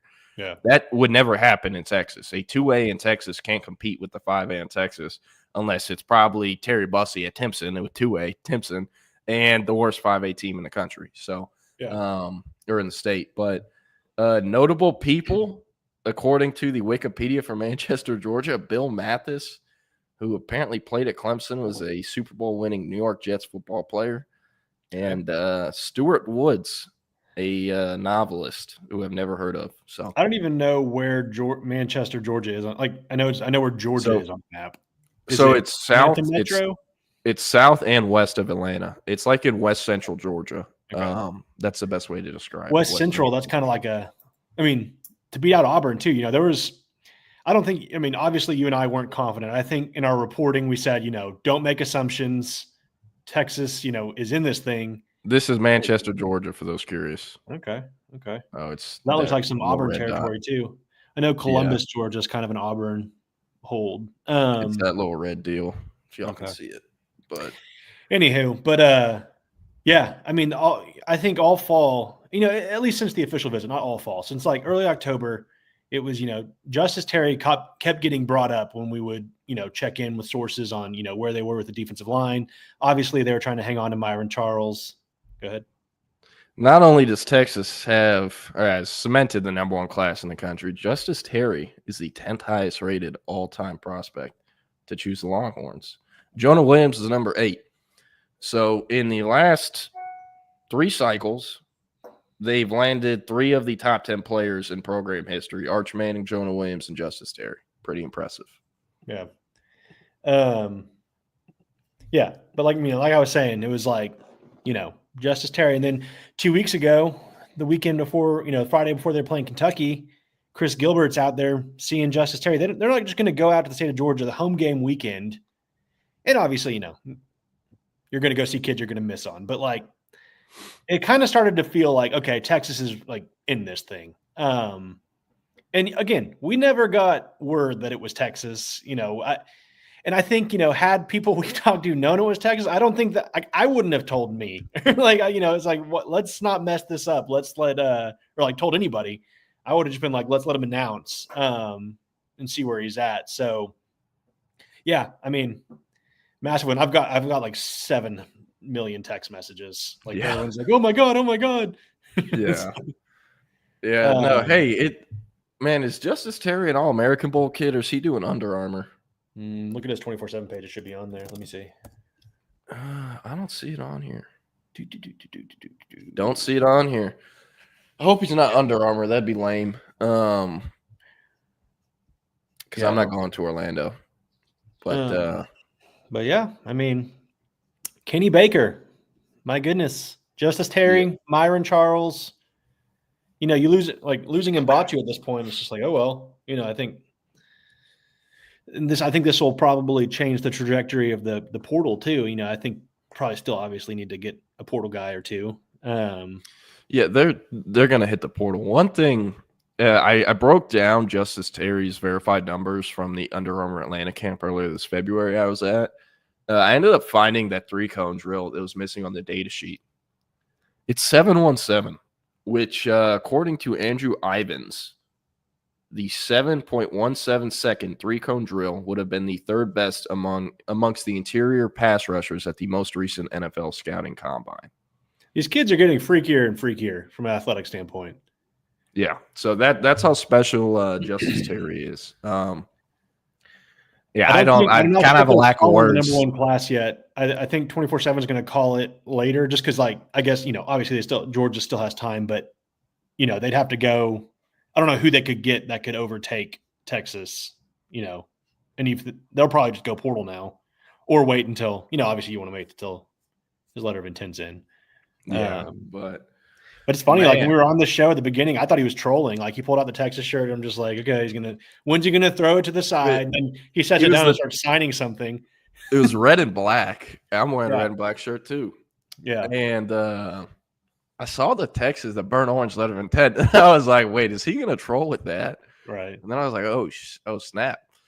That's Kellen Wiley's Instagram live yesterday when he had his Miami shirt. You have to wait. Yeah. And we were just like, hold on, is this? Oh my God, it's Miami. They say, where would you place Justice Terry's commitment in comparison to other high-profile surprises? I've only covered Texas recruiting as my job since 2023, so I'm not sure we've been super shocked by. That's probably the most surprising I've seen. Yeah, covering Texas, I've seen the one. I think the recruitment, the one I was most surprised out covering recruiting was Xavier McKinney, when he was like done to Clemson. Like he was going to Clemson. He had been committed to Bama in the past, was going to commit to Clemson in the Under Armour game, announced for Alabama. And obviously, he had a great career. That's probably the most surprised I've been before this that I can think of off the top of my head. This is the most surprised I've ever been. It's not close. Yeah. It's not close. After I'm done watching a vaping ad, I'm going to try to pull up his senior year highlights for y'all from Huddle. If I got paid for every 15-second vaping ad I've had to watch in my entire life, I'd probably wouldn't be working this job anymore. I have enough saved up or something. I don't know. Man, why is this loading so slow? Damn, he doesn't have his senior year stuff posted, only junior year. We'll still watch it. He was hurt this season too. I don't think he played as many. He didn't play that many games. Yeah, he played in a handful to open the season, and then he got hurt. And I believe he's come back for the playoffs, if I'm not mistaken. Yeah, the bag stuff, that argument, it's just so funny. It's like when all things are equal, of course Georgia's offering him great NIL. Auburn was probably offering him amazing NIL. So it kind of does truly come down to the relationships when all things are equal from a money standpoint. You think, and obviously, I don't know the number, but we were told Texas was competitive in that area.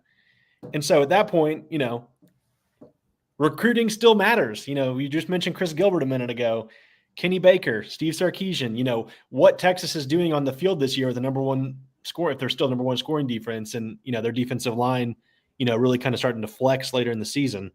So, and honestly, the game he was at, the Georgia game, the defense played fine. People see the scoreboard. It was 30-15. They were set up in several situations where they held them to field goals on a short field. They really only allowed one big drive, which probably wouldn't have happened if the ref correctly called the holding on the Carson Beck, when he was back in his own end zone or close to his own end zone. So, obviously it's easy to look back at that like that now, but yeah, I think Texas did a really good job here, and I'm glad we didn't write any content talking about our recruiting grades or anything yet, because now we can bake this in. Yeah, no, so I was saying the superlatives are going to look a little different now. For sure. No, yeah, this I would say this guy is pretty good at football. That's my analysis. So, and from a broader perspective, the fact that Texas is getting into Georgia, getting into Florida as heavy as they are, and of course you want to recruit your home state. I think Sark would prefer Texas kids anytime, but to establish yourself there and in those hotbeds and these SEC hotbeds, Georgia high school football is up there with, top of the country.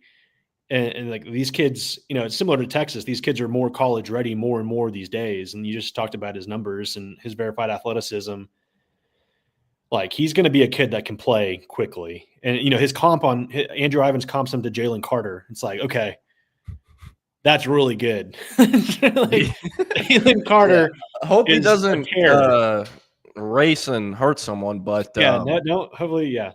We don't want maybe that. he doesn't have his driver's license. Maybe that's why he's sorry. That was a horrible joke. Jeez, maybe that's why he's coming to Texas. I don't know.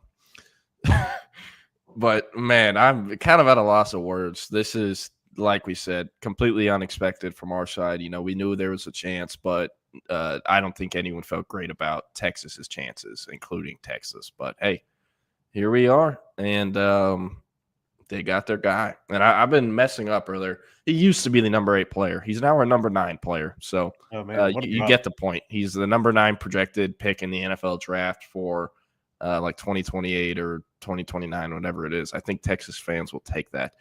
One thing I want to say, can you imagine how pissed the entire SEC will be and Georgia will be if Texas beats Georgia tomorrow after they just got Justice Terry and did this?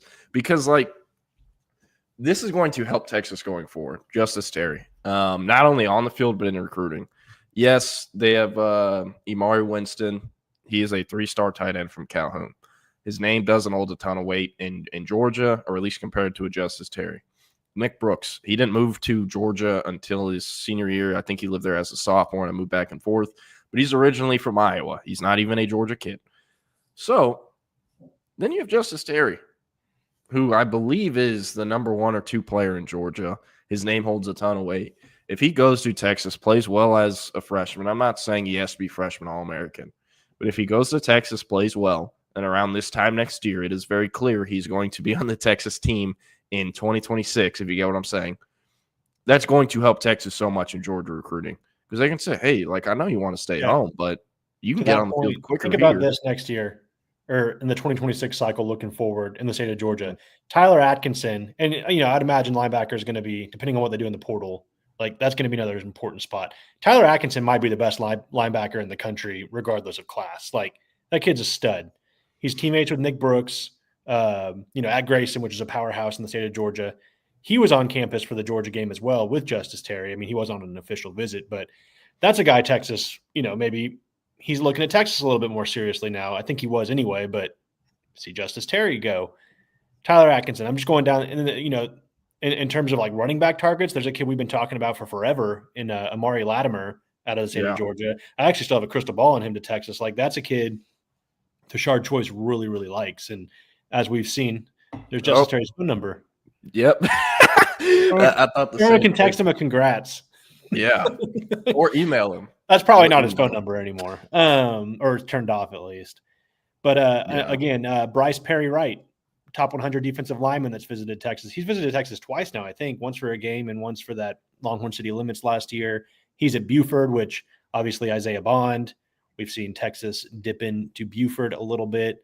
But even if like you see like a lower 4-star in Georgia, like these kids are football players. Like they're really, really talented kids. They're in programs that get them ready for the next level quickly. So yeah, I mean, this definitely helps going forward. And you got coaches on the staff. It's not just Kenny Baker. Kenny Baker is from Georgia or has Georgia ties. Tashard Choice obviously has Georgia ties. I mean, Steve Sarkeesian and Kyle Flood both coached for the Falcons. I don't know how much that counts towards Georgia ties, but just an all-star recruiting staff that can parlay traditional recruiting with this NIL era that is proving Texas can really succeed. I mean, this is the first number one class since the Mac Brown era, I think, or like the modern era. I mean, yeah, I'm sure as hell positive Charlie Strong and Tom Herman right. inside number one. Yeah, no doubt. I actually got a text message. Hold on. You're good. Let's see. This is the highest finish in the 24/7 era, second in 2010. No, there's no, because they're like A&M finished 3. I think they're at no. They're talking for Texas. Okay, they're talking for Texas. Okay. So we had our original plan for the show before Justice Terry, derailed it. I mean, for good reason. Right. But the original plan was we were going to do a bit of a draft for the Texas 2025 class, where we have all the names pulled up. Hank and I will go one by one, selecting the guys we think have the highest NFL potential. Yes, that's what rankings are about, but at least I can speak for myself. I'm not just going to draft the next highest ranked guy that's left available. I'm going to just pick who I think, in my personal opinion, not the rankings. And then after that, if we still have time, we're going to go through superlatives. So if you have any questions, anything about the 25 class, maybe some 2026 guys, maybe a portal question, just drop it in the comments and we'll try to hit on it. But for now, we're going to get started with our little draft deal. So here it is. These are the top ones. Hank, you're the guest, so I'll give you first pick. Who are you taking? I mean, is it cheating if I'm taking Jonah Williams? I mean, no, I would still take him over Justice Terry. Yeah, I mean, Jonah Williams, another big winner today. He's still the highest ranked commit in the class. Number one freak on Andrew Ivins' freaks list. I mean, they were doting. I mean, I doted on him on the 24/7 Sports signing show the other day. That was like my one guy that, because really he kind of, if you look back at the summer, and we all knew Texas was going to come around, like, they're missing on everybody in July. And then, August turned around. They got Kalik Lockett. Smith Orogbo was in the middle of all that, a few other guys. But Jonah Williams was the first time it was like, all right, we're good. Like, Texas will be fine. So, a guy that, kind of projects to a Kyle Hamilton type status. And obviously we've seen what he's done with the Ravens, what he did at Notre Dame. Just, big body kid, can play all over the football field, hard hitting safety, athletic traits, dual sport athlete. I mean, there's nothing you can't, put on his checklist of like what he doesn't, mark. So I would 100% take Jonah Williams, even if, and I know the plan is he's going to play baseball this spring, so, they're going to have a plan in place for him to be with the football program as well. But he's a guy that you could probably bring in the summer, and he's going to be able to play next fall, depending on, how they want to use him. So he would be my number one pick. Yeah, I completely agree. I fully expect Jonah Williams to play in every single Texas game next year as long as he's healthy. This is not a guy you sit on the bench. And Rodney Smith, you are correct. I forgot Zealous Hicks when I was talking about those Georgia players. I'd say his name holds more weight than, Nick Brooks or Imari Winston's does. But, I mean, Justice Terry has been the guy in the state of Georgia since the 8th grade. I mean, I showed you all that photo. He's had a lot of hype around his name, a lot of other stuff. And, I mean, it's what I'm saying about it being a plus for Texas in the future in terms of recruiting for Justice Terry. It's the same concept as when I say, like, Jahdae Barron has changed the way a lot of kids in the Austin area look at actually going to Texas now because of how successful he's been and how he handles himself. Said similar things about Jonte Coke with how big his brand was when he first committed to Texas. That was a big deal for Texas because a lot of those DFW kids did not feel that way about Texas. So them seeing a big-name guy who has a, huge brand around him, a huge following around him, choosing them, it makes, okay, if, Jonte thinks that's cool, I'll probably think it's cool too. It's the same type of thing. It's the same type of deal in Georgia. The kids are going to think if Justice Terry, who's getting offered all the offers in the world, all the NIL in the world to stay home or to go to Auburn, Bama, and he chose Texas, okay, maybe I should really look into Texas too. So that's going to help them going forward. But Hank took Jonah. I got to go I got to go Justice Terry. No ifs, ands, or buts.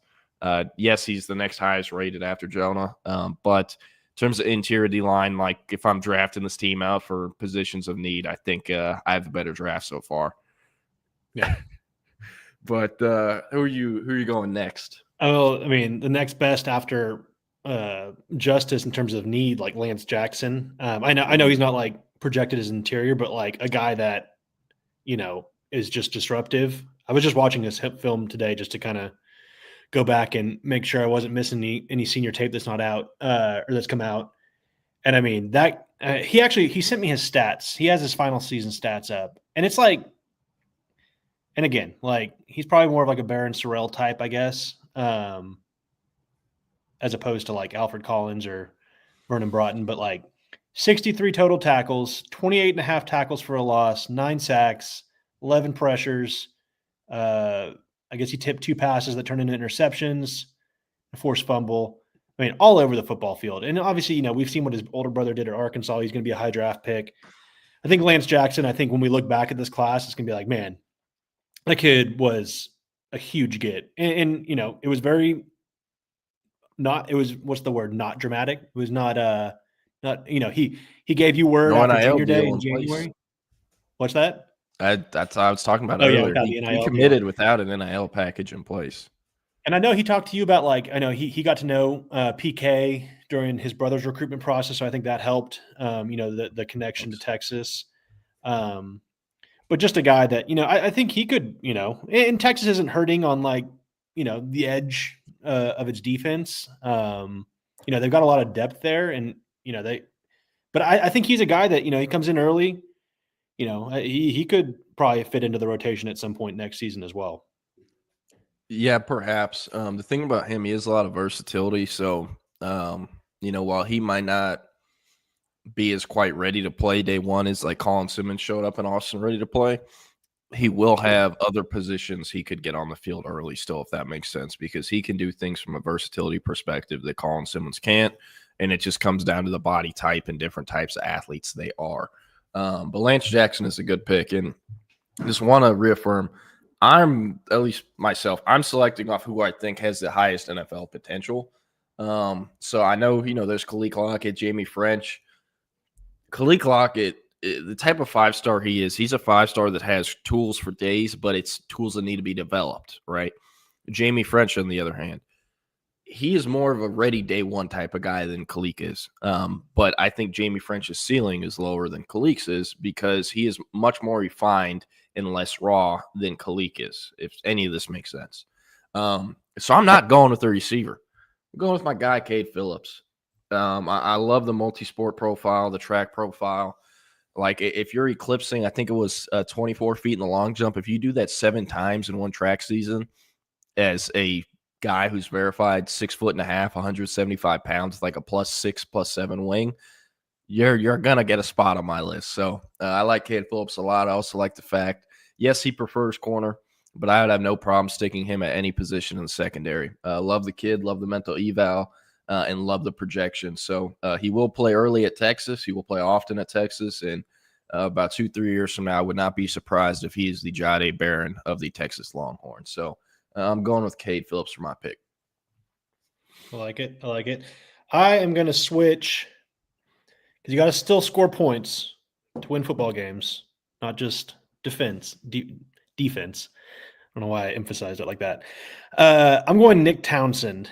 And I know, again, maybe tight end's not, and maybe it is a position to need. We've seen Gunnar Helm's going to move on to the NFL after this year. Juan Davis is a senior, right? So they're going to need a guy. And I know Jordan Washington and, Spencer Shannon, they've got young guys. And we'll see what happens with Amari Niblack if he comes back next year.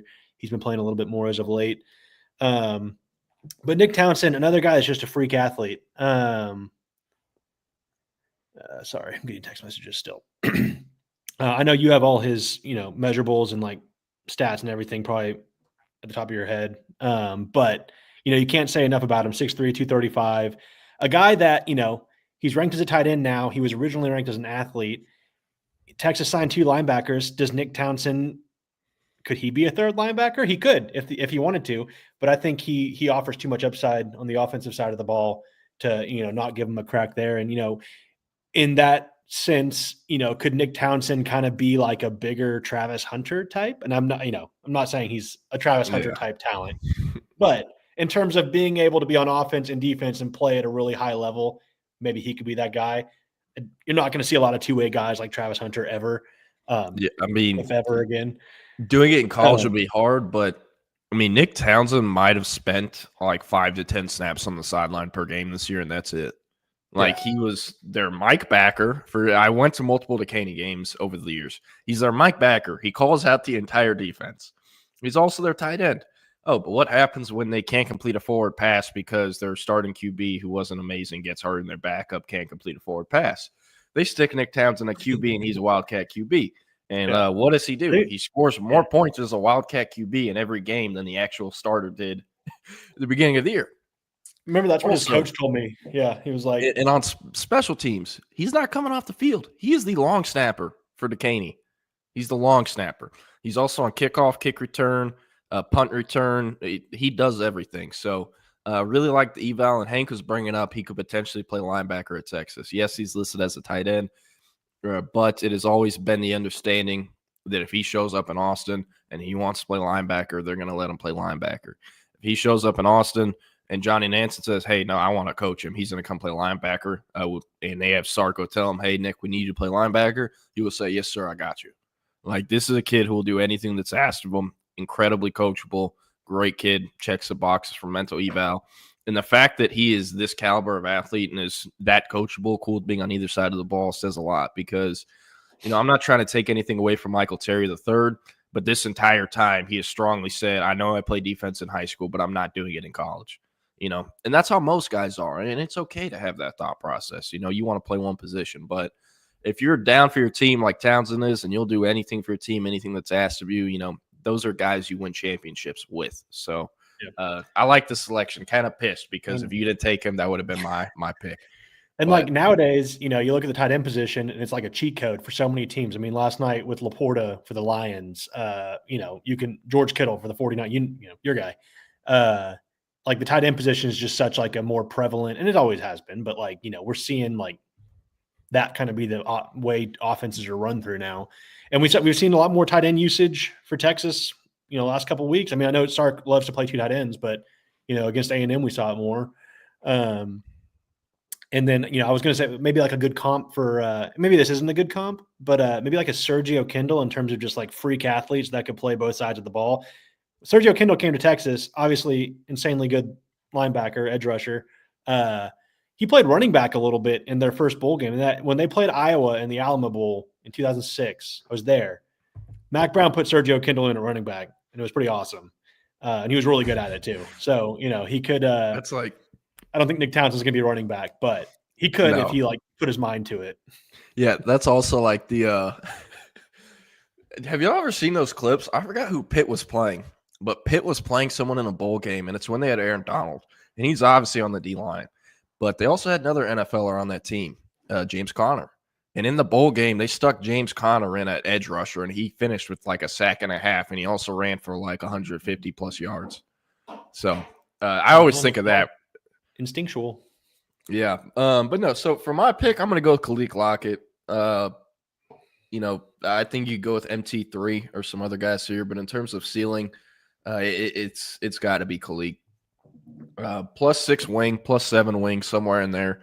Humongous hands, I believe 11.5 or 11-inch hands. That is not normal. And speaking of hands, I don't think Texas has had there. I don't know when the last time Texas got such a good jump ball winner out of the high school ranks.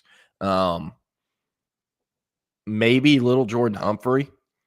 And it is, as crazy as that sounds, I believe it. Go and watch Khalid Lockett's film when you get the chance. Our scouting team is the first one who brings it up. He has iron traps for hands. If the ball's in his vicinity and the DB is, not getting a flag, he's going to catch it.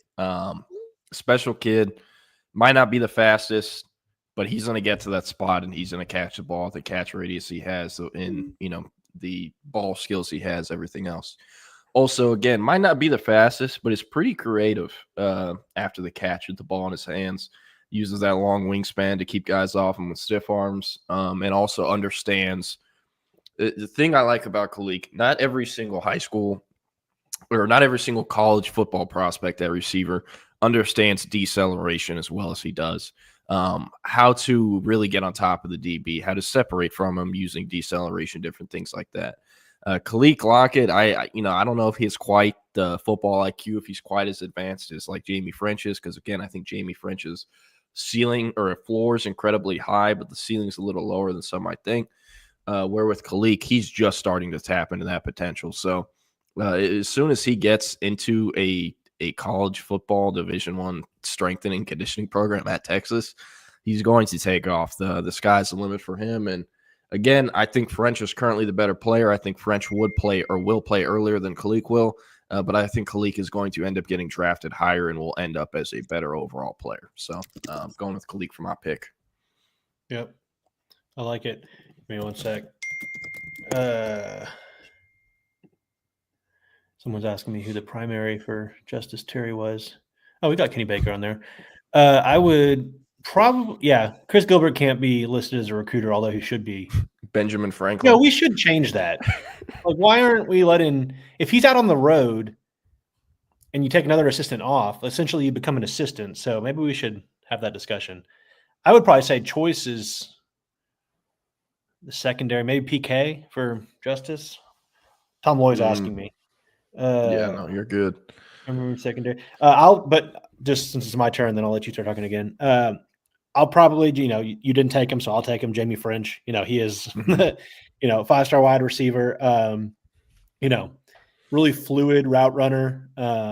You don't see, he's not like crazy top end speed, but like, I think he's like, what's the saying? Like, he's more quick than he is fast. Like he does things really well. And again, a guy that, you throw the pass his way, he's not going to drop many of those. He plays in a competitive school. Mandarin High School is where Carson Beck went. So I think they've had plenty of other guys too, but his quarterback flipped to Florida. He has that, Hilton Stubbs just flipped to Florida from Miami. So he's around talent. So I think he's a guy that could come in, depending on what happens at wide receiver this year, whether in the portal and, assuming Isaiah Bond leaves, they're going to have a few other guys leave for the draft or the portal, whatever it is. He could come in and maybe, get some reps like we've seen Ryan Wingo do this year as a true freshman. So it'll just depend on how the first part goes. But I think overall, looking towards the draft, he's a guy that, kind of fits that bill for potential high draft picks. Yeah. I like it. I'm going to skip Michael Terry, skip Grayson Littleton, go with Bo Barnes. Okay. Stay with me for a sec on this one. Bo Barnes reminds me a bit of Torian York out of high school. And Torian York out of high school is a very low 3-star who A&M didn't offer like 2 days before signing day, and it's because they lost Anthony Hill. But Torian York, I believe, led the state, or at least led 6A or his district or whatever, in tackles from his sophomore year through his senior year. Bo Barnes is pretty much in the same exact territory, except Bo Barnes is bigger, faster, longer, and stronger than Torian York was out of high school. That was always the drawback for Torian. Great film, great production, but the measurements and the verified athleticism wasn't quite there. He was just a really good football player, and that's kind of, how his career has gone at A&M. Really good football player overall, really strong. Not quite as elite as Anthony Hill, but, top to bottom overall, he's a pretty damn good backer. I think Bo Barnes can end up as a better version of Torian York, and it's due to the athleticism, the height, the weight, and the production. Incredibly productive, especially as a senior. And the thing that really excites me about Bo Barnes, I'm not trying to say this as a negative because I view it as a very big positive, but since I met Bo Barnes around his freshman or sophomore year, Baylor was like his third offer. I think I was actually the first one in the entire Texas market to ever talk to him. Since then, he's kind of held a bit of baby fat on him.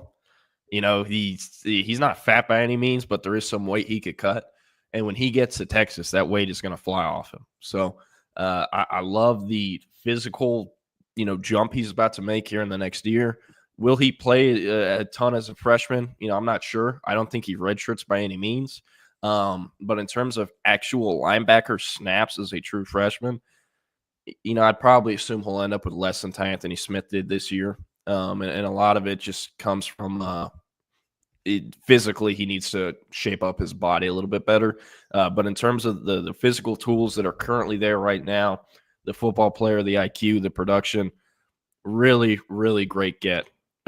This is my favorite linebacker Texas has landed in the Sark era, not named Anthony Hill or Leonga-Lafau. I was super high on Leonga-Lafau. I still am, and I barely view him in front of Bo Barnes, but I like him more than I like Anthony Smith. Not by much, but I was also super high on Anthony Smith. But a great ad, a great kid, great, to continue recruiting true South Dallas, and not the Duncanville, DeSoto South Dallas, but true South Dallas, really kind of East Dallas, but South Dallas and Bo Barnes. So love the get, and also loved that, he stayed committed the entire time. Yes, there was that visit to Oregon that kind of came out of nowhere, but outside of that, one of the most solid commitments in the entire class, never wavered besides that. So and people were freaking out on Wednesday when he wasn't signing his letter of intent. I talked to his dad on Wednesday night, and he was like, we were literally just waiting for his mom to get there so we could all be together to do it. It was just like, and I think he's doing a signing ceremony like right as we speak right now, or did earlier this morning as well. So, that was very silly to have any concern over Bo Barnes towards the end. I get the Oregon, like what the heck shows up to Oregon, but it was hilarious. I was like, oh, it was hilarious on Wednesday. Everyone on our thread, because it was him, Sharma, and Zealous Hicks that hadn't signed yet. Yeah. And I'm like, we're worried about Sharma and Hicks. Like, Barnes is signing with Texas. And everyone's like, I don't know, but like, what if Oregon makes a late run? And I'm like, no, I don't blame he's going to Texas about Oregon. Yeah. Like, everyone Hicks, is freaking out. And I'm like, now, we were told Hicks was done on Sunday. And I mean, obviously you have to wait until Wednesday to sign. But I looked back at his like social media, and he was like signing ceremony tomorrow at 11. It's just like, and it was like still in the morning for us. And I was just like, he's just waiting to sign. Like, some kids, like Bo Barnes thing wasn't until 10. And another thing, Bo Barnes was literally in Kellen Wiley's Instagram live commenting hook 'em emojis at like 9 a.m. while everyone's like, oh my God, we're going to lose to Oregon. Funny. And it's like, no, you're not. But let's try to speed run and get this draft done in like 2 minutes if we can. Okay, so you're up. I'll give names and like one thought. Okay, so I have Jonah, I have Nick Townsend, and I have Jamie French. I'm going to go Nick Brooks because I need a franchise left tackle. That's fine. Take it. I'm going Michael Terry the third. Him off the board as we go. Yeah, I'm going Michael Terry the third. A little worried just because the not having a true position worries me. But the hits rate on blue chip athlete prospects is higher than it is for any other position, believe it or not. So that gives me a bit of confidence, but I like him going to Texas. If he was going anywhere else besides Texas, with the type of prospect he is, I would not like his ranking just because it's too spread out. He needs to focus on one position, and the way, or not necessarily focus on one position, but the things that Oregon and Nebraska are recruiting him at, I feel like he'll have much more success in terms of getting turned into an NFL prospect at Texas than he would have at those schools because of the pitch they had for him positionally. So I'm going MT3. Cool. I need a DB. I'm going Grayson Littleton. I like his versatility. Maybe not like the biggest kid, like not prototypical like corner size, but a guy that can play the nickel. Maybe kind of fit the Jalen Gilbo role. I just like him. He's a ball hawk. Like he has a ton of turnovers. Like his film is really good. And I just like him. Grayson Littleton.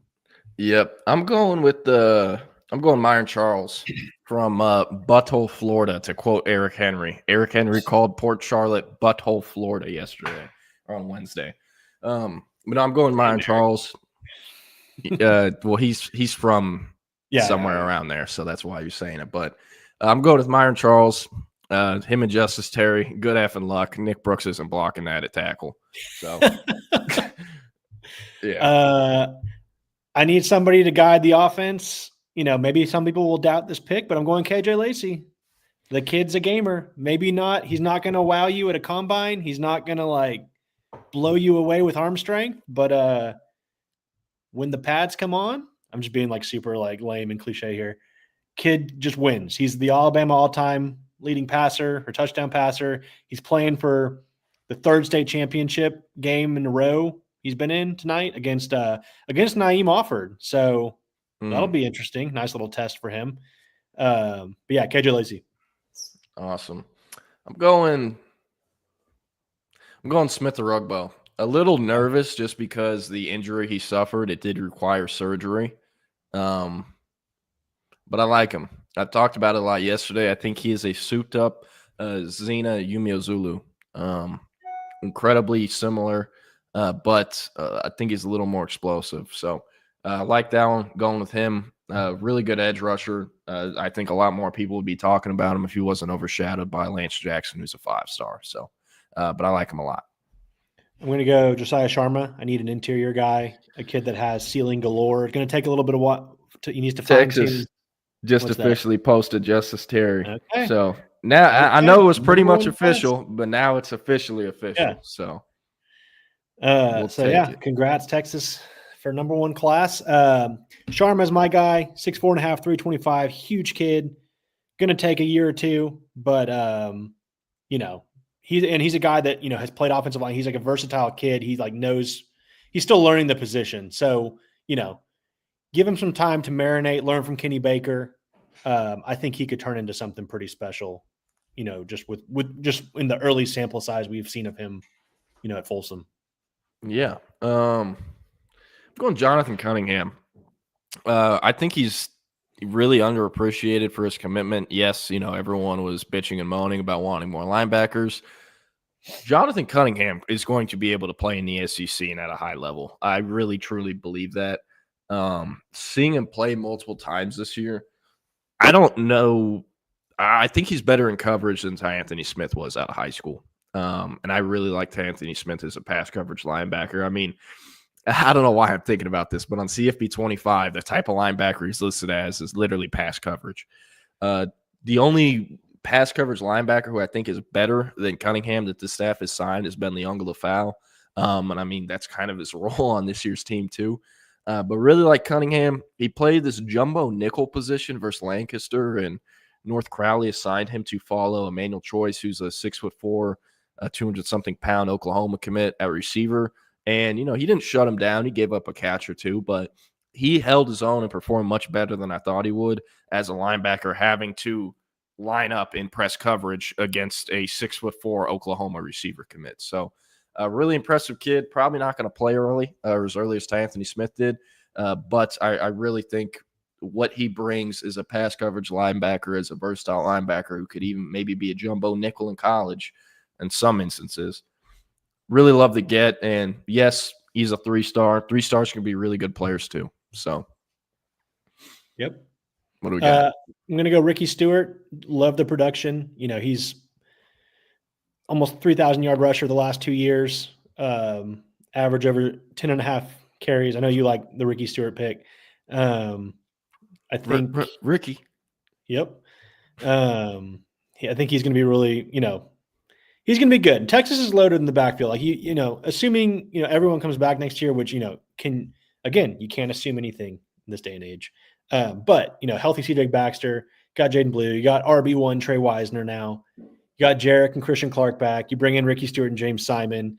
I mean, it's going to be hard to get carries early, but when he does, maybe kind of like a longer route to the field, maybe like a Jonathan Brooks type, where once he gets his opportunity, you can see why Texas was so high on him. So I'd go Ricky Stewart. Yeah, I'm going Dalen McCutcheon. I actually think there's a chance that he could end up as a better college player than perhaps Khalil Lockett and Jamie French. I view him similarly to Jamie French, where I think it's an incredibly high floor, not as high of a ceiling as other guys like even French or Lockett, but really like him. Has been productive as hell since a sophomore year in a receiver room at Lovejoy that has had 2 to 3 to 4 other Power 4 or FBS receiver prospects, and he's always figured out a way to get his own production wise. So really like him. Also, his sister played volleyball, I believe, at La Tech or softball. La Tech was one of those two things. So has the bloodlines in his family as well. And just a good kid, very coachable, and had a very straightforward recruitment. Yes, he committed to Florida State, but about a day or two after that, he called Chris Jackson, in Texas, saying, "Hey, let's keep in contact," and that's what happened. So, like Dale McCutcheon, that's my pick. We got 7 left. Okay. And yeah, some people believe Dalen McCutcheon, some people close to Texas believe he was like the second best receiver in this class in the state. So like you got DeCorian more than Dalen. So I'll be real quick here. I'm going to go Zalis Hicks. I mean, he was at one point considered a 5-star composite recruit in the class of 2026. He reclassified. So you got to think that, maybe the learning curve, maybe he needs a little bit more time to come in. But I mean, you stand right next to him now, like he's listed 6'2", 190. I think that might not be like generous enough. Like he's got a big ass kid. What's that? He's a big ass kid. He's way bigger than you think. Yeah. And like you look at him, you're like, oh, that kid looks ready to play now. He camped at Texas. They loved him. Obviously, that June camp is when we really started to see that push be made. They worked him out in their own drills. And really rangy kid, plays at Carrollton. He's practicing against Juju Lewis every day, who's going to be the starter at Colorado next year. So he's got experience. He's coming from similar to these other kids in Georgia, coming from a program that's going to have him college ready. So, I think this is a steal right here, getting Zalis Hicks this late. Yeah. I'm going to go Jackson Christian. Want to take an alignment right now, and he can play all 5 positions on the line. Yes, he's 6'5", 309. That's tackle size. I think he has 35-inch arms. I know it's over 34. It's either 34 and a half, 35, or 35 and a half. But really like the kid. Is the most firm commitment I feel like I've covered. It's got to be him or Lance Jackson this year. It was always down to Texas or Texas A&M. Never wanted to leave the state. And comes from a blue-collar background. Southeast Texas, Sport Nature's Groves, state champion. Dad works in a refinery, like Southeast Texas through and through. Never had any bullshit about his recruitment, never put it around NIL. He put it around what school he wants to go to as a student and where does he want to play football at. And Texas checked both those boxes over A&M, and they were able to get him once he committed, never wavered, never talked to any of the schools, and love him. Also similar to Townsend, if you tell this kid to jump off a cliff and you're his coach, he will probably jump off the cliff. Super coachable, and is going to have a bright future at Texas as either guard or center. And if injuries happen, he could play tackle if it comes to it. Like that. I'm going to, go in offensive line as well. I'm going to go Jordan Coleman. I think what says a lot about him is obviously he's a really talented kid, and it's like the size is like he's legitimately 6'5", 350. But the fact that Texas was like, they started really pushing for him in January when like everyone was still available. And obviously, you know, his brother too, Devin. And maybe it was before. I think he had an offer before that junior day on January of last year. Yeah, he got offered. Because they offered him, Devin at Jackson that junior day. Christian. Him and Jackson Christian both got offered at in an offensive line camp in June. Yeah. In June of 2023. John Mills I also was got offered at that accidentally camp at. as well. Yeah. I got kicked. That was like within the first week I was covering Texas recruiting, and I didn't realize it was open to the public. I thought recruiting reporters could be there. My bad. Yeah, Sorry, no. Texas. But I remember Jackson Christian really standing out in that camp from when I was watching the drills. But Coleman, you know, they love that kid. They love his brother. I mean, his two twin brothers are committed as well, signed as well. But just huge kid, you know, can pave the way, you know, on that interior offensive line. Can play tackle too, probably. Might need to, you know, trim up a little bit. But, you know, I think high upside, exactly what Kyle Flood looks for in his offensive linemen, you know, just big humans, but that aren't sacrificing a lot of athleticism. I think that's him. So Jordan Coleman. Yeah. I'm going to go James Simon. Need a running back, someone to tote the pill. Like him, been incredibly productive over the years in Louisiana. Yes, he plays private school ball, but private school ball is better than public school ball is in Louisiana because they have the worst public education system in the country. So if you're good enough to play football, you end up at a private school that's half the time about an all boys school. So really love what he's done at Calvary Baptist in Shreveport over the years. Dad also played for a long time, coached for a long time, and now he's kind of helping him as, I guess, his manager, it seems like. So great head on his shoulders. It swung to Texas very quickly, as recruitment did after LSU filled up with two running backs, and never really looked back. So I really like to get. I'm not sure if he's quite elite at anything, but I think he's great all around and is really good at that. So if you're getting him combined with the guy, Ricky Stewart, who has, you know, one of the best first steps I've ever seen in my life at the high school level, at least, going to be a pretty good group. So I'm going with Simon. We got 3 left. All right. I'm going to go Caleb Chester. You know, he's kind of the least talked about defensive back. Obviously, when you got Cade Phillips, Jonah Williams, Zalis Hicks, it's probably going to happen. But the kid is very competitive. I think that's his biggest attribute, I think, is his competitive edge. You know, he's got decent size, and, you know, I think, you know, more so than a guy like Grayson Littleton. But, you know, he's a guy that, you know, he doesn't get picked on, but, you know, he's going to need some time to, you know, adjust to the next level. I like him a lot. Again, you know, he's physical. You know, he's got 6'1", 170. I don't know how verified that is, but, you know, Texas covets size in their boundary guys. And, you know, I think he could eventually, you know, maybe kind of like a Santana Wilson of last year's class. Yeah, I like it. I'm going to go Devin Coleman. Sorry to split the Coleman brothers up. I know you got Jordan, I got Devin, but I'm going with Devin. Like what he brings as a guard, like the outlook from a projection standpoint. This is a kid who's primarily played defensive lineman his entire life. So, yes, you're going to have to coach some stuff into him. The good thing is there is no rush for him to play. He could probably wait till year 3, probably wait till year 4, maybe even year 5, and he would still be down to wait that long to play at Texas. They know the situation. Him and his brother chose Texas because they want to go to a place they can get developed close to home and where they could all go, and Texas checked all those boxes. So definitely projects as a guard, maybe center, but, you know, if he's that limited experience-wise from an offensive line standpoint, I doubt they're going to try to run him at center. Just really like the versatility. If you come from a defensive line background, that's going to help you as an O-lineman because you know what they're trying to do better than the guy next to you who's been playing offensive line his entire life. So really like that, and that's leaving Amari Winston. Amari Winston, come on down to Team South. Second commit in the class, right? Second tight end? No, I think he was the second kid to commit. Oh, to you're Texas talking about the Texas class, right? Overall. Yeah, no, he was it was KJ, and I don't think anybody else committed until him last. And it was around this time last year. Yeah, it was November, December. But well, yeah, that's it for It's Only an Hour. We appreciate you a ton, Keenan, Joe. Appreciate y'all waiting in the waiting room as we wrapped up.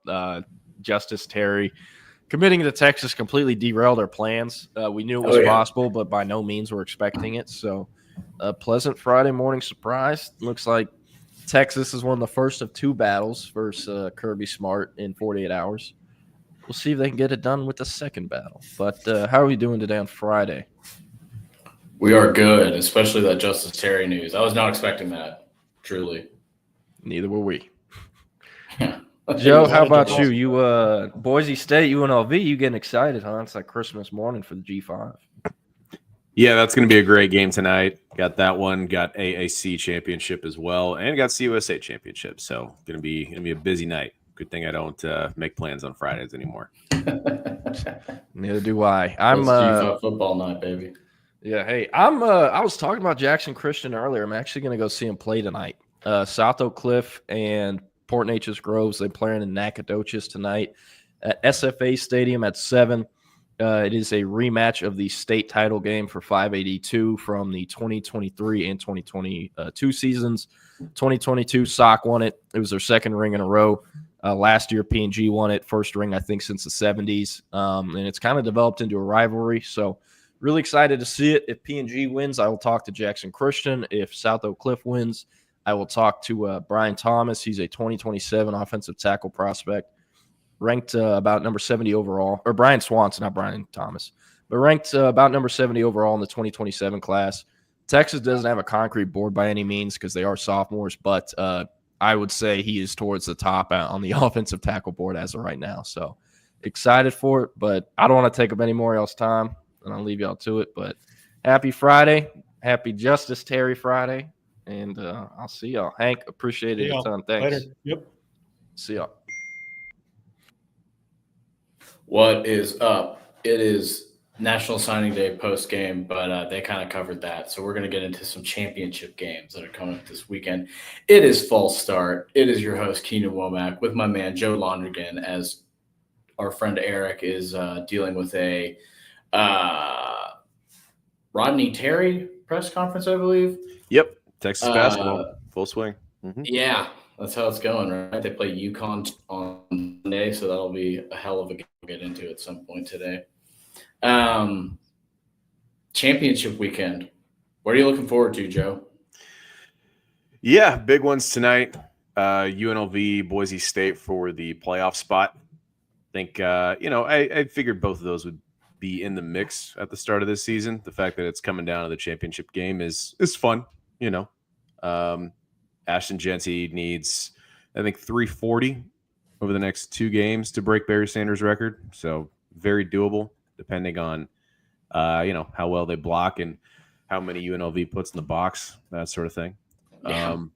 But I think AAC championship is going to be fun tonight too. It's kind of strength on strength. Tulane's got the best scoring offense in that league. Army's got the best defense statistically by far. And you got Tulane going all the way up to West Point, New York, on the banks of the Hudson River. Not really used to playing in the cold, those boys. So No. that'll be a good one too. New Orleans, not a chilly destination typically. Pretty hot down there. For those familiar with the great city of New Orleans, Louisiana, which I'm a huge fan of. What's crazy is I was in Florida earlier this week, and it got down into like the low 50s. I don't know what's going on down in the Gulf right here. now. It's in the mid to high 40s right now outside. Very cold and kind of rainy, cloudy, but you know what I mean? And Jake Bayless, you are right. Another week, another Friday. They got to stop letting us get here, man. They got to stop. They can't stop us. Great games this weekend. Let's get into a little bit of this Big 12 championship game to start, and then we'll get into SEC. We'll get into SEC. We'll get into ACC. We'll get into Big 10. We'll get to all of it, Joe. Big 12 championship, Arizona State versus Iowa State in Arlington, where the game is typically played. Last year, the Texas Longhorns won the Big 12 in their last season in the conference, beating Oklahoma State 49-21. This year, we have a much more even matchup, in my opinion. I don't think this is going to be a blowout by any means. I think both of these teams are capable of winning this game. I would lean Arizona State due to the running game. I know that their top receiver's out, I believe. But they can run the hell out of the ball, man. Cam Scadaboo is one of the best running backs in the Big 12. I believe he was all Big 12 first team coming into this game. They they got a hell of a team, but Iowa State's well coached. They always are. They're always disciplined on defense. They stay in their lanes. They do the right things. What are your thoughts on Arizona State, Iowa State? Who do you have coming out of this game? What do you think it's going to look like? Yeah, you mentioned Iowa State's defense. I'm kind of on the opposite side there, at least when it comes to how well they defend the run specifically, right? I think they're towards the bottom of the Big 12 in rushing yardage per game.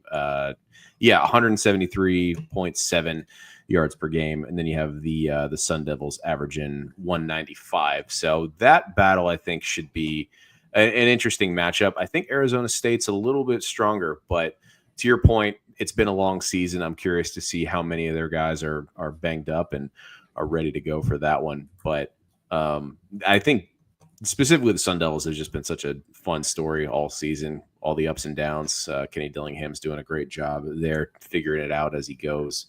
And yeah, I think on the other side too, I think Arizona State's secondary have had some bright moments for sure this year, but Iowa State's obviously kind of made their nut, so to speak, on being kind of a high-powered passing offense for the last several years. So I would be surprised if they didn't try to have another strong performance in that regard. But again, if Arizona State controls the clock, then they're going to really need that to score in a hurry. So yeah, absolutely. So this game is between 10-2 teams for playoff spot. I don't think this team will get a bye, but they will make the playoff.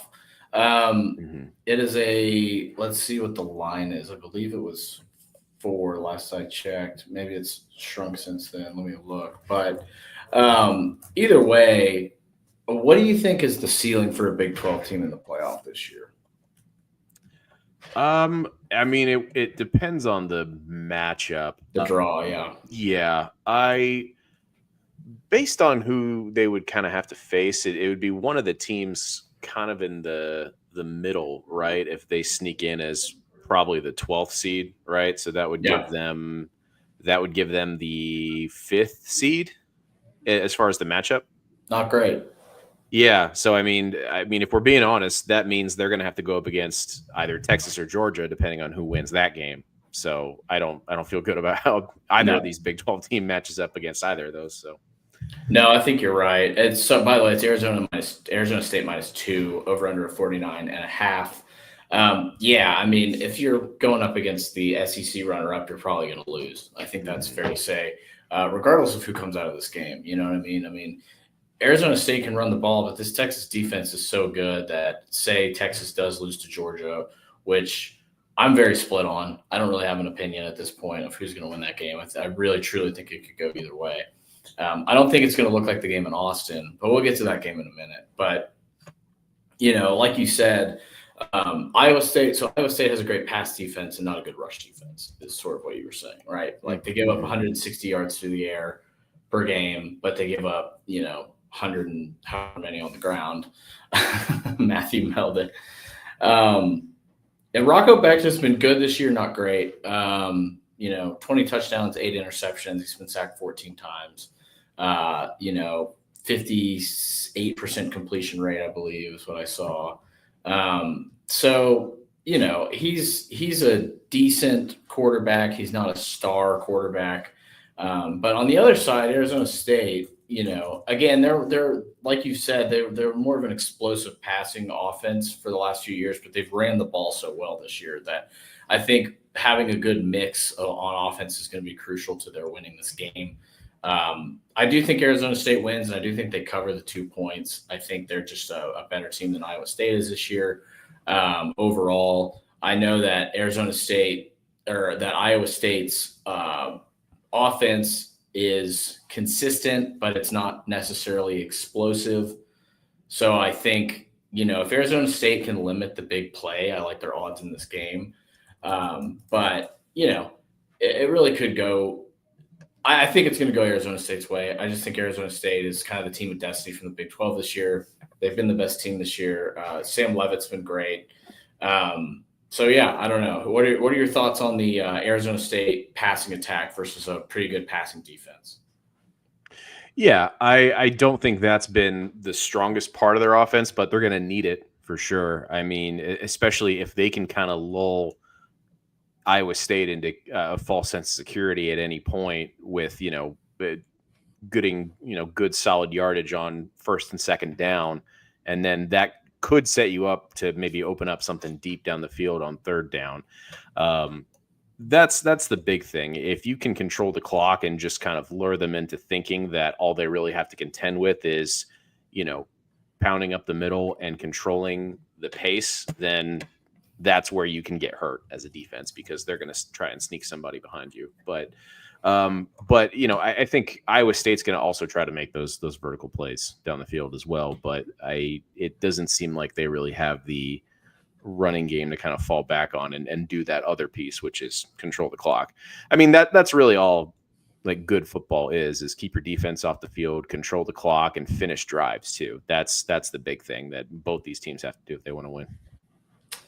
Yeah. So what's your pick? Who you picking? You picking Arizona State to win this one? I think I'm going with Arizona State. I think they are just a little bit above in terms of, again, their ability to control the pace. And when you have a back like Cam Skatibo who can do those kinds of things and give you that option, then I think that puts you in a good position. Is he the coach of the year, Dillingham? What, in the Big 12? Yeah.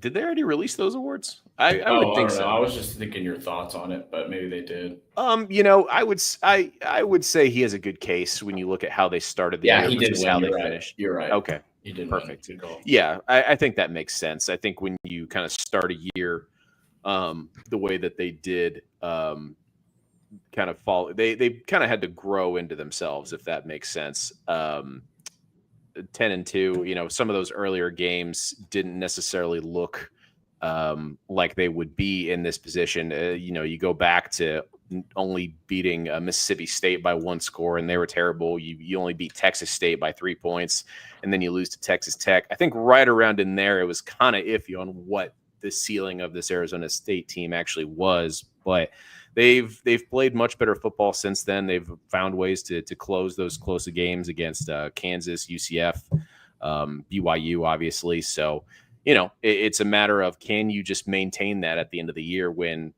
like we noted, you have a few quality guys banged up and everybody's just tired. It took a lot of effort to get to this point. Yeah, so also notable, I mentioned this earlier, but Jordan Tyson is out for the year now. That's a huge loss. That's Arizona State's leading receiver. So that'll play into the game for sure. But I agree. Still think Arizona State comes out on top, and I think they win the Big 12 and make the playoff ACC championship. The damn SMU Mustangs have made it all the way to the ACC championship, Joe. This is for here's a question for you. As far as playoff goes, do you think if SMU loses this ACC championship, they still sneak into the playoff, or do you think this is a one-bid league and the winner of this game will be the only ACC team that makes it? I have a hard time thinking that the loser of this game still sneaks in, right? I think that's kind of the long and short of it. I think if you're SMU, I don't really see them being able to stay in, especially when you consider the committee's insistence that all the teams that are not playing in championship games this week are not moving from their place that they're in the rankings right now. So I think if SMU loses, they will not be in a position to still make the playoff. That being said, I think SMU is going to win this. I love what their offense has done this year. Clemson has obviously shown they're a better team than what they looked like at the start of the season, but they just do not have the consistency I think they've shown. I mean, going back to that South Carolina game last week, they did not look like they had their heads in the right place. But I don't know. I think Dabo's kind of pulled off some unlikely wins here and there over the course of his career, so it wouldn't be a huge shock. But based on SMU's offensive production in particular, I think they've got this in the bag. Yeah, that's interesting. We did a little office poll on all the championship games, and we all did our picks. And I picked SMU. I picked Clemson I guess it's an upset. SMU is a 2.5-point favorite in this game. What do you like about SMU's offense versus this Clemson defense? Well, I mean, Kevin Jennings, I think, has just grown into such a phenomenal passer. When you look at where he's come from and how much he's grown since, Preston Stone's injury late in the season. But I think the fact that they can kind of push the offense to kind of the perimeters of the field and win those matchups. Clemson's front seven, I think, is very solid. I think they're, very physically imposing, and they might win one or two, matchups against SMU's offensive line. But I think, again, if they can kind of just operate quickly in the backfield like we've seen them do in Rhett Lashley's system and just push things out to the outside and focus on the point of attack being out there, I think they'll make some things happen. Yeah, my concern is how many NFL dudes has SMU seen this year? You know what I mean? I feel like Clemson has a couple more than maybe most teams they face this year. The ACC is in a down year. I think it's fair to say that. Again, they're probably going to be a one-bid league, especially, if SMU wins, they will be a one-bid league, and they might still be one if Clemson wins. Where would Clemson be seeded if they were to win this game? Would they be the 12 seed, you think, or would the Big 12 team be the 12 seed? I feel like a 3-loss team in the ACC is going to be a Big 12. Or are they 2-loss? Is Clemson 2-loss? They lost to Georgia. They lost to who else did they lose to this year? I can't remember. But they're a 3-loss team. They lost 3-loss team. That's what I thought. Yeah. Georgia, Louisville, and South Carolina. That's right. Yeah. Because they just lost to South Carolina. So 3-loss ACC team. I guess only one of those is an ACC loss technically. But I don't think that there's any way that they are not the 12 seed if they happen to win this championship game, unless you think the Big 12 team that wins that game will be seated lower. I don't see that happening though. I think if SMU wins, then I think nothing really changes. And then if Arizona State or whoever wins the Big 12 championship, they will be the 12th seed. I think they'll get the 12th spot in the rankings, which therefore gives them, I forget how anyway. Yes, they'll get in as the number 12 team. But if Clemson wins, I don't know how you can really justify them just like taking over SMU's spot at number 8. Does that make sense? Like you have to move something in there despite what the committee said. But, I guess that would sneak them in at number 11, and then everyone else that's, 9 through 11 currently would just bump up one. That would make the most sense to me. It's such a mess, dude. Like we truly don't know what this is going to look like until Sunday morning. We're not going to know really. Yeah. You know. So that would be, you'd move Indiana up to 8, Boise State from 10 to 9. I guess you'd move Bama from 11 to 10, and then, you'd have to move somebody in there to sneak Clemson somewhere in that maybe 10 spot. So, this is tough. This is not the kind of math that Right. I'm not a statistics major here. It's just so subjective. Yeah. Too. And also it's like you can ask the committee, like, is this something that they try not to, project for future rankings, but they still get questions on it. And like, this is why, because there's so many scenarios that can happen. And we're all trying to like figure out what it means. But at the end of the day, they're just kind of like, I don't know, this one, let's go with that. Yeah. At the end of the day, somebody's going to be really mad at the end. You know what I mean? Somebody's going to get screwed on their seed. Somebody's going to get a first round matchup they don't like. Somebody's not going to get a home game that they think they deserve. It's just going to happen. It's the way it always is with any tournament. It happens in college basketball every year. But this is a lot more dynamic because there's only 12 teams versus 68. I think that's good for ACC stuff. I'm fascinated by this Big Ten championship, man. We got number 1 versus versus number 3. We got Oregon, Penn State for the Big Ten championship. Oregon undefeated still. Penn State with just the one loss to Ohio State in a game that they could have won. But again, it's Penn State, and they just have trouble beating Ohio State. I think the last time they beat them was Saquon Barkley in 2016, I believe. That's off the dome. That's the last time I can recall them winning a big game against Ohio State. Again, Oregon's undefeated, and they're the favorite in this game. They're favored by 4 points or 3, something like that. Less than 4 points, fewer than 4 points. It's a very close spread. I think Oregon wins this game. I mean, Penn State has the best defensive end in the country, and for my money, in Abdul Carter. He's an absolute monster. He's probably going to go number 1 in the NFL draft this year, or at least in the top 3 or 4 picks. He's that level of talent. Drew Aller's been solid, but Oregon is just really fast on the perimeter. They just have really, really good athletes. Dylan Gabriel is one of the best quarterbacks in the country. Hate him all you want. He is truly one of the best in the country. I don't know. What are your thoughts on this game, and what do you think the loser of this game gets seeded? Yeah. On the matter of the game, I'm very curious to see how they kind of handle Penn State's defensive line when trying to establish the run, right? Like you mentioned, Abdul Carter's very good. I think we've seen Gabriel have a lot of success with some of these off-tackle RPO runs. I don't think those are going to be as successful against this Penn State defense that has done such a good job of, commanding that aspect of games for the most part this season. I think really trying to test Penn State's secondary is their best bet, but they're also quite good. So they're kind of damned if they do, damned if they don't. They just kind of have to hope that at the end of the day, they have better talent at all those positions.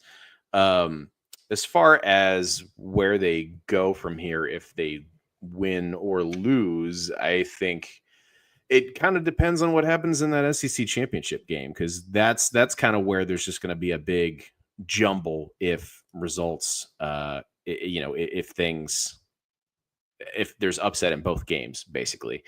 If, Georgia beats Texas and Penn State beats Oregon, then everybody's going to get shaken up. If Texas wins, I think they move up to 1. Penn State probably goes to 2. Oregon goes to 3, or vice versa if Oregon wins. So that's kind of what I'm thinking. I think if Oregon wins and Texas wins, everything pretty much stays the same. But if there's 2 upsets, then that's where there's, the dice and the Yahtzee cup are going to get shaken up a little bit. Yeah, I agree. I think, obviously, if Oregon wins, they're the 1 seed regardless, because they're undefeated in the Big Ten. They're the Big Ten champ. They're going to be the 1 seed regardless. Yep. Texas wins, they're going to be the 2 seed, unless Penn State beats Oregon, in which case Texas jumps the winner of the Big Ten championship if it's not Oregon. So if they jump Penn State, they'd be the 1 seed. I don't know, though, man. I mean, Drew Aller's been good this year, right? 18 touchdowns, 5 picks, 71% completion rate, 9.4 yards per attempt. Been sacked 11 times. Quarterback rating of 167.5, pretty solid. But again, Penn State is never really a team that is super explosive on the offensive end. They're a consistent team. They're a team that, like, Nick Singleton had 733 yards on the ground, and Allen, I forget his first name, Allen had like 700 yards on the ground. So they split carries between their 2 running backs, 12 touchdowns between the 2 guys. So, I think Oregon has better athletes, but Penn State is better in the trenches at the moment, at least on the defensive end. Like I said, Abdul Carter's a freak, but they have other guys on that edge as well. You know what I mean? Like they have dudes like King. They have dudes like Rojas at linebacker. Like they have guys in that front 7 that can kind of create problems for you. So, what are your thoughts on who wins this game? Like, where would you put your money if you're a betting man? Back in my wallet. But no, I think I think I like Oregon a little more, mostly because there's no real reason to doubt them at this point. In my opinion, they've risen to the occasion every time. They're undefeated for a reason. Dylan Gabriel is phenomenal. The only question, I guess, is Oregon's offensive line better than Penn State's defensive line? I think that's the biggest thing for me, and what could end up being a big deciding factor. But yeah, I think it's going to be whoever kind of controls the pace. If Penn State can kind of play this like slower ground and pound game, just wear you down type of situation, then that obviously helps them. If Oregon can play a little bit faster brand of football, like what's served them very, very well in the past, then I think they're winning the Big Ten their first year in the league. Could be a year where two new teams win the two power conferences. Because, like, yes, there's 4 power conferences, but there's really 2 power conferences. Like, if we're being honest, like, that's what it looks like at this point. It looks like an SEC or Big Ten team is probably going to win the national championship. I think it would be very surprising if any other team was able to pull that off. And the Big Ten, too, is very top heavy. And you could say the same about the SEC, kind of, but there's at least, like, probably 4 teams are getting in from the SEC. You know what I mean? Texas and Georgia are getting in, Tennessee's getting in, and then probably Alabama. Would you agree with that? Yeah, I guess going back to the ACC championship game, if Clemson wins, it might be at Alabama's to their chagrin, so to speak. They might be the one getting left out if Clemson does end up getting that bid.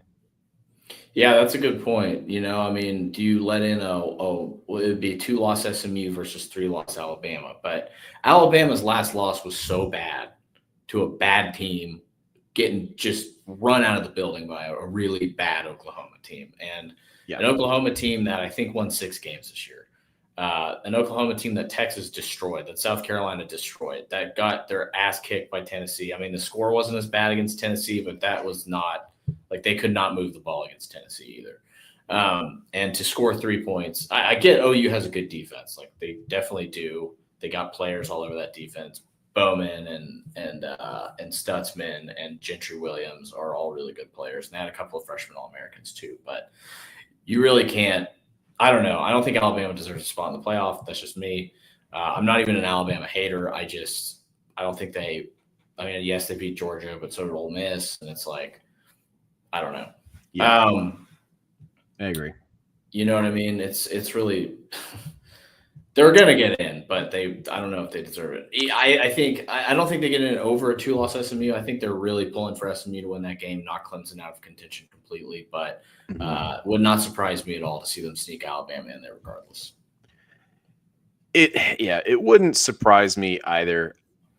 I just think putting a 3-loss team that's not a conference champ that gets an automatic bid, which Clemson would be in this hypothetical scenario, is hard to justify. I think the committee is going to have to jump through some hoops, some mental gymnastics to justify that on Saturday and Sunday, if that happens.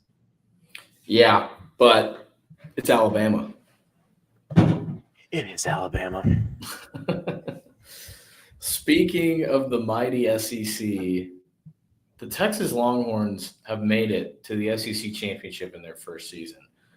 Did they have the toughest road to get there? Not necessarily. But you can't deny that they're in it. It's a fact.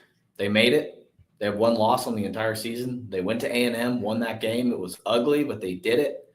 I think that's all that matters. And I think that was not their best game of the season by the way they played, but their most impressive win, I think, was on the road at Texas A&M, just because of the environment, because of A&M's defense, because of the things that A&M could do with guys like Nick Scorton on the defensive end.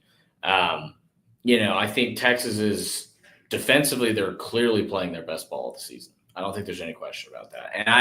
And I don't think they've been anything other than fantastic this entire season. Even against Georgia, where you give up 30 yards, Georgia had a short field on every single drive that they scored a touchdown on. So, except for, I think, 1.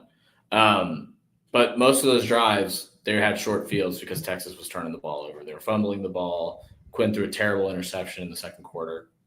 I was at that game. That was the bottle throwing game, which Texas cleared all the students for that one. So After our own investigation of ourselves, we found that we did nothing wrong. Yeah. Don't know what I expected. Okay. I don't know what I expected either. But you know what? Whatever, man. Nobody got hurt, so who cares? Sure. This is a banger of a game, man. This is a whale of a game. This is the old guard at Georgia. 2 of the last 3 national championships have been won by them. And last year, I think if they had made the playoff, they could have won it also. I know they lost to Alabama in the SEC title game last year, and that's what knocked them out. But really, really good team in Georgia. Once again, the defense is awesome. NFL dudes all over the front 7. Carson Beck's been a lot better lately. 5 touchdowns in his last game, no interceptions. Yes, they're what's his name? Etienne is supposed to play, but he's banged up. I don't know how effective he'll be. Nate Frazier's been a very good freshman running back for them.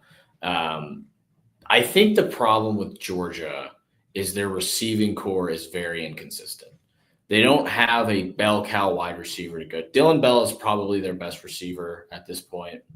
Maybe it's Lovett, but they don't have a bona fide NFL first round wide receiver like they, and they haven't really since, I guess, Ricky Pearsall last year. I don't know if he went first round, but he was pretty awesome. Or not Ricky Pearsall, Lad McConkey, sorry. Yeah. And they had Bowers, and Bowers is basically he's an NFL tight end. He's one of the best tight ends in the NFL already. So I mixed up Pearsall and McConkey, mixed up my white guys. Georgia is going to have to throw the ball to win this game, I think, because Texas has been so much better against the run as of late. They've had some games this year where they weren't great against the run, and it seems like they've shored that up. Their defensive line is playing as well as it's played all season. Defensive backfield is flying around making plays. I like Georgia's defense a lot, and I think they have a lot of difference makers, a lot of playmakers, a lot of big-time studs. But this Texas defense is awesome, dude, and they will turn you over. So what are your thoughts on Texas, Georgia? We'll get into it very more deep on the back end, but I want your initial thoughts. Yeah, I mean, I think it's going to be an incredible game. I think if you're Texas, just stop turning the ball over is the biggest thing. I mean, over these last 3 weeks, I think that's been the number one cause for concern. Every time we talk about the Texas football team, if you're Ewers, you got to make sure you're making right decisions with the ball before it comes out of your hand. And for the running backs too, they've obviously played a part. Hang on to the ball. They're fortunate in some of those games, particularly like the Arkansas game and the Kentucky game, that those score lines weren't different because of either fumbles going out of bounds or teammates thankfully being in the vicinity to jump on fumbles and that sort of thing. So again, ball security is the biggest thing. Georgia's going to hit hard. We know their defense is very good in that aspect. And of course, going back to the last time they played Georgia, you got to make sure that you're giving, Ewers or whoever plays quarterback as much, protection as possible, because that was an issue the entire game last time. And, this defense, the Georgia defense is the same. It's just a matter of, did you get better or not if you're the Texas offense? Yeah, I agree. I'm going to do an ad read real quick, and then we'll get back into it on the other side. Sleep Cycle Center of Texas. They're called Sleep Cycle Center.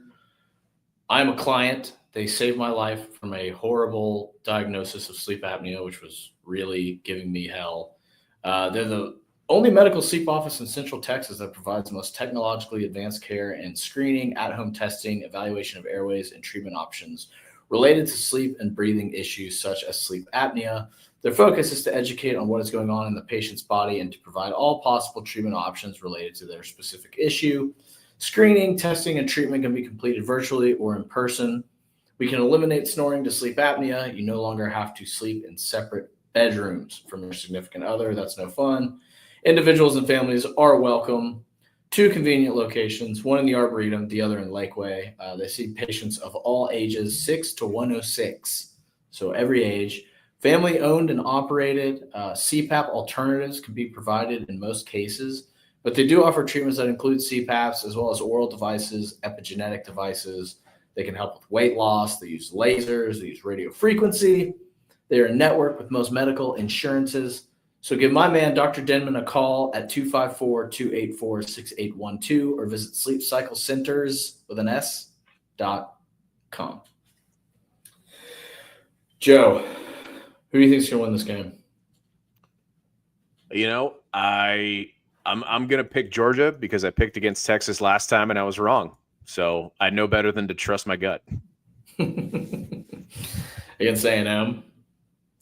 No, against Georgia last time. Yeah, last time they played Georgia, I picked Texas. We both went into that one very confident Texas was going to win, and that one didn't turn out so well. So yeah, I think Georgia's going to win a close one. But again, this is a game that I would not be shocked at any result, really, unless it's a blowout in either direction, which I do not foresee at all. I think this is going to be really close. I think it's going to come down to quarterback play, right? It's going to come down to which quarterback takes care of the ball better. Carson Beck threw 3 interceptions in that Texas game. Texas just was unable to do anything with those possessions in the first half, right? They're down 20-0 at the half, or 20 or 23-0 at the half. I was at the game. I should probably remember, but I kind of blacked that out of my memory. Georgia's defensive front is, like I said, littered with NFL dudes. Smile Mondon, Jalen Walker. Is his name, right? Jalen Walker. I always mix him up with Jalen Carter. Jalen Walker. Michael Williams. Like, they have dudes who are first-round picks all over this defense. I think the area where you can attack Georgia is maybe the secondary. They do have Malachi Starks, who is a Thorpe Award candidate. But I think they're not quite as good at the corner positions as Texas is. Now, that's not to say they're not good, because they are, but they're not quite as good maybe as Texas is at that position. The thing that gives me confidence if I'm a Texas fan is that they have the ability to run the ball seemingly now, which was not something they were able to do against Georgia last time. I think Trey Wisner had like 50 yards against Georgia. He's coming off 180 yards against Texas A&M on the road. He had a drive against Kentucky where he ran the ball like 10 times out of 15 carries in a row. They just ran the ball the entire time, took like 8 minutes off the clock and scored a touchdown. So I think that is the biggest difference, is that Texas is seemingly able to run the ball. Now, whether they can do that against this defense is probably a different question, but it seems they found their guy in the backfield to run the ball, who, knock on wood, takes care of the ball. Jaden Blue, for God love him, great touchdown catch against A&M, but those fumbles are a problem. And anytime you're watching him carry the ball, you're kind of like just waiting for it to happen. So if Texas can run the ball, I like their odds in this game. Do you think they'll be able to run the ball against this defense? I mean, they should be able to. We've seen them move the ball against tough defensive fronts before. The thing about Georgia's defense that is most concerning to me is the pass rush. But obviously, like, they're very good at just flat out defending the run as well. Maybe not so much like through blitzes and that sort of thing, but they play their assignments well for the most part. So they should be able to, but I think it all comes down to, like, did Texas's offensive line learn their lessons from these last couple of weeks? And I think for the most part, since that Georgia game, like, the footwork is better and, like, the, blocking your zone has been better for the most part. So I do think they've gotten better in that regard. So I'm excited to see what they do. The zone running scheme is a big part of what Texas does on the offensive end, right? So obviously being better in your assignment is going to be so key in this game. Just these one-cut runs where you're going north-south, I think that's a big part of it too. No, you can't be dancing around against this defense. You'll get tackled for a loss every time. They just, and Kelvin Banks is a questionable game-time decision. The last I saw, if that's changed, let me know in the comments, but I saw that earlier today. He's a game-time decision, questionable for the game. That means Trevor Goosby's going to step in there. Now, Trevor Goosby did an excellent job against Texas A&M. Fantastic job. Got to give him his flowers for that. But obviously, you want your starter in there. I think that is going to play majorly into how this game goes. How banged up is Kelvin Banks if he plays? Is he going to be able to move around the way he does? Because he's a fantastic athlete. That's part of why he's considered a top. People are saying he's going to go top 5 in the NFL draft, top 10 in the NFL draft. He's that level of talent.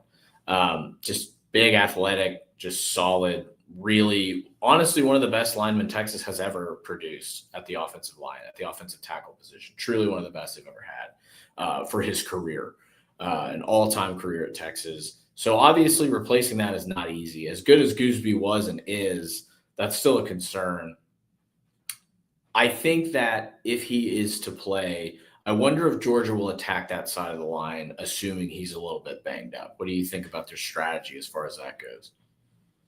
Yeah, if there's any kind of weakness, you have to exploit it. Now's the time. That's championship football. If you think there's, something you can use to your advantage, like that, where an opponent doesn't have one of their better players playing their best football, just attack.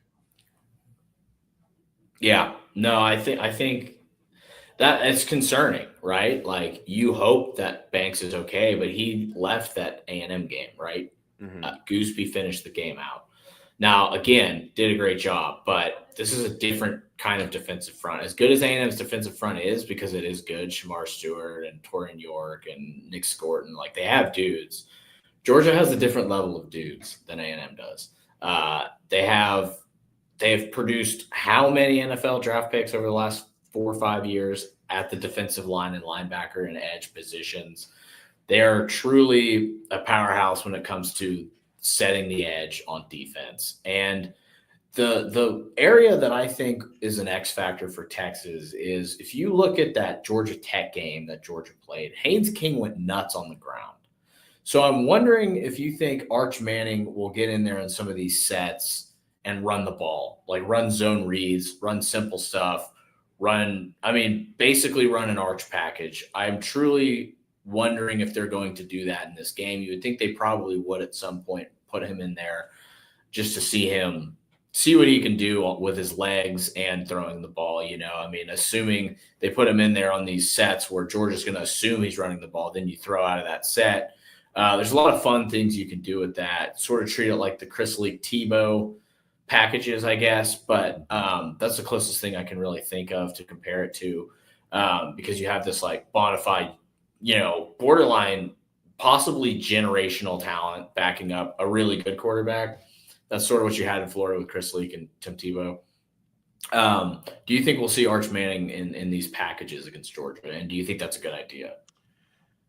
Selfishly, I would like to see it. I don't know if it's a great idea. I think, to your point, I think Georgia would see that and probably assume it's a running play based on the fact that they're using him at all.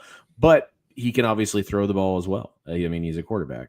But I would love to see them try it. I think if you're Sarkeesian, I know he hasn't made I think most coaches generally don't try to make a huge habit of kind of rotating quarterbacks in and out. That's not typically a good sign in terms of, your faith in your quarterback, or at least in your starting quarterback. But I see a world where that would be effective. And especially if you're trying to keep things guessing, I think they'd be far from the only, team, this season that's kind of found ways to utilize that at any level, really. So yeah, I can see them doing that. I think it would be curious as to whether or not Georgia's already anticipating that. I'm sure they will be, considering they put it on tape against Texas A&M. But interesting point from Ruben Estrada. We can finish up on this. What happens if we get complete chaos this weekend? Georgia wins. That's not really chaos, but you know what I mean. Georgia wins, Penn State wins, Clemson wins, UNLV wins. What's going to happen? What are these seeds going to look like? Right. That's what we're all kind of anticipating. I think in terms of the bottom 12, I think it'll kind of look more or less like what we said, especially in that, Clemson kind of sneaking in, getting one of those spots. I don't know that, if Boise State loses, I think they'll get knocked out of the top 12. I don't think they'll have they won't get in as an at-large. UNLV will get that one bid that goes to the highest ranked G5 champion.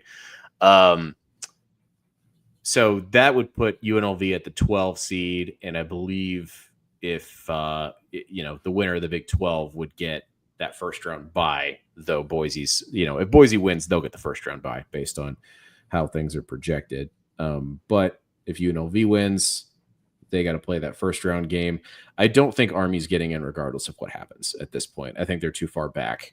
But I do think they'll win, to be honest with you. I think they've got more experience on Tulane, but regardless. The chaos scenario is very fun to think about. Selfishly, I think I'd like to see UNLV win, because that would be better for me schedule wise, because it's a tough scenario, Keenan, when your wedding anniversary is New Year's Eve and you work in college football. Mine's in 10 days, so I kind of get it. My wedding anniversary is in 10 days. Yeah. Yeah, I mean, at least you can. I mean, I'm just saying, I'm not looking forward to the idea of having to be parked in front of a TV on New Year's Eve if we get, one of the teams that I cover as the G5 guy playing in a quarterfinal, I guess. Right. It's not ideal timing. Not really, but what is? No, there's no such thing as ideal timing, is there? Speaking of ideal timing, I believe it's time to bring in my man, C. Philly. What's up, my dog? What's up, man? What's going on? How are y'all? Ready to rock it out this weekend, bro. Are you in ATL? No, but I made a deal with my dad. If Texas goes to the Natty, we're going to go. So I might be in ATL later this year. The rest of the TSU crew finds themselves in the ATL. Though. Yeah, I had work, unfortunately, but I was at A&M last weekend, which was honestly like, I'm man, I wasn't even planning on going, and then got a lot of people reaching out early in the week, and they were like, "Man, like you got to go. Why wouldn't you be there?" And sure enough, I caved. I'm not though. This isn't like a full-fledged, like I'm not going into town today. I live 2 hours from Atlanta, so like I'm not. You're just gonna drive in for it. Yeah, I'm not gonna like go in town today and like go out in Atlanta and like do kind of the whole weekend experience like we had done at the other stops, because I just didn't really think it was necessary. And like again, just from the content standpoint, the vlog standpoint, I mean, does anybody really want to see just downtown Atlanta in the vlog? Maybe. But no, I'm going to wake up early, try to get there. I'd like to get there by like 9, like right when game day is getting going. Yeah. And just have a day, man. Just have a day, go to the game. I've actually never been to an SEC championship. So that was the other reason I was like, man, people want us to come, man. Like, it was really cool. Like a lot of Longhorns and Bulldogs reached out. People wanting us to show up. So, good. And then I was like, well, I mean, I haven't been to an SEC title. So, I will, we'll get after it tomorrow, man. It's going to be a good time. I'm looking forward to it. Going to be a lot of fun. Yeah, so excited, man. I think it's going to be a great game. I really do. I think it's a fascinating matchup. I think it's kind of a shame that there's people out there kind of trying to downplay it as like the game doesn't matter or anything. I think that's a really lazy, stupid.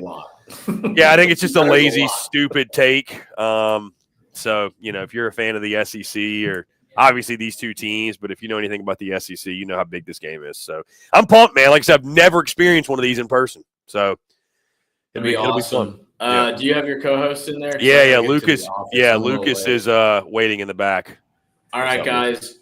Great. Keenan, Joe, good to see you guys. See Philly, my dog. Good to see you, brother. Joe, thank you for pinch hitting once again. And fans of the show, we will be back to do it Monday. Hopefully, it's another victory Monday, as we have had 11 of those this year. Hopefully, 12. So, all right, guys. I'll see you soon. See Philly. Lucas, take it over, boys. Be good. Appreciate y'all. Have a good weekend. Lucas, what's up, man? Oh, my gosh. You all right? 2 finals down. I got 2 more to go. It is finals time for college students. I just took a freaking Spanish oral exam with my teacher, and well, listen, I'll be honest, man, I don't envy you in the slightest. I really don't. I'll be honest with you. When I went to school, man, I was a athlete student. I did not like school. I had no and then when I when I stopped playing ball, I really lost like all of my motivation when it came to school. I just did not like it. It felt stupid. It felt pointless.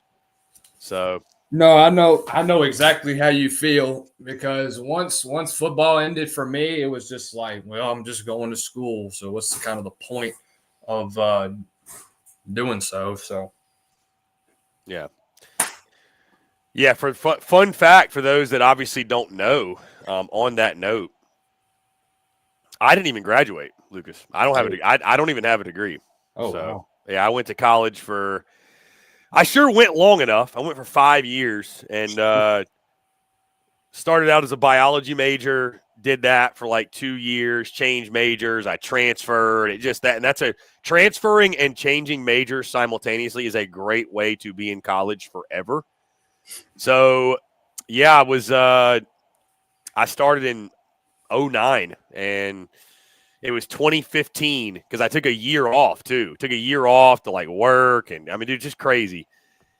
But I probably have like 2 semesters left to graduate, and I was about to go back in the fall of 2015. It was that summer, and I got an opportunity. I got a job offer in Charlotte, North Carolina for a sales job, and I was just so mentally checked out from school. I was like, screw it, dude. I'm getting to the city. I'm getting where the money is. Like, that's where I want to be. So never graduated. So I don't even have a degree. Nobody would ever know that. You would never know that. But I think the way I'm wired, it makes sense, man. Like, listen, there's a major called business, but there's no course called business. There's no course called entrepreneur. There's no degree that can prepare you for, if you don't have the degree in hustle, then you don't have a chance. So that's how it worked out for me, man. I don't know. I really carved my own path, but yeah, no degree. I think most people will be really surprised to hear that. So that goes to show you how old Chris is. I was 5 years old in 2009. Yeah, I was 18. So yeah, I mean, dude, I went the very unconventional path when it comes to this space, man. I did not, I did a little bit of communications in college. I mean, like I had like my own quote unquote radio show where I was like changing the songs and shit. But like I said, started out as a biology major. That's what my mom really wanted me to do. So I did that, switched to communications, switched back to biology. Like it was a kind of a mess. What were you going to do with the biology major? I thought I was going to go be like a physical therapist, med school. And then, like I said, I got a couple years into college. I was like, bro, hell no. Like, I'm not doing more school to do this. Like, I did think the idea of being a PT and like working with athletes was cool, but it's so much more than that, bro. Like, again, the amount of schooling you have to go to and I just wasn't wired for it, man. I just wasn't wired for it. So, but yeah, never graduated, man. And like, like I said, it just goes to show, man, like anything you want to do. I mean, everything I do essentially is self-taught. Yeah. Everything, like all the editing, all the graph, everything I've ever done started from zero and just self-taught it all. So everybody's got their own path. Everybody's got their own route, but I do think that's one of the things that's made my content so successful is that I'm just, it's not your color between the lines, basic big J journalism. It's very unique and it's very authentic to me and my style. And yeah, so that's just how it happened, man. I mean, like I said, the story is pretty crazy. I mean, my 20s, man, were just a shit show, dude. Figuring out life. So my message to anybody out there, if you're late 20s, early 30s, and you feel like you still don't have it figured out, it's okay, because a lot of people don't. That's a normal thing. I think the world tries to like make us think that you have to have it figured out at like 25 or something like that, or like your early 20s. Yeah. It's like, dude, I didn't have a clue, bro. I didn't have a clue what was going down. And then finally found my business, my calling, I feel like, in when I was 26, and didn't start doing it full time till I was 28, essentially 29. So yeah, it's just a journey, man. Everybody's got their own journey. It's just a journey. Yeah. But, yeah. Hey, if Texas Sports Unfiltered chat, if y'all are from the Beaumont, Texas area, shout out my Lamar. Cardinals. Did Micah give you that? Yes. Dude, he gave me a bunch of stuff. He got me a little statue of some sorts with Lamar's helmet on there. And he got me a couple of Boomtown towels. Boomtown towels. Yeah, dude. That's what they call them in Beaumont, bro. Nice. Yeah, Mike is good people, man. When did he come by there? Did they play? He went to play. No, so he's a freelance photographer around the Southland. And so he was in around the state of Louisiana for the weekend. And I went to go cover Nichols and Southeastern. And he hit me up and said, hey, if you're going to Nichols, I've got a shirt and I've got some logos I could potentially give you. I was like, hell yeah, dude. That's what's up, man. Good people. Oh yeah, I love Micah. He's Really fun. good people. Yeah, he's good people. Like I said, I met him at the College World Series. Awesome guy. Guys, again, of course, we are SEC Unfiltered. It is SEC Championship Eve. Normally, we are in the 3 to 4 Central Time slot, but because our good friends BK, Zay, the rest of the gang, they are in Atlanta, Georgia right now for the SEC title. Texas taking on the Georgia Bulldogs. They will be live today, 2 to 4 Central from Atlanta. So we're going to pass it to them in about 45 minutes or so. Going to be a lot of fun. Also, guys, shameless plug here. The boys over at Texas Sports Unfiltered, like I mentioned, live today, 2 to 4. Tomorrow, I believe, are live 10 to noon Central. Yeah, 11 to 1 Eastern. Yours truly is going to hop on the set at some point during that show. So I told the guys I'm going to get to Atlanta, early tomorrow morning. And just whenever I wander over there, I will hop on the set. We'll chop it up, get some last-minute thoughts in, talk a little ball, probably slam some brewskis live on set. I have no idea. Yeah, so it's going to be a lot of fun. Make sure you tune in tomorrow as well, guys. Like I said, I'm going to be popping in probably 10, 15 minutes and just chop it up with those dudes. Man, they're going to have a great time. They're going to do a great job covering the weekend there in Atlanta. Going to be a fun weekend, man. Game's going to be electric. Yeah, so it's going to be a great time. And again, we are here live in this 1 to 2 o'clock Central Time slot because of those guys being in the ATL. I'm Chris Phillips. He is Lucas Hill. We appreciate you all. I do want to share this really quickly. I know I'm teasing, but conversations have continued today. I just want to inform y'all, and I really want to say thank you all so much to all the Texas folks that have made 2024 truly. I don't say this. I'm not over-exaggerating. I'm not trying to be dramatic. Have made this a life-changing year for me, a business-changing year for SEC Unfiltered. Without your love and support, where we are and where we're going wouldn't be possible. And I say that because we are in the midst right now. I won't say the business or any of the details necessarily until it becomes official, but we're in the midst of the grandest deal or the grandest partnership in my life as an entrepreneur going into for 2025 to a point to where I am sending over later today a full 2025 calendar list of everywhere that we want to go, or essentially I want us to go, from baseball to basketball to football to media days to College World Series to like everything you can think of. It is going to be a game changer. Again, I feel confident that it's going to happen when it becomes official.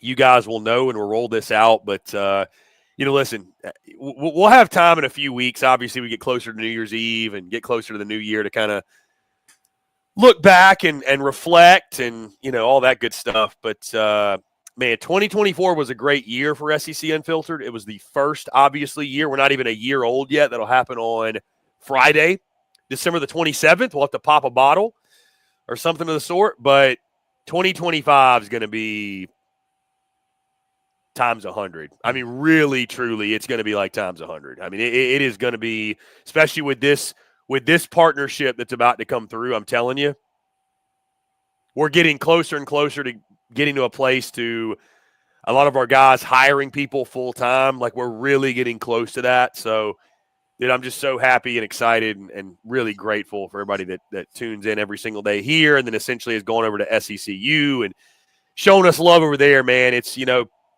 I really appreciate people doing that because, myself, our guys, we work our asses off. We put in, we take a lot of pride in our work and just really grateful that there's an audience out there that resonates with it and gives us a shot and tunes in and supports. And, we can't say thank you enough. So, anyways, I know, Lucas, I just went on a little bit of a spiel there, but yeah, man, it's, I kind of get into this season as we get in December. I really, like the last few years, have used almost the entire month of December to kind of use as like a gearing up for the next year and also reflecting on the year that was.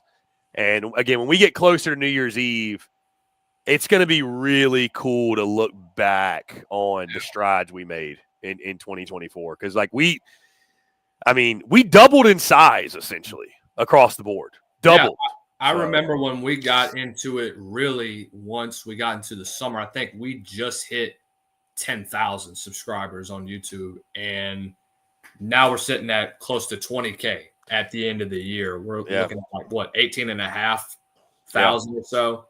And so to make that type of growth in 6 or 7 months has been unbelievable. And it really would not be anything without the hard work of all of our staff, as well as the support from all of you watching now. So, yeah, it's been cool. I mean, like I said, the Texas support's been incredible. I mean, I think maybe, Lucas, I told you this, or if I didn't, looking back at 2024, I was looking at our top 5 cities, like most views from each city. When you break it down, 3 of our top 5 are cities in the state of Texas.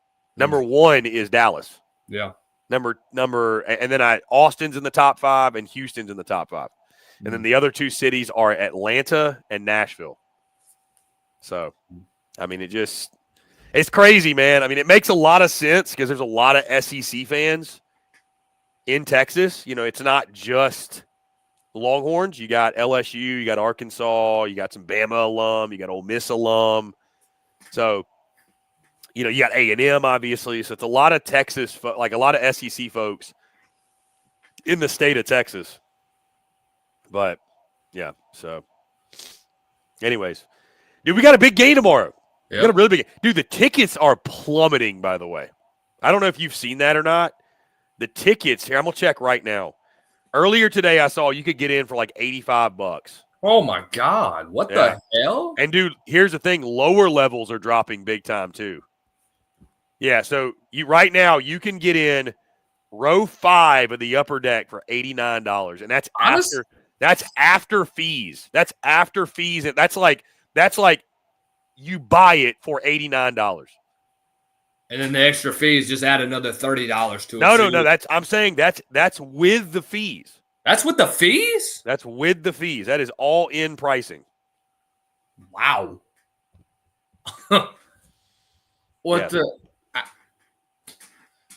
I don't understand how, but I mean, what do they have coming up? How is the ticket price just going down? Is it? I mean, dude, I honestly, man. Honestly, I don't know, man. I definitely think there's a few factors here. I think the fact that it's a rematch. I think the fact that both these teams are probably already in the playoff anyways. Yeah. I think when you look at that first matchup, too, it was kind of sloppy, too, so they don't really know what to expect down the stretch, too. I think – here's the thing. I think people are saving their money for the playoff. I think that might be some of it. Like, both these fan bases are like, yo, we're going to the playoff, obviously. So, like, let's just save the money for the playoff. Yeah, Rodney wants to know if you're in a restaurant pantry. No, I'm literally in an office full of crap right now. So I've got that's a people love to question your setup. There. Okay, that's a whole bunch of printers and stuff. I know it more looks like a restaurant office. It looks like the inside of our manager's restaurant at Cane's. God, Cane's is so good.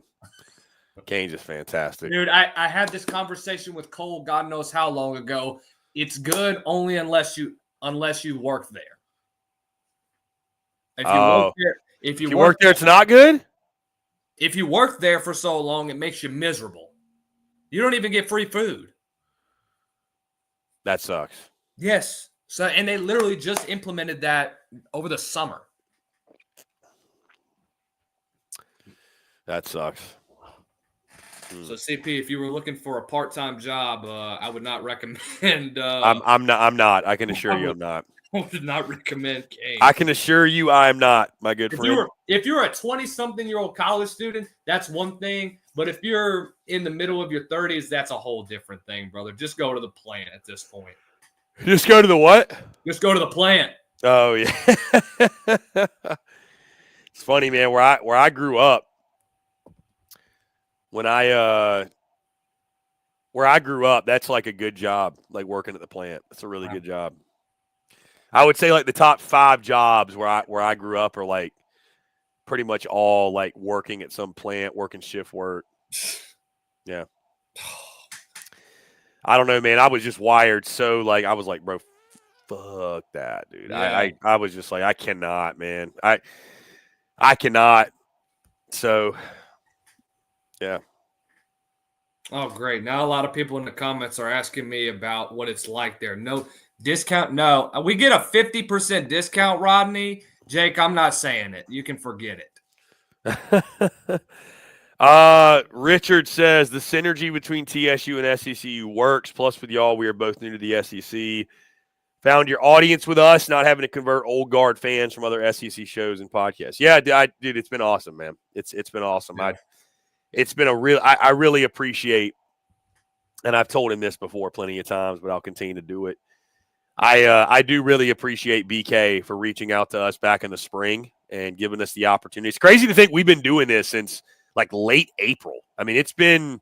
Has it really been that long? Yeah, it's been that long. Late I thought we April. got started in March. No, it was late. I think it was late. It was like it was the last week of April. Okay. Yeah, it was the last week because I recall that pretty vividly. Okay. Because it was like after Masters Week. Trying to think. It was like the week after I went to the RBC Heritage down in Hilton Head. So yeah, that's for anybody wondering, that's a yearly trip for me. So yeah, I will be doing that again. CP, But you're talking about ticket prices going down. The Big 12 title game, $15. Yeah, each. I was about to say. I wonder. I mean, I'm sure like ACC's cheap too. Like all the other title games, essentially outside the SEC, all those other title games are just dirt cheap. Oh my god! Because they don't sell them out. No. They don't even sell them out. They don't sell them out. I don't know. It is crazy. It is crazy. It is weird, without question. CP, you familiar with G5? You keep up with any G5 schools? App State. App State. I know I've seen on a couple of your Instagram stories you're there. Dude, it's a beautiful campus. Yeah, they are. No, it's Boone's awesome, man. They're working right now to hire their next head coach. I'm hearing Neil Brown is probably the guy. And when you got Virginia ties, I mean, I would say he's got G5 experience whenever he was at Troy. In fact, he was there in 2017 when Troy beat LSU. I was at that game, and that was a disaster. I'll never forget the game that Brandon Silvers had against them, bro. It was. Yeah, I've seen LSU fans talk about that was like the moment. That felt like the rock bottom moment for LSU football. Oh my gosh, like losing to Troy.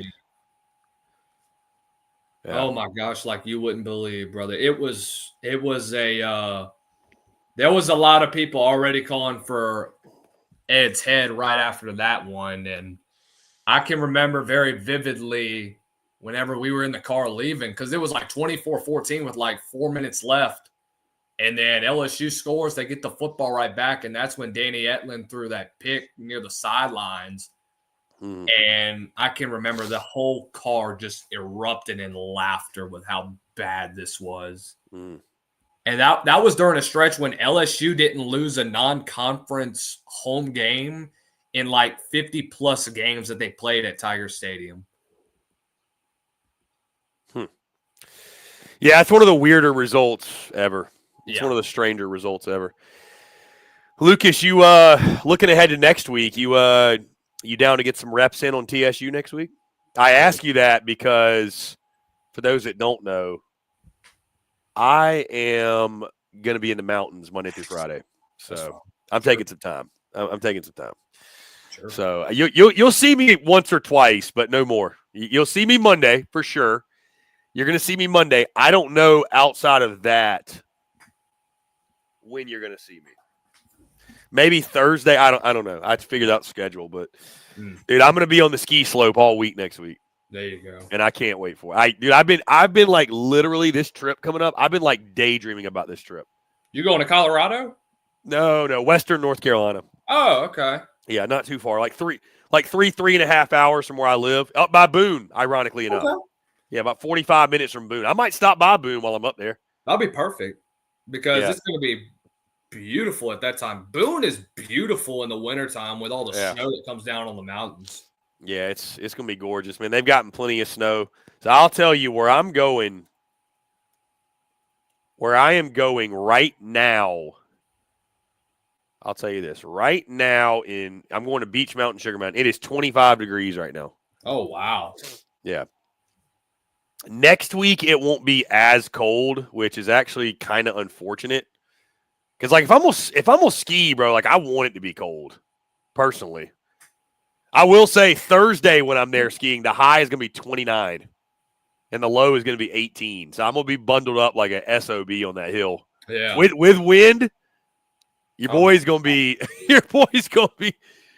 bundled up. Yeah, you'll be bundled up, and then Wednesday, it's like a 70% chance of snow, so I might get a little snow while I'm there, but it's gonna be a good week, man. It was I booked this months ago, just like a gift to myself for the season, putting the season to bed, and obviously content will be rolling next week. I mean, we'll have all kinds of stuff. I'll probably drop like a postseason report card, and we got to drop SEC Unfiltered Tour superlatives, obviously, at some point. Probably do that next week, too.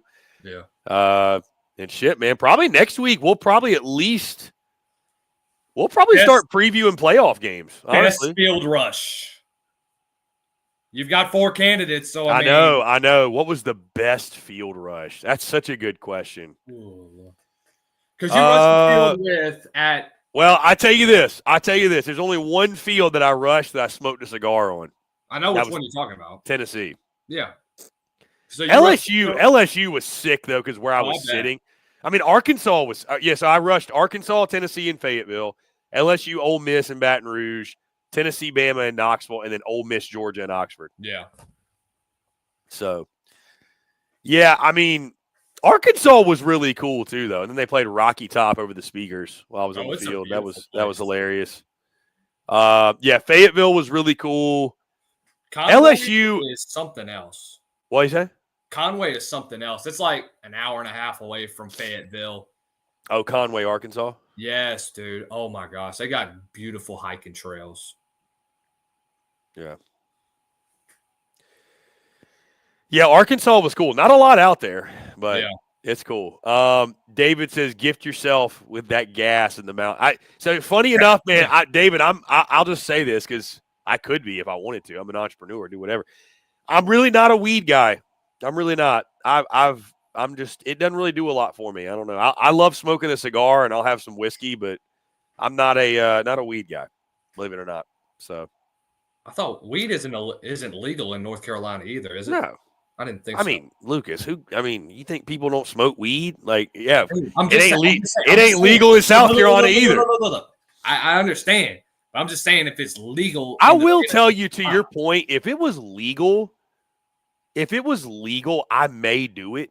Like I may at least like go get a gummy or something, like bite a little gummy and chill in the mountains. But yeah, like bro, I don't want it that bad where I'm going to be like out and about. Like, let me go find like a dealer and shit. Like, I'm just, you know what I mean? Like, I don't like it doesn't move the needle for me that badly. Yeah. I will tell you, because I had obviously smoked weed before, like through college and shit. But I just felt like I'm like, dude, it does nothing for me. Like, I've never been high. Like, I never really felt like I'd ever gotten truly high before, the way people talked about it. Dude, there are 2 times in my life. First time I was like 25, and my dude had one of those weed pens, and I hit that. Bro, I was sitting on the couch for like 2 hours at a party. Just, oh my gosh. Just like, and I'm normally like really high energy, like where I was so just like melting into the couch. And then New Year's Eve, 2022. This was recently. New Year's Eve, 2022. Dude, when I tell you, and this was just like smoking weed, like smoking a blunt. Dude, when I tell you, I was like manual breathing high. Not good. Not good.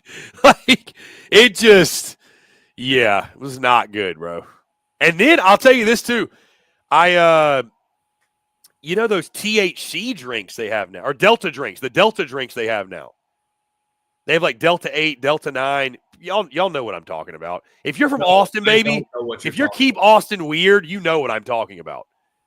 So THC is essentially what's in weed that gets you high. I may be explaining that wrong, but this is how I'm going to explain it. THC is what's in weed that gets you high. So they make that's how they make gummies. That's how they make like brownies, whatever. Well, they make drinks. There are seltzers that are THC seltzers. Now you can buy those here. They're like Delta, which is so backwards, so ass backwards. But they're like Delta 8, Delta. So Delta 8 is a certain variant. Delta 9 is stronger than Delta 8. So, and it's like, it looks like a seltzer. So Rebel Rabbit was the company. I collabed with them for a little bit. They were sponsoring a segment I was doing back in 2022. They sent me a bunch of them, whatever. And I wanted to try them, right? So I didn't really know any better. So I got some Delta 9s, and I just boom, knocked them out in like 10 minutes. It tasted really good, like a fruity taste. Well, Lucas, if you look at the can, it will tell you drink 1 and then wait like 30 minutes for effects to set in. Because weed doesn't just hit you like that, right? It like gradually, especially with that drink, it kind of gradually hits in. Lucas, I'm telling you, bro, I drank 2 like within 15 minutes or so. An hour later, I was just like eyes all squinted, like, dude, I was geeking. Like, I was just geeking. I was like, whoops. So safe to say but it's nice because it's not like alcohol, right? Like, it doesn't make you feel bad. You're not going to be hungover, but yeah, I don't know, man. Oh my God. It's yeah, I don't know. This is why I've never smoked weed a day in my life. You will at some point. I promise you. You will. When? Explain when. You're probably gonna have a buddy. You're probably gonna have a buddy that's like, yeah, let's smoke some weed. CP. I am an aspiring bodybuilder. I understand. Hey, listen, you can be a bodybuilder and smoke weed. But here's the thing. I would rather not have any sort of substance enter my body or any alcohol enter my body at this point in time. Maybe down the stretch, ain't no telling, but my mother and father would probably kill me if they knew if I was smoking that green. You're 20, right, Lucas? You're 20? Yes. Okay. Well, I'm just saying you got a long way to go. So now, I mean, maybe you won't, but I never thought we'd be coming on here and we'd be talking about. I know. Well, it was David brought it up, man. I mean, I just wanted to make it. I wanted to set the record straight. SEC Unfiltered, if they want to know. I mean, Chris Phillips, SECU, is not a weed guy. I have before, obviously, but just not. I'm pretty simple, man. Like I said, I like a cigar. Love a cigar. Yeah. I don't smoke outside of that. I like a cigar because you don't inhale it. That's the thing I like the most. Like a cigar, I like the drink every now and then, but outside of that, man, I'm nothing. Yeah, I tried Nothing else. downing a whiskey one time, and it was like, all right, this thing is burning my throat. I got to put it down. I was like, oh. You still got them. You still get that young palate, Lucas. That's what it is. You got that young palate. Yeah. That palate will come around. Chris, That palate will come around. I'm glad you mentioned about skiing because it just reminded me of this story whenever my uncle and my family went out to, I think they went out to Colorado to go ski. And my uncle is, let's just say, hefty, to say the least, a bit obese. Right. And you know those boots that you got to fit in to get into the skis? Yeah. Well, yeah. He's got too big of feet and too big of cankles to fit in them things. And so he finally got in the boots. He took 2 steps and said, hey, we doing good. Boom! Freaking boots exploded. He shot up about. Boots exploded? Yes. His freaking feet were too big and wide for the boots for him to fit in. Just a clarification, Chris. This is all the way back in like the 2000s or something like that, way before I was born. But no, dude, it was so funny just hearing that story because my dad was there whenever he watched the whole thing happen. And it was just like, dude, it looked like the atomic bomb just exploded right in front of him in a human form. That is like the wackiest thing I've ever heard. Dude, that was hilarious. I've never heard of such a thing. For those of you that know, which I'm sure is many, ski boots are like made of like very sturdy material. So for those to explode seems crazy. Right. But again, these were like old boots. Okay. So.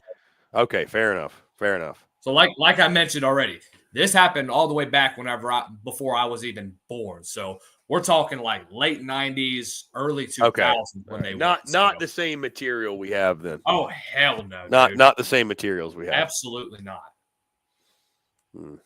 If he went back again, he wouldn't explode, but with the stuff that they had back then, unfortunately he would.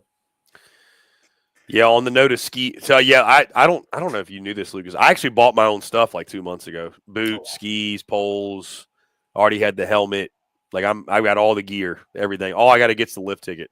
I actually went yesterday afternoon before TSU and got my skis waxed for the trip next week. So we're geared up. We're ready to go. Boy. Big time. How about this, Lucas? Just dropped Pete Thamel. Sources, Mike Gundy is in a standoff with Oklahoma State. He's telling people they have come to him and asked him to take a restructured contract, which is expected to include a pay cut, but they have yet to provide him with any details. Oklahoma State has discussed firing Gundy for cause if he doesn't agree to the new contract. He's owed nearly $25 million on his current contract. Oh, wow. So how many years does he have left on his contract? I don't know. If he's owed 25, probably like 3, 4 maybe. I don't know. I don't know how much he's paid. Yeah. Holy cow. That's Mike Gundy, man. I'm a man, I'm 40. Who could forget that? Dude, I'll ask you this, Lucas. Do you think Alabama gets in the playoff no matter what happens this weekend? Yes, absolutely. Doesn't matter what happens. Whether Texas wins or Georgia wins, they're going to put Alabama in. I can tell you that right now. Well, no, I mean SMU Clemson. Yes. Oh, yeah. You think Bama's in no matter what? Yes. Okay. Strength of schedule. I know they might not be looking at strength of schedule, but whose brand do you recognize better? That's what it's going to be all about at the end of the day. TV ratings? Oh, my God. Like you wouldn't believe. Who would you rather watch? Go watch Alabama or watch SMU? Do you remember the pony on the side of the helmet, or do you remember the number and the crimson on the helmet? I've had this discussion with a lot of people over the week, dude, because, I mean, we all know what's going to happen. Yeah. Alabama's a shoo-in. everybody can draw this narrative and say, well, Miami missed out on the playoff or missed out on their championship, and they have a better record than Alabama. Look, I mean, dude, look at Alabama's brand versus the Ewers brand. Miami's just now coming back into some form of relevancy this year. Right. Alabama has been relevant for the last 15 to 20 years of college football. So everybody may not like it, but Alabama's going to get in. They are probably the best 3-loss team in college football, despite how inconsistent Jalen Milroe has been, despite how inconsistent the run defense has been. Overall, you would rather have a team like Alabama get in than a team like an Ole Miss or a South Carolina. Just looking at head-to-head records. So everybody may not like it, but this is what you got into with the CFP. You knew the magic number should have been 8. 12 was just a bit too much. Automatic bids, a bit too much. This is going to be the first year, Chris. We're not going to have the 12 best teams in the playoff. I told you this earlier this week, and I told you this last week. And if people don't like it, then do something to change it. The BCS had to adjust for the first couple of years of their existence. So did the CFP. They're going to have to do something about it. Yeah, they got to make an adjustment. I think getting rid of the automatic qualifiers is a must. Yeah, and look, this is no shot to the G5, but when you compare strength of schedule to an Alabama or to a Miami or hell, even to a Kansas State or an Iowa State, anybody from the Big 12 or a Colorado, it reigns well above what a G5 will usually have. And this is no shot at what Boise State's done this year. Look, I love what this team has been able to do.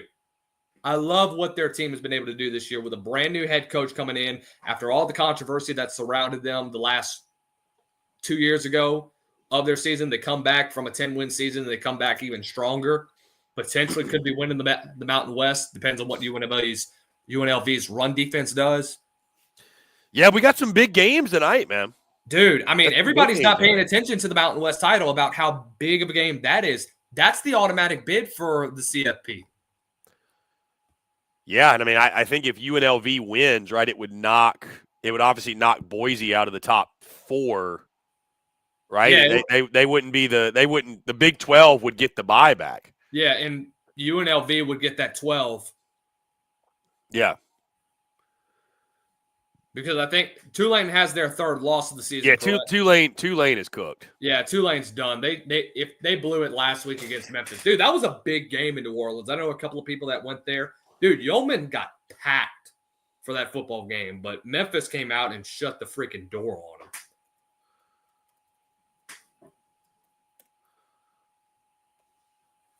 Yeah, we got Jacksonville State, Western Kentucky tonight. JSU is -4 in the game, over under 58. Hey, Rich Rod may be going back to West Virginia. That would be something, wouldn't it? That's probably who they want too, right? Yes. I mean, that's got to be who they want. They want the prodigal son to come home. Dude, West Virginia hasn't been relevant since Rich Rod left. I mean, I know they had some consistency whenever they had, I don't know who it was that coached Geno Smith for a couple of years, but was it? No. Was it Holgerson that was there when Geno was there? Dana Holgerson. Yeah, I mean, they had a year or two that was good with Dana Holgerson. I know they had a good year with Will Grier and David Sills, but other than that, it just really hasn't been a string of consistency ever since Rich Rod came into Morgantown. So you'd obviously love to get a guy like that coming from Jacksonville State and the spread option that has been so popular ever since you saw Pat White and Steve Slayton run it whenever they were at West Virginia. Let's see. Rest the slate. Let's see.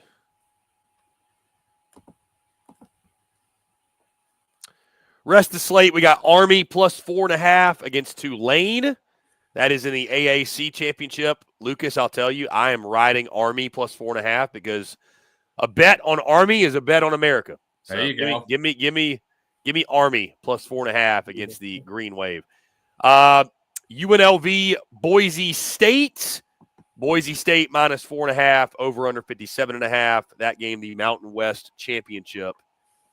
There, I don't know where that game. Oh, that game's being played on the blue turf, of course. Yeah.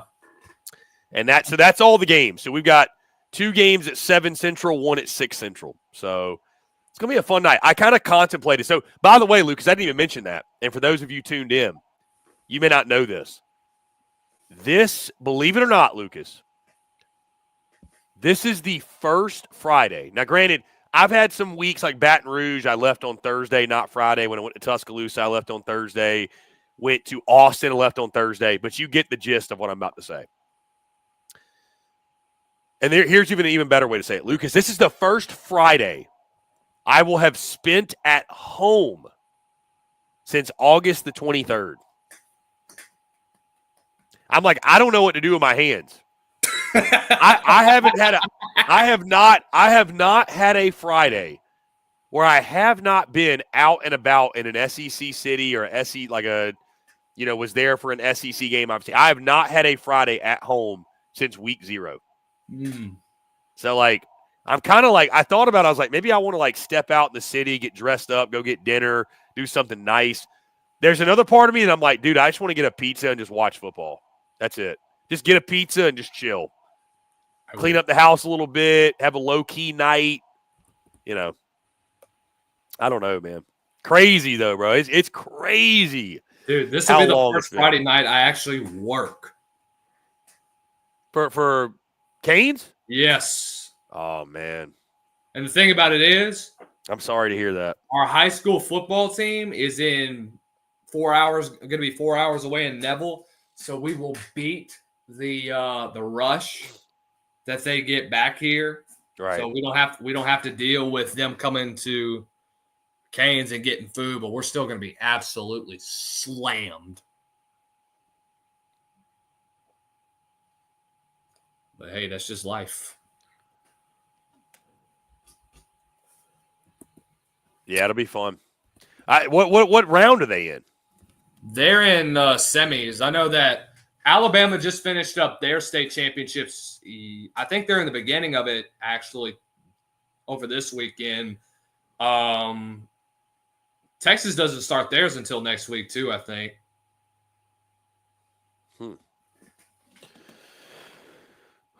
Interesting.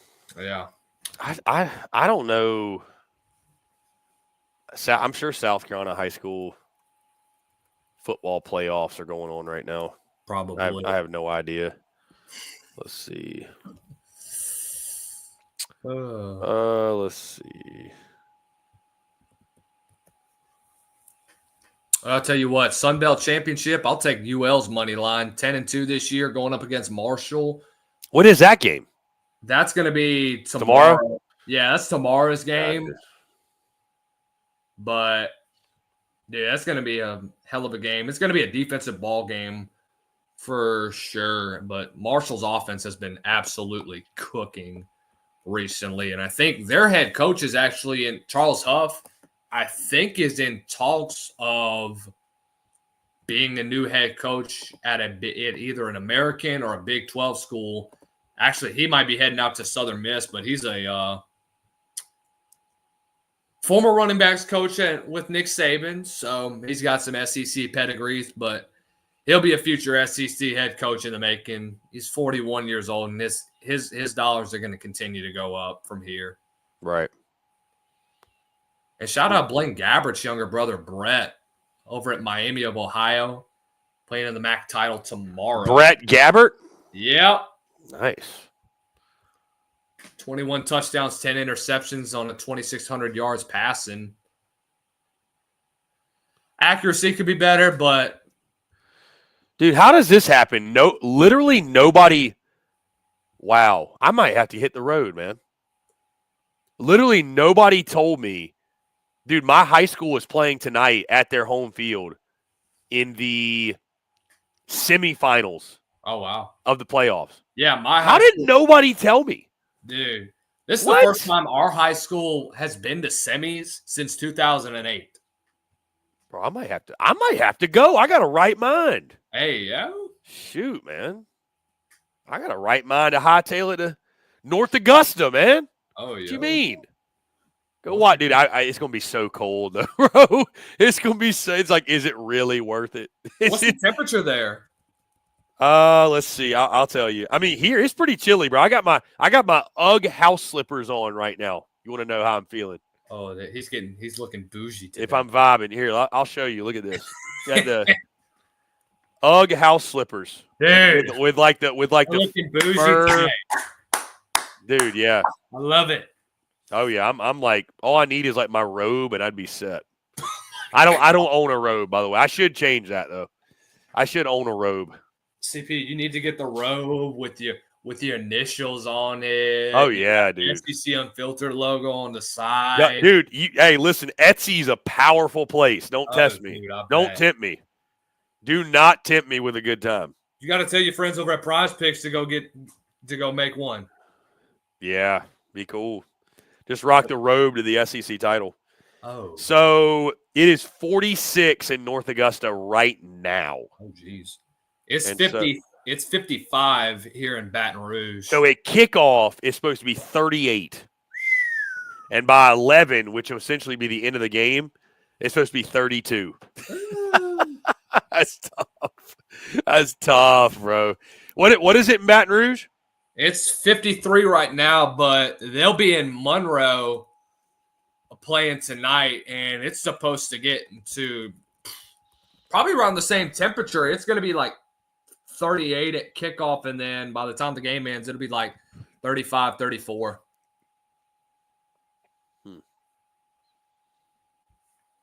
I just can't believe nobody told me my high school was in the semifinals. They're actually playing South Florence, funny enough. Oh, wow. I know a guy that's a big South Florence fan. Doesn't Cole Bryson do play-by-play for high school?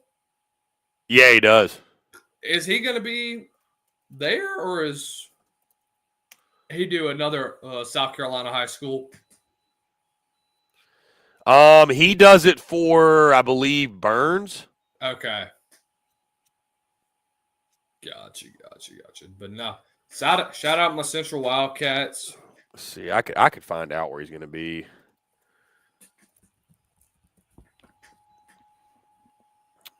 Yeah, I'll be honest, man. I don't really get out and about and watch high school football. I would imagine not. I mean, there's just so much going on, bro. Yeah. Let's see. I don't know. I don't know where he's going to be. It looks like he didn't really tweet it. I'd have to ask him. He must be done for this year. Dude, I was in He might be calling it. I don't know. Yeah, I was in Shreveport last week calling for a high school game. Bro, we rode the bus with the team there. I slept like a freaking baby on the floor of the bus. Because Chris, I'm 6'2", 230 pounds. I'm too big to be sitting up in those little double chairs, even in those little nice buses that we get to ride on. So I literally put a pillow down that I brought with me and was just catching some Z's on the way there. But I didn't get home until like 2:30 at night. Really? And I had to go take care of a 1-year-old Yorkie that acts like he has ADHD.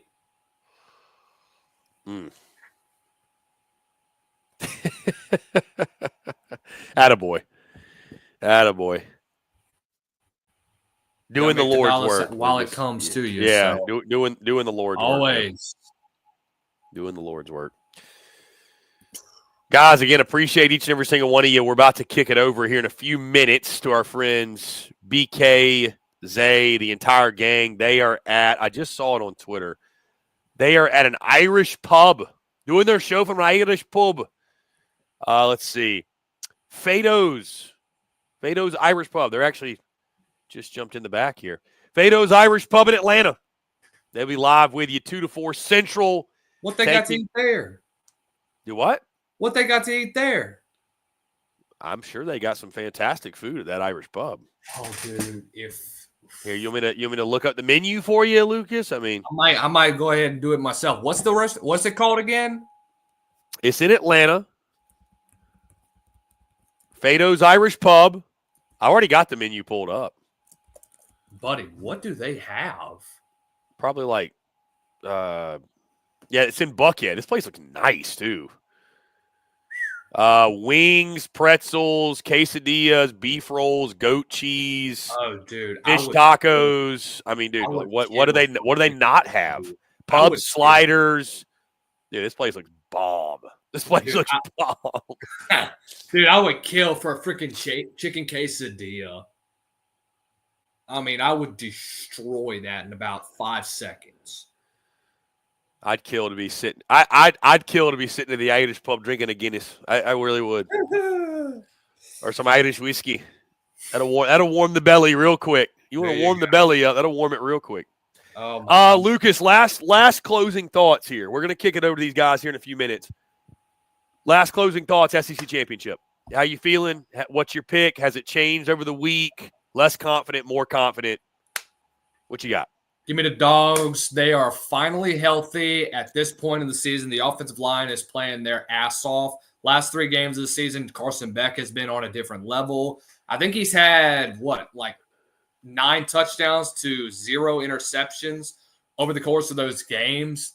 2 big wins. Obviously, the one against Georgia Tech last week that got into 8 overtimes, which I thought that Georgia Tech was a shoe-in to win that one. We knew that Georgia was going to be on upset alert last week whenever they played them, but I didn't expect it to go that long. But I think Georgia found a way to win that game. They're obviously gassed. Texas got a week to really prepare. They didn't have to play a complete game against A&M. I'm sure they're obviously banged up. Obviously, with the loss of Kelvin Banks, kind of hurts. He still is. Is he still questionable to play? I think Kelvin Banks. Let me check. I think he's going to be fine. The TSU guys and probably people in the chat could tell us. Okay. I think he's going to. I know that Sark gave a positive report on him. Okay. A few days ago. Now, granted, that was a few days ago, so I don't. Have they dropped the availability reports? I don't know if they have. I don't feel like I've seen them this week. But no, I mean, if Kelvin Banks going up against guys like McCall, questionable. He's questionable. Questionable. Okay. Not good. he'll probably be about 75-80%, but he'll probably still play. But going up against guys that have been absolutely dominant on this Georgia defense, when you talk about guys like, everybody knows about McCall Williams and where he's at this point in the season. I think with a guy like Jalen Walker, with what he's been able to do, just continuing on from what he did early in the season, he's been a very consistent player, and it's really captured my eye as an all SEC type guy. That's why he deserves it. I mean, those 2 guys on the edge are going to be absolute disruptors. I think if Georgia cannot turn the football over, I think if they're getting consistent with their run game, I know that obviously losing a guy like Trevor Etienne absolutely sucks. But I think with a guy like Nate Frazier, you have a lot of confidence in him. Offensive line obviously healthy. Give me the Dogs in this one. It's going to be a close battle, though, going into the 4th quarter.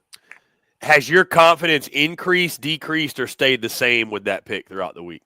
It's pretty much stayed the same. I was fairly confident with Georgia going into this one, just knowing what they've been able to do on the offensive side of the ball over the last 3 games. I feel like their defense, they've been just doing the same thing they have been the rest of the season. I think the really only reason why their defense struggled early on during that stretch from Alabama all the way to Ole Miss is because their offense turned it over a lot and they got themselves into pretty bad situations. So when you don't have those situations, I think Georgia is at its best. So you're going to definitely see a lot of the same stuff that Georgia's been able to do the last 3 games. But it's going to be a tight one, though. I think the only reason why my confidence has kind of gone down a bit is knowing what Texas was able to do last week, despite the lack of any offensive production, just on the defensive side of the ball and what they did. Mm-hmm. But I will say this isn't going to be another 31-15 game. I think it's going to be a hell of a lot closer. Hell, this could be a 17-14 game at the end of it that decides this could come down to the last drive that decides an SEC championship. This is going to be a fun game to watch. Yeah, I'm going Georgia 23-21, Lucas. My confidence has actually increased as we gotten closer to kickoff. I felt pretty good about it early. I feel really good about it now. I love Georgia in this spot, man. I love Georgia in this spot. I think with Kelvin Banks being questionable, I think Kirby and Glenn Schumann will have a great plan. I just trust them in this spot. I don't know how many more times I can say it, man. I think Carson Beck's playing much better football than people are giving credit for. Texas is great. I think both defenses are going to shine in this one. I think Dogs find a way. So, all right. That being said, guys, again, we're going to kick it over to the guys, BK, Zay, the entire gang. They're going to jump in. Yo, what's up? What's going on, boys? What's up, man? Y'all are rocking. We were looking at the menu of that place. That place looks awesome. Oh, yeah. No, we're excited to be here. It's going to be a fun time at Fido Irish Pub, the Midtown location in Atlanta. We road tripped from Austin, boys, 14 and a half hours. We stayed in New Orleans last night. Bourbon Street did a number on some of us, but made the second half of the drive and pulled up straight here to Fido in Midtown Atlanta. So excited to be here, boots on the ground, and looking forward to the Texas Longhorns' first ever appearance in the SEC Championship. How y'all doing? Dude, doing well, man. Doing well. I'm excited to link up with you guys tomorrow, man. It's going to be a lot of fun. I really am grateful for all the Longhorns that bullied me into going into the game when I wasn't planning on it. So, no, it's going to be great, man. I'm looking forward to. I've never been to an SEC title, so this will be a first for a lot of us. So, BK, did y'all stop by Bobby Hebert's in New Orleans? We did not. We did not. We didn't have enough time for all that, Got in a little late, but what's up, Zay? What's up, fellas? Look at you, man. What's going on? Look at y'all in Atlanta, man. Yeah, we were hey, in New Orleans. you like. They said we wouldn't be here. We have to make the trip here. SEC championship game. Zay, you like DJ Khaled. Like they didn't want to see us win. They didn't want to see us here. Zay, stop Look flexing. at us. We're losing you guys, so we're gonna say goodbye because our connection between us and y'all isn't working. So thank y'all. Chris, see you tomorrow. Great show, boys. We'll talk soon. See y'all. All right, there they go. And here we are live at Fido Irish Pub in Midtown, Atlanta, Georgia, the site of tomorrow's SEC Championship game between number 2 Texas and number 5 Georgia, a rematch of a game that we have to talk about. I don't really want to talk about, but we have to talk about it. We'll see if the Longhorns can avenge their only loss of the regular season against UGA in what basically is a road game. Of course, Athens about 70 miles from Atlanta. There are a lot of Texas fans making this trip, but it will be a pro-Georgia crowd at Mercedes-Benz Stadium tomorrow. And we are live for our SEC Championship Roundtable. We've got Zay Collier here. Chip Brown's going to join us a little bit later. Eric Henry's going to join us a little bit later. And we're rocking and rolling for the next couple of hours. So if you are in the ATL, if you're making your way to Atlanta, you're looking for a place to hang out this afternoon and into the evening, come see us at Fido Irish Pub. They've got happy hour going on until 7 o'clock. How about that Friday happy hour till 7? We've got some TSU koozies to give to the people as well. And, of course, we will be talking all things Texas and Georgia. Special thanks to some of our travel partners for allowing us to be here, including McCall Custom Homes and Port O'Connor Premier Lodge. We'll tell you more about them momentarily. But Zay, man, we've been cruising, you, me, and intern Brock. It's been a long trek to get here, but we are here in Atlanta, just over 24 hours away from kickoff. It's starting to feel real. Texas with an opportunity to win the SEC title in its first year in the conference.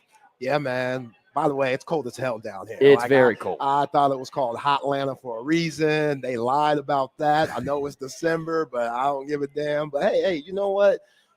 Glad to be here. A lot of other SEC teams don't have the fortune of being here. And yeah, man, we've been treated very well here at Fido's. The hospitality already has been terrific. And, congrats, Longhorn fans and Steve Sarkeesian and the crew for getting Justice Terry to sign. But that also worries me a little bit because Kirby Smart is all about his motivation and bulletin board material. I could see him in that locker room now telling those Bulldogs, damn it, fellas, prove to these guys that this dude made a mistake by committing to Texas and going to Texas instead of the Georgia Bulldogs, being a Georgia native. So just another part to play in this great SEC championship game. And I'm excited, but Kirby Smart, heard Chris Phillips just a while ago, that guy, he doesn't lose in many big games like this. And yeah, Sark has 2 back-to-back plus 10-win season, but Kirby Smart has 2 national championships. So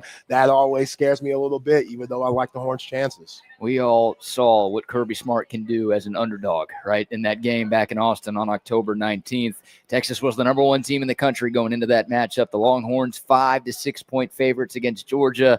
And let's be honest, Georgia came into Austin, Texas, and physically whipped up on the Longhorns. And boy, Kirby Smart's post-game interview, I mean, you could tell he was amped up. You could tell he was using the doubters as motivation for that game.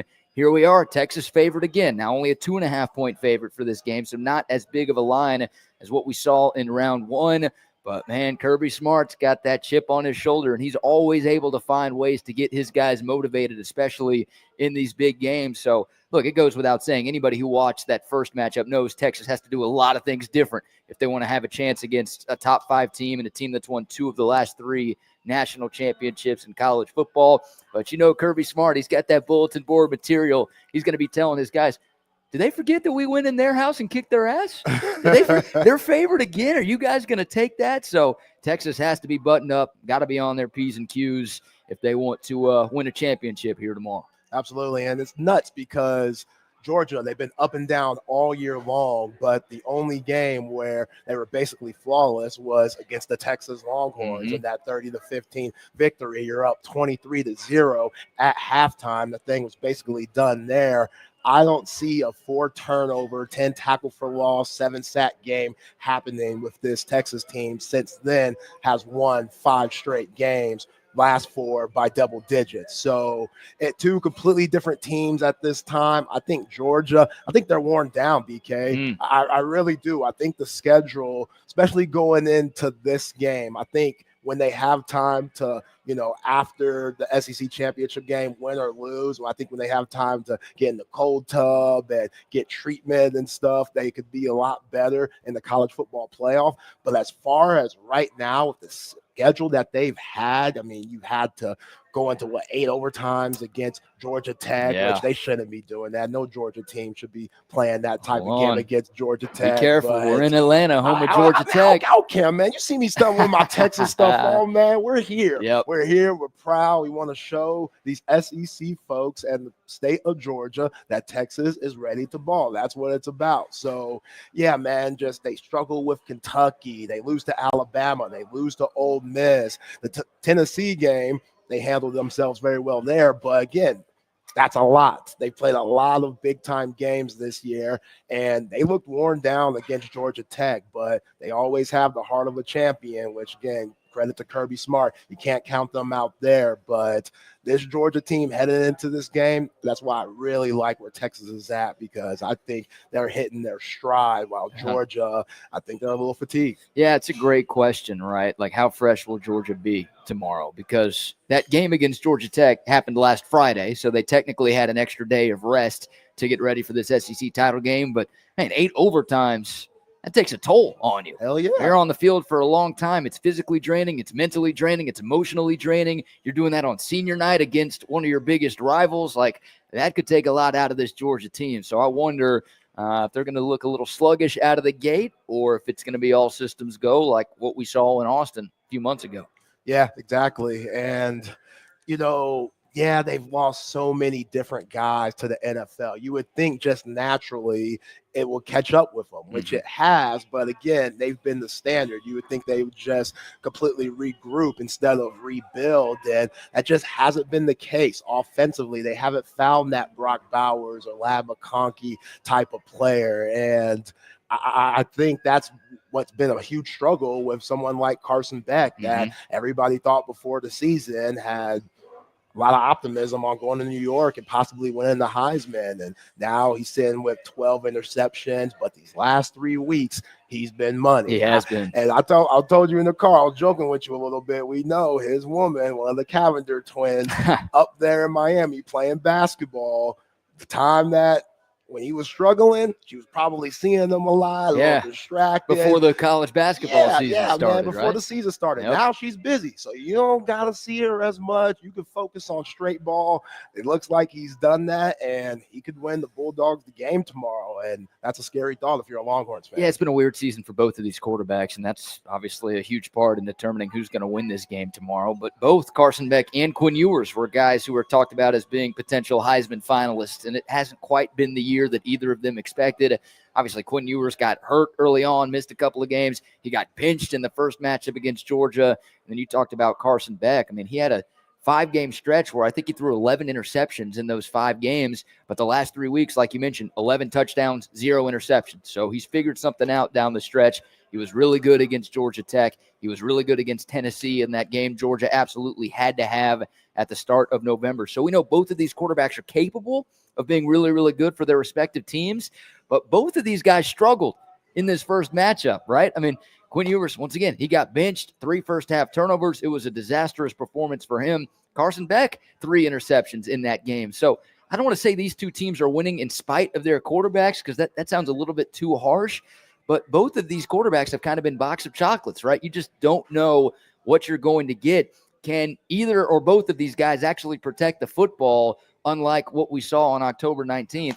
It goes without saying the quarterback that plays better is going to go a long way and once again determining the outcome. But Zay, I don't know which of these quarterbacks I have more confidence in right now because both guys have been so up and down all season long. Yeah, to Carson Beck's defense, like his wide receivers, they have a ton of drops. They do. On this Georgia team. Quinn Ewers, he definitely doesn't have that issue. It's just, those turnovers that Quinn has that we seem to see a little bit too much. I mean, he has that weird release, which makes him more vulnerable to those batted balls, which leads to interceptions like we saw against A&M on that pick 6. And then just that weird slide fumble. You can't do that. I know it's an awkward situation, and Steve Sarkeesian, he tries to downplay it like, okay, his turnovers, they just happen. But no, they're too consistent to say that it's not a problem. And if you're Kirby Smart and Glenn Schumann and this Georgia coaching staff, every time you're taking off for Quinn Ewers,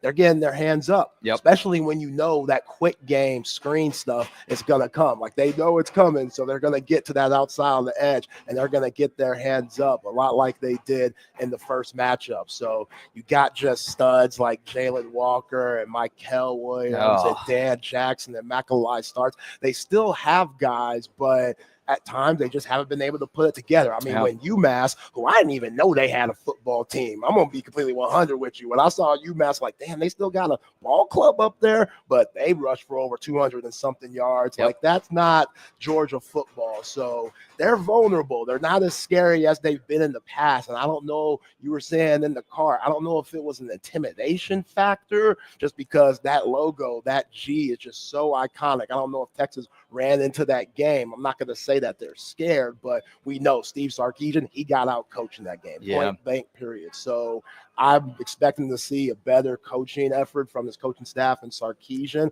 And if they could be a step ahead of Georgia, then Texas fans, they should be happy going back home to the ATX. Yeah, well, here's where we're at with Georgia, because everyone's been saying that, oh, this ain't the same Georgia team we've seen the last 3 seasons. And I agree with that, but Georgia's still 10-2. They're a top 5 team in the country, and they played one of the toughest schedules in all of college football. So even a quote-unquote down year for them, here they are, a lock into the college football playoff, 1 win away from winning the toughest conference in college football. And here's the reality of the situation, right? Georgia is 51-1 since 2021 against teams not named Alabama. That only loss came this year in that game in Oxford against Ole Miss, but 51-1 against everybody not named Alabama since 2021. So even though, once again, Georgia, they've got some issues that they didn't have in 2021 and 2022 when they were winning those back-to-back titles, they're still the standard in college football, and they're the beast in this conference. They're the dragon, and Texas has to slay the dragon. So I don't know if it's a mental thing. Part of it's just Georgia's got a ton of talent year in and year out. They've got an incredible coaching staff led by Kirby Smart, but Texas has to find a way to do something that most teams don't do in this conference, and that's beat Georgia in what's basically a road game. Yeah, at the time when they play on October 19th, you felt like Texas might have been feeling themselves a little Maybe. bit. Everybody giving them love. You go into Ann Arbor and you completely demolish the Michigan Wolverines. And I get it. This Michigan team isn't anything like the national championship team under Harbaugh this past season. But that Michigan team did go to Columbus and get the dub there. Say that to Ohio State. Yeah, you better respect them. Put some respect on their name. Shout out to my man Birdman. So it's so hard to tell because both of these teams, we've seen them at really bad spots. And a lot of that, like you said, is due to their quarterback play. So are the Horns going to give them good field position like they did last time? Like, that was such an advantage. Yeah. And people forget, Michael Kern, even though he hasn't been Dixon this year, the dude's been better than Ian Ratliff, who played in that Georgia game, that smoked a few punts, that also put Georgia in good field position. Will Trevor Etienne play tomorrow? I don't know. He had some very timely runs in that Georgia game on the 19th at DKR. I think Nate Frazier is a step back a little bit, even though he has potential. But, man, the way this defense is playing, like, they just look so motivated. Yeah. They have so many leaders. Mookie Taft back there leading the secondary. You got guys like Makuba and Jade Barron, and then just that front seven. So many different guys. You talked to Ethan Burke yesterday about that play. Like, they all play for one another, and they also compete against one another and try to show each other up. And I think that's very healthy and a very good ball club. So, yeah, this is a revenge game for the Texas Longhorns. If they look at it like that and respect Georgia, maybe not like they did on the 19th of October, then you should see a different turnout. And again, Longhorn fans should be happy going back to the ATX. Yeah, look, this is Captain Obvious stuff, but Texas has to get off to a better start tomorrow, right? And Texas has been doing that in just about every other game this season. I mean, the Longhorns lead the country in first half points allowed. They're giving up just 5.2 points per game in first halves this season, Zay. 10 of the 12 teams they played in the regular season had 7 or fewer points at halftime. Georgia had 23 in Austin. So, like, that's an anomaly, what we saw happen a couple of months ago. And you're right. I mean, it was just a total lack of complimentary football for Texas. They just kept turning it over. The Texas defense didn't play that bad. They did a lot of good things in that game in Austin, but because the offense just kept shooting itself in the foot, that's why the Longhorns were trailing so much. So Texas, they've got to play with a lead, or at least that game's got to be closer in the first half, because when you're going up against a Kirby Smart defense and you're down by 3 scores like the Longhorns were, especially on the road, basically, it ain't going to happen. So Texas got to get off to a better start. And also something you said earlier, playing ahead of the chains. Like, I was looking at some of the stats from that first game. Texas was 2 of 15 on third down, and they were 1 of 5 on fourth down. And a lot of that was because they didn't have success on early downs. So it wasn't like 3rd and 3, 3rd and 4. They were trying to hand it off, and they got stuffed. It was 3rd and 8, 3rd and 10, and Mykel Williams and Jalen Walker and those great Georgia pass rushers just pinned their ears back and made life miserable for Quinn Ewers.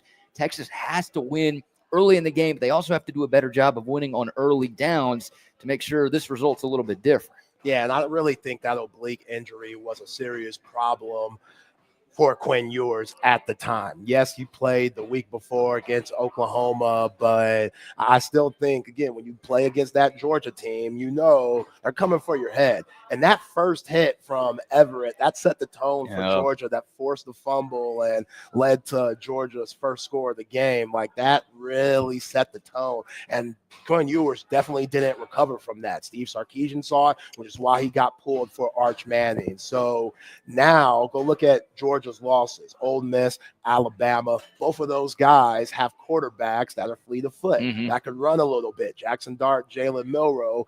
Yes, Arch Manning isn't any of those guys, but Arch Manning, as we saw against the Aggies, he can do a little bit. I think you should expand that playbook a little bit. That guy hit 35 miles an hour in the spring game. Oh, stop. I think that's the number they said. Was it 45? Am I rounding down? Yo, he's got some serious flavor, and he's got some serious jets. So, hey, put him back there. And he's strong, too. Like, he took that shot from Ratliff, secondary player for A&M, like it was nothing. Ran right over him. Quarterbacks don't do that. Like, that's Tebow-esque. And if you could have some type of scheme for Arch Manning to be productive and also keep Quinn Ewers at a good rhythm, then that gives you a lot of success and a lot of options. And I don't think Kirby Smart thought Texas would have at this point of the season. And he should definitely fear with how bad they play against certain running quarterbacks. Yeah, and Steve Sarkeesian was asked about Arch Manning on Monday, and he kind of gave a non-answer, but he basically said everything, right? He kind of chuckled if he was asked if Arch Manning's going to play some on Saturday, and he's like, I don't know. We'll see. Yeah, maybe. We're always trying to add wrinkles into our offense. So, I mean, I do think Arch Manning is going to be involved in this game plan in some form or fashion, and I wonder, I mean, he had 3 snaps, 3 carries last week. The first one was that 15-yard touchdown run on 4th and 2. I mean, how about that? First snap you play is a 4th down in Aggie lands, and you take it for a 15-yard touchdown. You talk about moxie, you talk about swag, you talk about why people are excited for the future of the quarterback position at Texas. That guy showed it right there. We didn't see a pass, though. It was 3 snaps. It was 3 runs for Arch Manning. So does Steve Sarkeesian, we saw Arch, he started a couple of games, threw the ball pretty well against ULM, threw it pretty well against Mississippi State. Does Sark trust Arch Manning to be a passer tomorrow? Or is it just going to be, he's in the game, he's running, or he's handing it off? Yeah, I would. I mean, I think he's proven it in those games like Mississippi State and early on when Quinn Ewers went out with the oblique. I mean, we know he has a beautiful deep ball, man. And can you do stuff out of those different formations when Arch Manning's in the game? I think you definitely can, and obviously add the designed run game. So that's – you're at a really good point. Travion Wisner, we can't talk about that man enough. We've been talking about the guy all week for a very good reason. The dude, he's brought it. I always joke about, dude rocks the nose ring. Reminds me of Tupac with the swagger that he has, man. Like, you got to have that. At this point, we thought that the run game would be the Achilles heel for this team when C.J. Baxter went out. I know he's a freshman, but Christian Kirk getting out and making that running back room just so thin, man. And now Jaden Blue, you don't really trust him as much as you would like to with his fumbling problem. But let Jaden Blue get loose. He didn't have a single carry in the first game against Georgia. I don't know if you remember that. He did not have 1 carry in that game. And that's odd. That's very odd. I don't remember what his injury situation was. I know that he had an ankle injury, but again, he was coming off that big fumble against Mississippi State, and we saw what happened, a little bit later on in the season. So he's just too valuable. You can't be one-dimensional when Jaden Blue's in the game and just have him as a receiving back, even though he's really good at that. We saw the touchdown in the red zone against the Aggies this past Saturday. But if he could get loose like a Travion Wisner in between the tackles with this Joe Moore Award finalist offensive line, head hunting, he should be able to move the ball. Now, Kelvin Banks situation, Trevor Gooseby, we'll see how that goes. We'll see if Kelvin Banks plays. But with what Trevor Gooseby showed me against A&M, I have a lot of confidence in him to get the job done too. It's just, will he be stage fright? Will he have the deer in the headlights look because it's Georgia and because there's so much on the line playing in the SEC championship? Yeah, I mean, all that matters, right? The offensive line was a disaster when Texas played Georgia, and they've gotten a lot better. There was that rough 2-game patch, the Georgia game and then Vanderbilt next week. Obviously, Texas won that game in Nashville, but they gave up 4 sacks. Vanderbilt was living in the Texas backfield way too often. The Longhorns had that second bye week, and then going into phase 3, as Sark calls it, right? The 4 games in the month of November, the Texas offensive line looked like a Joe Moore Award finalist, right? That stretch in phase 2, I was saying on the shows, like, don't even mention Joe Moore's name. I don't know who that guy is. Don't even mention that guy's name when you're talking about this Texas offensive line. They always have some old head for the war. I get Buckus and stuff. Buckus was the man, but I don't know who Joe Moore was. Like, he was probably 235, playing right tackle or something like that. Like, I need to see his measurements, man, because that sounds like leather helmet era. But, hey, let's not knock Joe Moore too much. Like, this offensive line, they've turned it around. And I think that Georgia game, they were challenged. You're embarrassed from that. That was an embarrassed showing from everybody. Oh, disaster. Even Kelvin Banks had a bad day. Like managers, they could get it, equipment people. It was a bad showing for everybody as the Horn 24/7 crew walks in the building, Eric Henry and Shep Brown. Oh, they forget that we're Eastern time here or something? Come on, man. They on that CP time. Hey, as long as they're here, man, that's all that matters. That's all that matters. As long as they're here. By the way, Joe Moore, I just looked it up. He was a coach, an offensive line coach Maybe Come on, maybe man. played intramurals or something like that. But Joe Moore, an offensive line coach, that's who the award is named after. He must have been a hell of a loach then, because again, respect. Should we change it? Or you're saying we need to change the name of the Joe Moore Award to something else? Yeah, like Jonathan Ogden or something. Somebody that actually did it, like at a very high level. I like you know that. what I'm saying? Like, come on now. Somebody else. But the man. O-line's got to be better as we welcome Chip Brown and Eric Henry, who have, I know, Chip, you've been in the ATL for what, 2 days now? How you doing? 2 days. Chip been at Magic City. Chip been eating lemon with pepper you? wing. I told you. Hold on a second, Zay.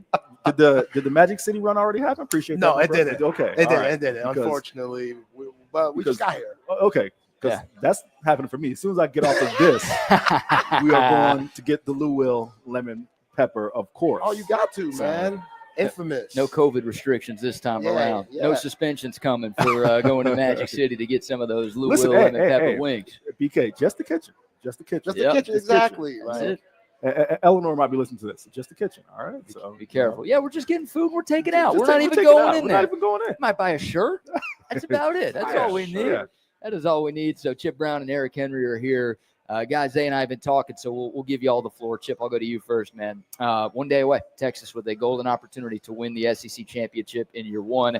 Zay and I have been talking about everything that went wrong in the first matchup and everything that needs to go right in the second matchup for Texas to win the SEC title. When you think about what's changed for these two teams since that October 19th matchup, what gives you confidence that the result this time around will be different? Well, the Texas defense played well enough to win that game, believe it or not. I know that the final score is 30-15, but the offense in this running game, the fact that they've been increasing their reliance on the running game each of the last 4 games. 31 times against Florida, 41 runs against Arkansas, 47 against Kentucky, 50 against A&M. Tells you that they're building building confidence in this run game, and Georgia's been susceptible to the run game. So kudos to Steve Sarkeesian, because he would get defensive when we'd ask him about the run game, and you've had to throw to set up and I asked him about running it when people know you got to run it. He's like, or we could throw it. Next question. And now he's built, it looks like something, and he has. I mean, they've tweaked the blocking, the zoning and manning of the blocking scheme to get this run game going. So that jumps out to me as the biggest change. Yeah, Chip, I'll kind of piggyback where you left off there, right? You talked about Steve Sarkeesian's measure of defensiveness when, you asked him about the running game. I asked him about the running game. I've talked about it, with Zay, I'm sure with BK and others. Here's the thing, right? You expect the coach to defend their team, right? If you know Steve Sarkeesian, he's a guy who's going to stand up for his guys. Thank you for getting a couple waters there. Are we drinking beer? It's Friday. Yeah. I mean, listen, if you're you want Tito's, all right. Then I'll do a Tito's, right? Oh, we turning up. Come on. We turning up I here. should have. I'm good. I gotta have some. I could have flipped up my my mic there as I said that, but No, let them know you turn it up. That's what people want to see, Henry. They want to see you turn up, have a good time. But Zay, just to finish that point, as BK puts his order in, you expect Steve Sarkeesian to be defensive of his guys, no doubt. But the proof was in the pudding, right? There was no doubt they were not running the ball.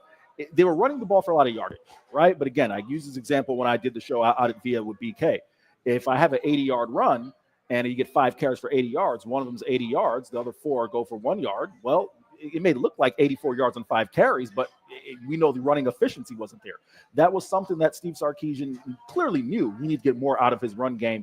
We've seen that over the past few weeks. I'll just kind of flip it to the defensive side of the ball. But the question that I hear every time I'm doing a hit on an SEC, in an SEC town is, well, Texas offense hasn't played anybody, right? Yeah. They're putting up all these points against teams. I want to see them play somebody, right? Well, here's something I know that is sustainable, right? Texas's defense. We saw Georgia and Carson Beck, quite frankly, look inefficient outside of, as Chip mentioned, the short fields that Texas's offense gifted Georgia.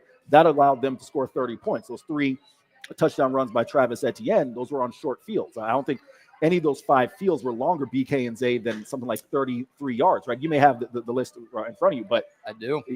Yeah, go Because for it, I'm a BK. crackhead. I have the list in front of me. Yeah, they only had one drive longer than 34 yards in the entire game. Right. Not just scoring drive. Georgia had one possession for more than 34 yards in that entire game. And like you said, Eric, it was just the Texas turnovers that was giving Georgia free points. So my point is this, BK, and thank you for having that up. This is my point, right? When everyone tries to say, oh, well, Texas' offense hasn't played anybody. Well, when Carson Beck faced Texas' defense, he looked not just average, he looked bad, right? And everyone wants to point and say, oh, well, he's thrown 11 touchdowns, no interceptions over the past few weeks. Well, you can do that against UMass. You can do that against Georgia, or against Georgia Tech, excuse me. But that's not Texas's defense. You know, Zay, I'll pass back to you and BK on this. When I talk about Texas defense, this is the line I like to use, right? You know, the old Roy Jones line, where people would say, oh, Roy Jones never fought anybody. He beat up on a bunch of dudes or, you know, tomato cans. That's why he made it look like that. And Roy Jones said, you may remember the Zay back in our days. He said, you know, it's not that I fought nobody. It's I made him look like nobody, right? It's the same thing with Texas's defense. It's not that they haven't faced teams,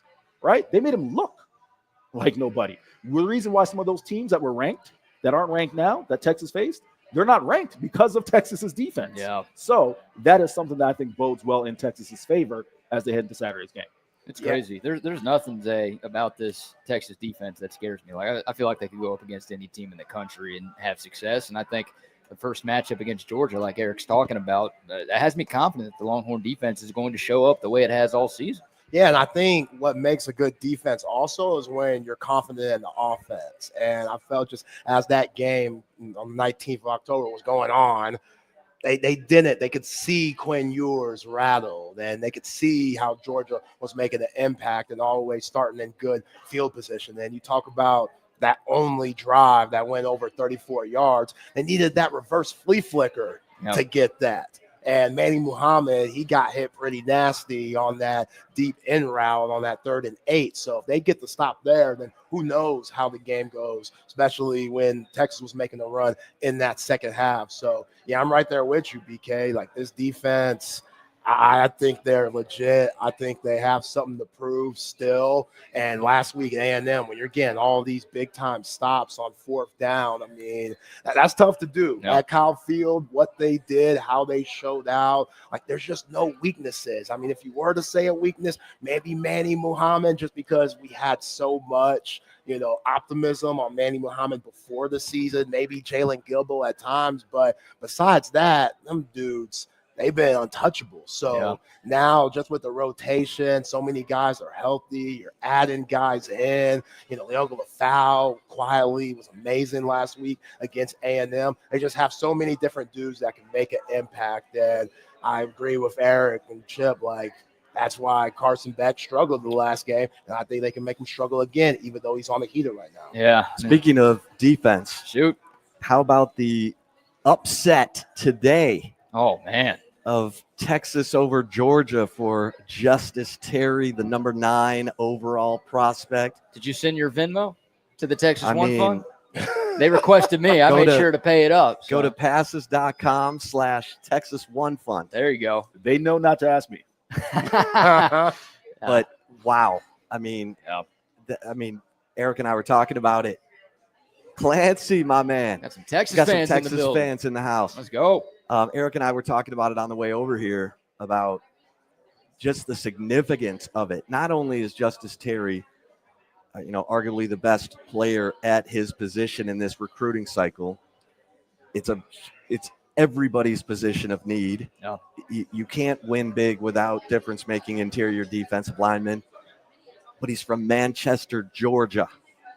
Where's Kenny Baker from? Georgia. Yeah. And everybody was questioning Kenny Baker. Can he do this? Can he do that? Can he recruit? Can he coach?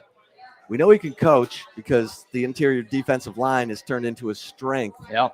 And guys like Vernon Broughton are producing in ways they've never produced before. But then he goes and gets Justice Terry out of Manchester, Georgia, and takes him away from the Bulldogs. They never lose guys like that. They never lose guys like this. His comp is Jalen Carter. Yeah. Oh, yeah. Which is, he was on their, back-to-back national championship teams. On the field, correct? On the field. Okay, just making sure. 24/7 only has comps for on the field. That's right. There's no Lamborghini. We don't have comps for guys. There's no Lamborghini comp for Justice Terry, hopefully. But, I mean, that was such a big piece of news today. Yeah. Just quickly to piggyback off that, Chip and I were talking about that on the way over here. The thing with Kenny Baker, right? You know, I heard a lot of talk about, first off, you know, he's a no name. Who is he, right? And obviously, I had familiarity with him covering Conference USA. But the thing that Tyson Helton, Western Kentucky's coach, emphasized to me is, listen, this guy can recruit. You know, he's a guy who guys want to play for. Just watch. And, you know, Tyson, the thing I love about Coach Helton is he's an honest dude. He's like, look, when he has the resources that Texas has, watch him go get guys. Because, you know, it's one thing to try and flip guys at Western Kentucky. It's another thing to go do it at Texas, right? He's like, watch him go recruit. So it's no surprise to me that he's able to come into his backyard, right? You have two coaches on the staff, himself and Tashard Choice, who have strongholds here in Georgia. This, in my mind, is something Texas fans should get used to, is being able to go selectively into a Georgia, a Florida, an Alabama, Louisiana, and pick off a guy or two and build those SEC, strongholds in the territory. I think that's the beauty of being in the SEC, right? Like, obviously it helps if you're good, but we know these recruits want to play their college ball in the SEC, Zay. So for Texas to be in this conference, also to be in the championship game in year one, I mean, we've seen Georgia and Alabama and Florida and LSU come into the Lone Star State and poach some of the top talent away from Texas.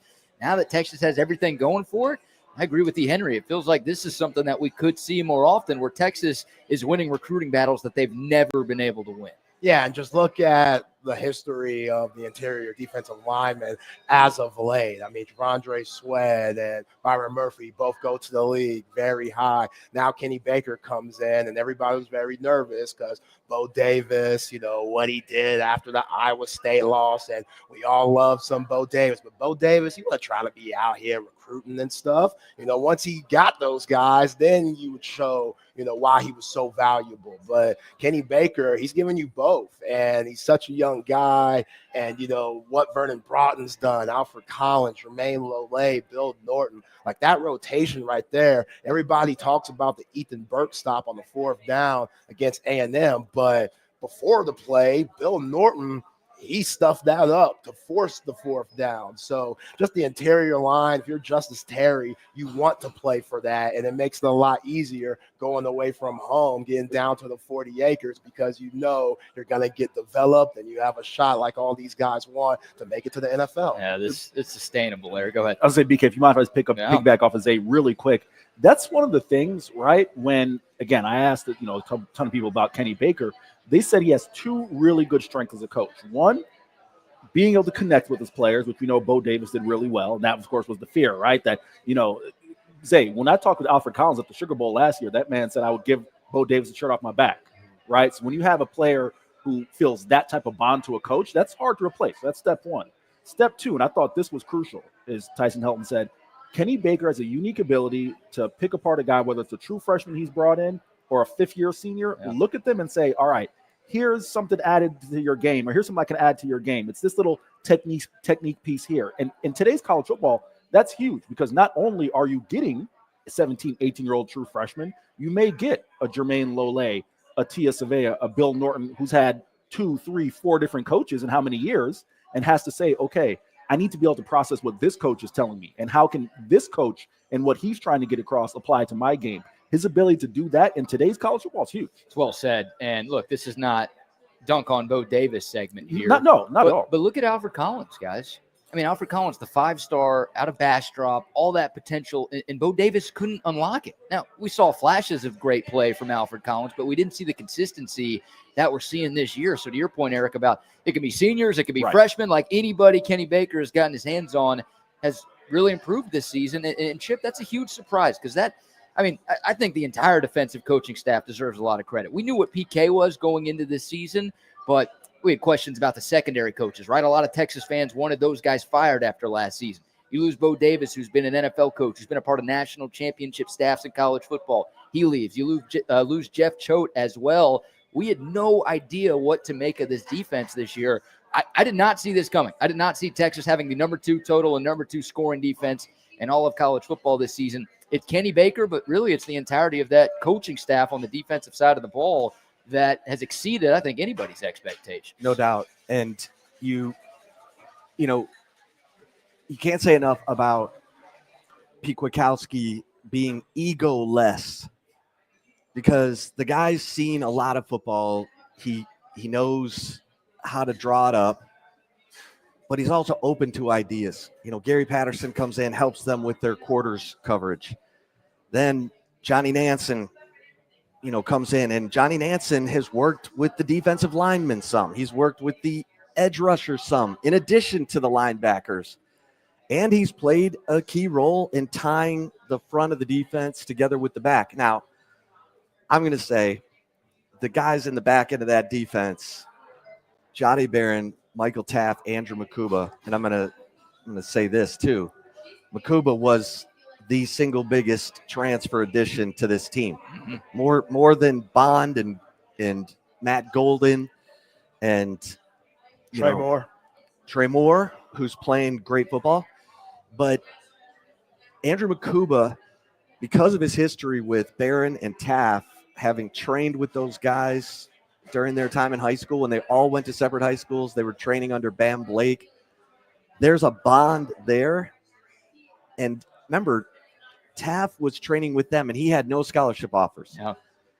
And it got to the point where they became so close that Makuba and Barron were trying to help Taft. Like when they would turn down a school, they'd go, "You should offer Michael Taft," and they'd go, "Yeah, okay, great, thanks." And there's a bond there and a communication there that is so critical, because every time there was a breakdown last year, you would say, God, the communication's not there. And it is there now, to the point where I'm sitting there watching the Texas defense during games, and they look like they're as connected as that Michigan defense was last year, where no matter what shift or motion happened right before the snap, they were, in perfect communication. So, I look at this thing and I say, it's great to have a defensive coordinator who I've been told doesn't really want to become a head coach. Huge. Because, he's going to make sure that it's all working. And when you've got your head coach as the offensive play caller, you're not going to have all the turnover that Saban had when he's having to replace one coordinator after another, sometimes both in the same offseason. And, kudos to Saban. He was so far ahead of the curve. He would hire all these fired ex-coaches, kind of evaluate them as analysts, and then decide who he wanted to plug in to become his next coordinators. I mean, it was one after the other, Mike Loxley and Sark and, on and on. So I just think Sark's got it in a really good place right now. I mean, in a really good place. And I think this landing of Justice Terry, because he's going to play. I mean, he's going to play immediately. Sure. And that, man, you get a guy like that for 3 years. Yeah. And you'll probably have to go supplement, I don't know if it's Barry Alexander or someone, a veteran out of the portal. But, man, when you can bring in those guys that are plug and play, and they're going to, like Kelvin Banks for the last 3 years, man, that puts you so far ahead of the game. I really want to hammer home a point that Chip made, bring it back to the secondary for a second, right? And Chip, I'm going to say it in the form of a statement, but I would love your thoughts as well, say it in BK as well. When you talk about the relationship between Andrew Makuba, Michael Taft, and Jahdae Barron, Zay, BK, I'm going to be honest with you guys. Andrew Makuba, from my eye, and listen, I am just, an ex-D2 football player, right? What do I know? Andrew Makuba, from my eye, is not a significantly more talented player than Jaron Thompson. That's my perspective, right? Is he a better player? Probably, but not significantly. Not to where it's, you're replacing, I'll use my Tampa Bay Bucks as an example. You replace Jameis Winston, you get Tom Brady, right? It's not that type of increase.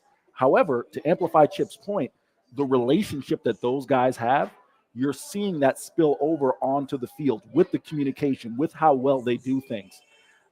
This might be the Tito's and Sprite talking, but I'll just say it on the air, right? The amount of times that I can't stand the Jahdae Barron answer where it's, hey, we're trusting in PK's plan. Because as a journalist, you want something more substantive than that, right? But there is so much validity in that answer, and when he talks about we're communicating better, right? You saw evidence of it with Chip's point. Guys who have trained together from the time they're 14, 15, 16 years old, you're seeing that spill over onto the field. That last year, Keaton Crawford's having a nice year at Nevada. You know, he's doing some things. Jalen Catalon had a really good year at UNLV. Mm-hmm. Jaron Thompson was a start at Auburn. It's not like these guys, again, Andrew Makuba's a better player than Jaron Thompson, but it's not leaps and bounds. But what you're seeing are all the things that Chip pointed out in terms of the communication, the relationship those guys have. And to his point about PK, I can't agree more. I mean, you're talking about a guy who was at Boise State. PK played at Boise State, if memory serves me correct, right?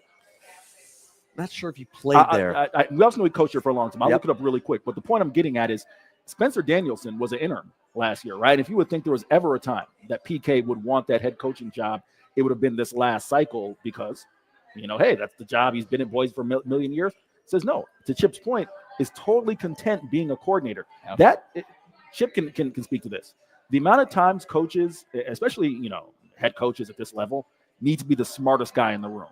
And Steve Sarkeesian is comfortable saying, hey, I've got smart guys around me. PK, comfortable saying, I've got smart guys around me. Johnny Nansen wants to come in and do his thing. He can, so on and so forth. I think you're seeing all of those things manifest in the year that we're seeing from Texas this year. Yeah, it's really well said. And continuity is huge, Zay. I mean, the fact that Texas has had the same head coach, the same offensive coordinator, the same defensive coordinator, and the same special teams coordinator, thanks to Monkeygate and the pole assassin for that one.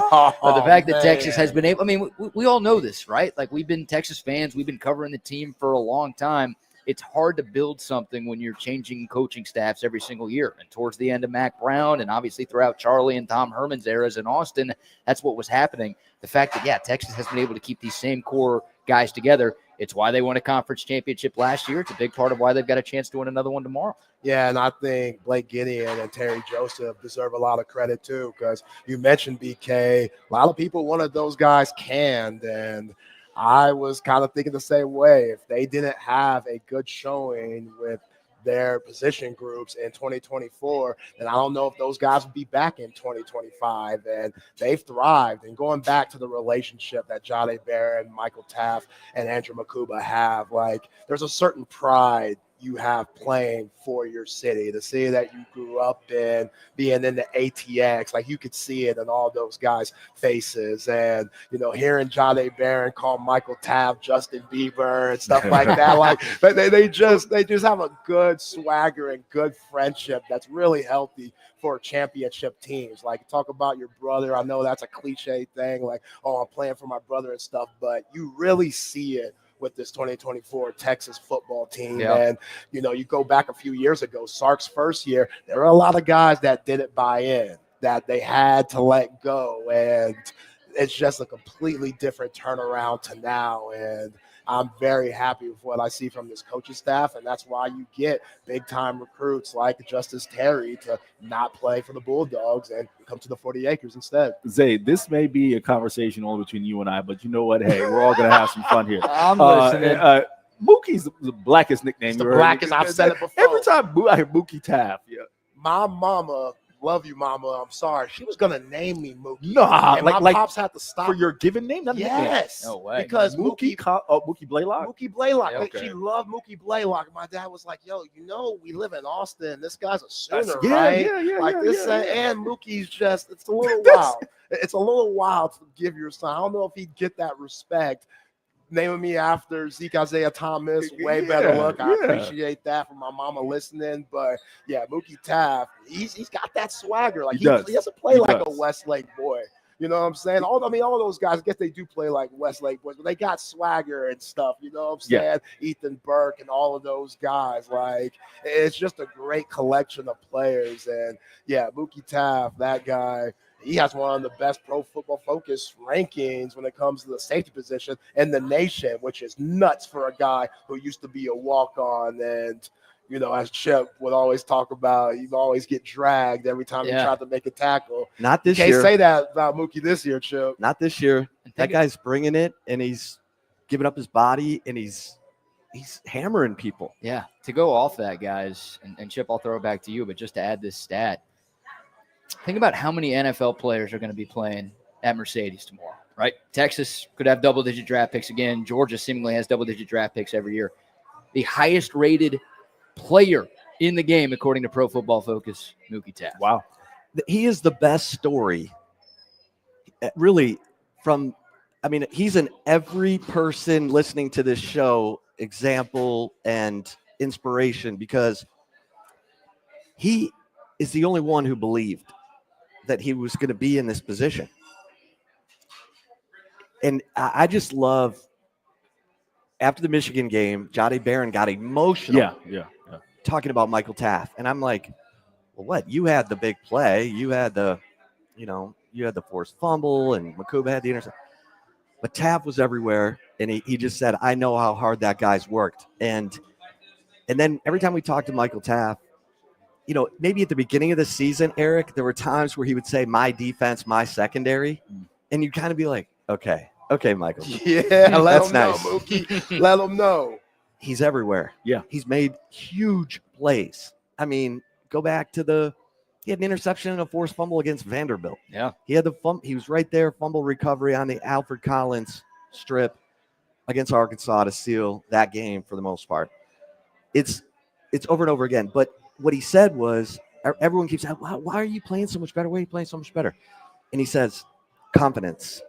I had to prove to myself, to everyone, that I belonged, and I'm confident. I'm confident. And that's everybody out there who has a dream or is trying to get somewhere. Just take that and keep going, because you gotta believe it. If you don't believe it, no one's going to believe it. And Michael Taft, he didn't get to go to the Arkansas game in 2021 because he was a walk-on. Right. He wasn't on the travel squad. Now we would say that and say, what? Michael Taft didn't play in that game and he was available? Could have used him. Right. And, I'll give him credit, Zay, because there were times where he would grab on last year and he would get, drug a little bit, and then the next guys would come in and finish it. And Jaron Thompson, the one thing I couldn't stand about Jaron Thompson was he was not a physical tackler. In fact, there were times he kind of would be like, you guys got it? and then the guy would get loose because he wasn't there coming in. And you got guys like Makuba, who's not the biggest, strongest. And Makuba's coming in and, dropping dudes. Yeah. Of course, Jelani McDonald, but he's blessed. I mean, he's 6'2", 205 and put together. Yeah. Taft, I mean, he's hardly bigger than you, BK. Yeah. I mean, when we sit there and talk to him, but he plays with leverage. He's bringing it. I'm so impressed with that guy. I mean, he's such a great story, such an inspiration, because Barron and Makuba were like, we had scholarship offers. We didn't have to, we'd go to the training sessions and we'd work hard, but Taft would be working twice as hard as us. And we'd be like, oh man, we got to step it up. And that's powerful stuff, man. Yeah. Because when your best players are your hardest workers, that's when the magic happens. A lot of great storylines on this Texas football team this year, but he's maybe the best storyline with what he's been able to accomplish. And when you're a walk-on, you've got to work twice as hard. When you're a white defensive back, you got to work 3 times as hard, because nobody hates on people more than they hate on the white defensive back. Well, and it's usually white people who hate on him. And everyone thought Blake Gideon, undersized white guy, Yep. safety, was like, oh, come on, Blake. Like, you see yourself in this guy, and you're leaving him out there. You ran off Jalen Catalon because Catalon couldn't believe he was behind Michael Taft when he came back from injury. And to Catalon's credit, he's having a great year at UNLV. He'll be on TV tonight, taking on Boise. But Michael Taft proved Blake Gideon right.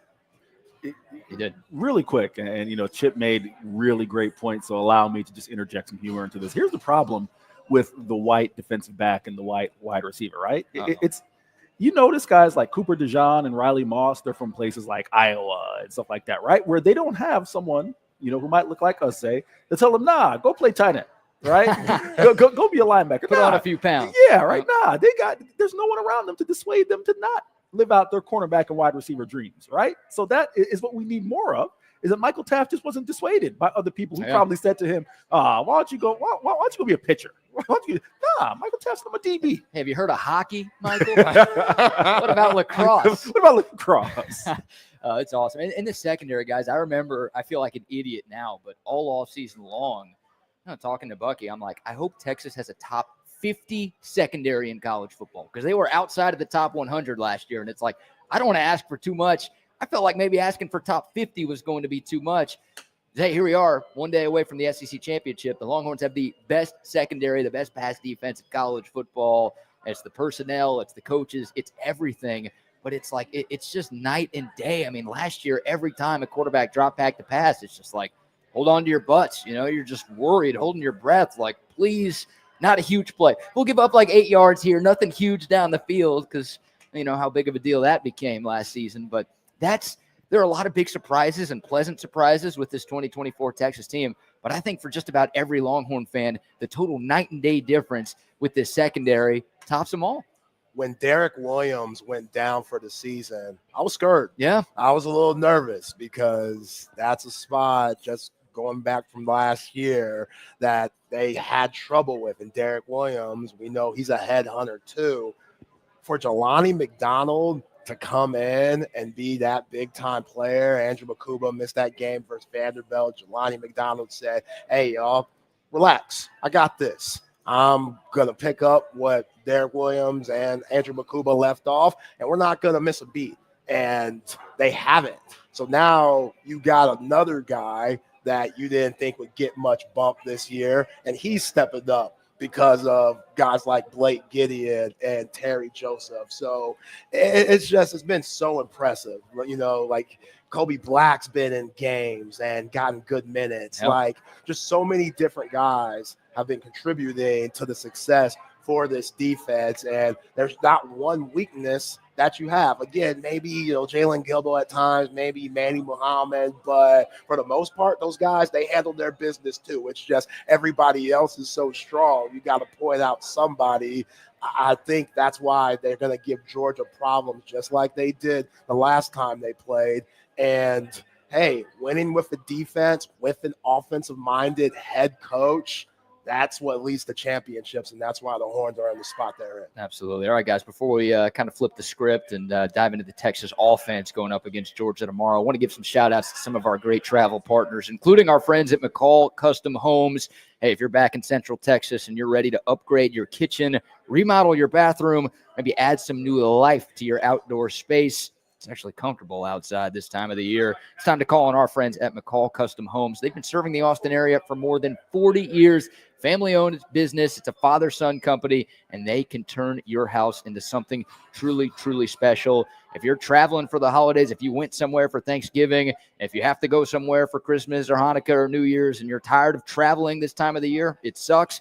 Make your home the place to be for friends and family by upgrading with McCall Custom Homes. Reach out to our buddy Mike, big Longhorn fan, big TSU listener, and he and his pops and the family will take care of you. 512-633-9580. It's 512-633-9580. Or you can send him an email, mike@mccallcustomhomes.com. It's McCall Custom Homes. We build value into your home. And a special thanks to Port O'Connor Premier Lodge, POC Premier Lodge. If you want to catch some fish, go down to Port O'Connor. Our buddy Captain Rhino, he will take care of you with custom hunting and fishing packages. You can take the fam, you can take some friends, you can go solo. They are going to get you on some fish and give you a weekend that you will not soon forget. Reach out to our buddy Captain Rhino, 361-210-8494. Captain Rhino, big Texas fan, big TSU supporter. You can find out more, POCPremierLodge.com. Got the urge to fish right now. POCPremierLodge.com is the website for more info. Special thanks to those two companies and all of our great travel partners and regular sponsors on Texas Sports Unfiltered. All right, guys, we've been talking about the good with Texas football. E. Henry, I don't want to call the Texas offense bad, but it's been inconsistent, right? Sure. The defense, we know what to expect because they've done it pretty much 12 games in a row. This offense, some weeks it's good, some weeks it's not so good. I thought for like 2.5 quarters in College Station, they were really good. And if Quinn Ewers doesn't have those 2 turnovers inside the Aggie 10-yard line, Texas maybe puts up 30-plus in that game in College Station. But it's inconsistent. Obviously, the game against Georgia in October was disastrous for the offense. How are you feeling about that side of the football in this second matchup against Georgia? BK, it's interesting, right? Because everything I've come to learn and believe and know about Steve Sarkeesian is that you give him X amount of time to prep a game plan, he's going to have something. Steve Sarkeesian kind of teased it on Monday saying, hey, I'm going to have a little something that you guys haven't seen all year. The challenge is going to be these guys executing it, because for whatever we think of Georgia's defense, and this isn't a Georgia defense of years past with Jalen Carter and all the guys, but it's still a damn good defense, right? It's one that certainly gave Texas trouble. So let me backtrack for a second. You talked about the interception, the pick six by Will Lee. I believe the kid's name is from A&M. I'm putting that one on Sark, quite frankly. You were moving the ball really effectively on the ground. In that area of the field, I'm not saying you can't throw it, right? Because Texas has had success this year throwing in the red zone. But in an environment like that, a game like that, you're moving the ball well on the ground, him to go Travion Wiseman. Yeah. So I wrote this for Horns247.com. I split the blame between Quinn and Sark because it was a bad decision by Quinn. But I'm putting that on Sark because you put his quarterback in position to make that play. And I don't think he'll do that on Saturday. But when you ask me how am I feeling about this offense, BK and Zay and Chip, had this come against Mississippi State and Arkansas or, Florida, right? As far as the rushing success, I would be like, all right, well, you can do that against those type of teams. For whatever you think about Kentucky, and they've had a bad year, their defense is solid. They have guys who are going to play in the NFL on that front four, front seven. Same thing with Texas A&M. Obviously, Georgia is a step up in the competition, but that leads me to believe that they found something. I'm sure Chip will talk about it in a second because he's done some really tremendous writing on it in terms of Steve Sarkeesian really, adjusting the blocking scheme, right? How many times we talk with C.J. Baxter going last year and this year, and one of the big adjustments for these young backs is, hey, going from gap scheme to zone scheme in terms of the run, because most high schools run gap scheme. Like, hey, there's the gap, run there, go. You're athletic, go, right? Zone is a little bit different, right? This offense, Steve Sarkeesian, Kyle Flood and company, basically trying to mix in a couple other things there to give these guys some success, I think is really paying off. And I do think you'll see that translate over to Saturday. Is it going to look like 2 back-to-back career-high rushing days for Trey Wisner? Probably not. Do I think they'll find more success than they did against Georgia the first time around? I do. Yeah, that's going to be key. And, Chip, I'll let you follow up on that because Eric's right. I mean, you've been all over the Texas ground game all season long, and it's obviously changed over these last couple of weeks with 243 against A&M, 251 against Kentucky. I mean, Trey Wisner was averaging like 50 yards a game before these last 2 weeks, and he's gone for 100+ against 2 very solid defensive fronts. What's changed with the Texas run game, and do you think it can be at least close to the level it's been at over these last 2 weeks in tomorrow's game? Well, DJ Campbell has been up and down this year, and it's clear he benefited from lining up next to a 6th-year senior in Christian Jones last year. Christian Jones really walked DJ Campbell through everything, communicated so well that DJ Campbell was always where he needed to be, when to scale and move on to the linebacker, everything. When Christian Jones moved on, DJ Campbell suddenly had a first-time starter next to him in Cam Williams, and Cam Williams is trying to, have the chemistry and the communication that as a first-time starter, he needed someone kind of showing him the way. That's not really DJ Campbell's thing. And in fact, Jake Majors has had to really tell DJ what's going on. So super talented guy, but maybe not the details technician that some of the other linemen have been. And that's why you've seen him go in and out of the line, in and out of games. Cole Hudson comes in a lot. And so they had to figure out how to make that right side work. And DJ Campbell's better at gap scheme than he is at the zone blocking. Now, he does well on the outside zone. Everybody does well on the outside zone because they work it so hard. But on the inside zone, it gets lost. Yeah. So they've changed that up and tried to man that. And Quintravian Wisner is seeing holes. That's huge for a running back's confidence. I mean, if you're calling the play and I got to go look for a hole there, it better be there. Yeah. Otherwise, I start questioning myself. And now the holes are there. And Quintravian Wisner, the more carries he gets, the better he sees it. And that's good news. You got to have a back that gets better as the game goes on, more confidence, and that's what you're seeing. And now you're seeing DJ Campbell play better. He played well in the A&M game. Yeah. Like they didn't run that much gap either. Like he handled the inside zone. They ran more outside zone in that game, but he handled it. And I'm really eager to see how they, what runs they choose to kind of bread and butter with and make their first impression with. Because we don't know if Kelvin Banks is going to play. He's practicing. He was questionable. I'm told he's probably going to be available, but that doesn't necessarily mean he's going to play. Yeah. Because if they don't have to play him and risk aggravating that ankle injury, because those ankle injuries are tricky on the 300-pound guys, it's just a lot of weight on top of that. And if Trevor Gooseby can play the way that he played, maybe we see 74 out there more than we see 78, and that would be something in itself because, man, you're playing for the SEC championship and you're trusting a redshirt freshman who's probably going to be the starting left tackle next year to go out there and handle McCall Williams and Jalen Walker. So very interested to see this because it's all about confidence, and you got to establish the line of scrimmage. They were the more physical team against A&M. And I said all last week to Zay, I'm like, they have to be the more physical team, in that environment. And they were. And I don't think there's any doubt that they'll come out after getting whipped. Yeah. In the previous meeting, that they'll come out and fire off the ball. Chip, really quick, and I'm going to ask you to do something for the audience. Can you explain just really quick the difference between the inside zone versus the outside zone? Because I know Texas runs a lot of wide zone, and just for the audience who may not fully comprehend, do you mind? Yeah, so there are times where you're gonna pull a lineman, but in the zone scheme, everyone's moving in the same direction. Right. And there are times where you combo and then you come off, and you got to know when to combo and when to come off. And the back is, kind of pressing the line of scrimmage and looking for that opening. And so, that's where it gets, interesting. And I think when you talk about, like you mentioned, CJ Baxter didn't run any zone in high school. Right. It was all gap. All gap scheme. So a lot of counter, a lot of power, usually a lead blocker going through.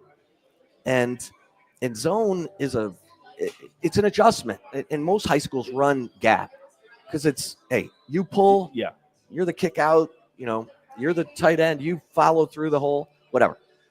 The guys who can really zone scheme well, that's a beautiful thing because you've seen it. I mean, when they run that outside zone, it's like the Red Sea parting.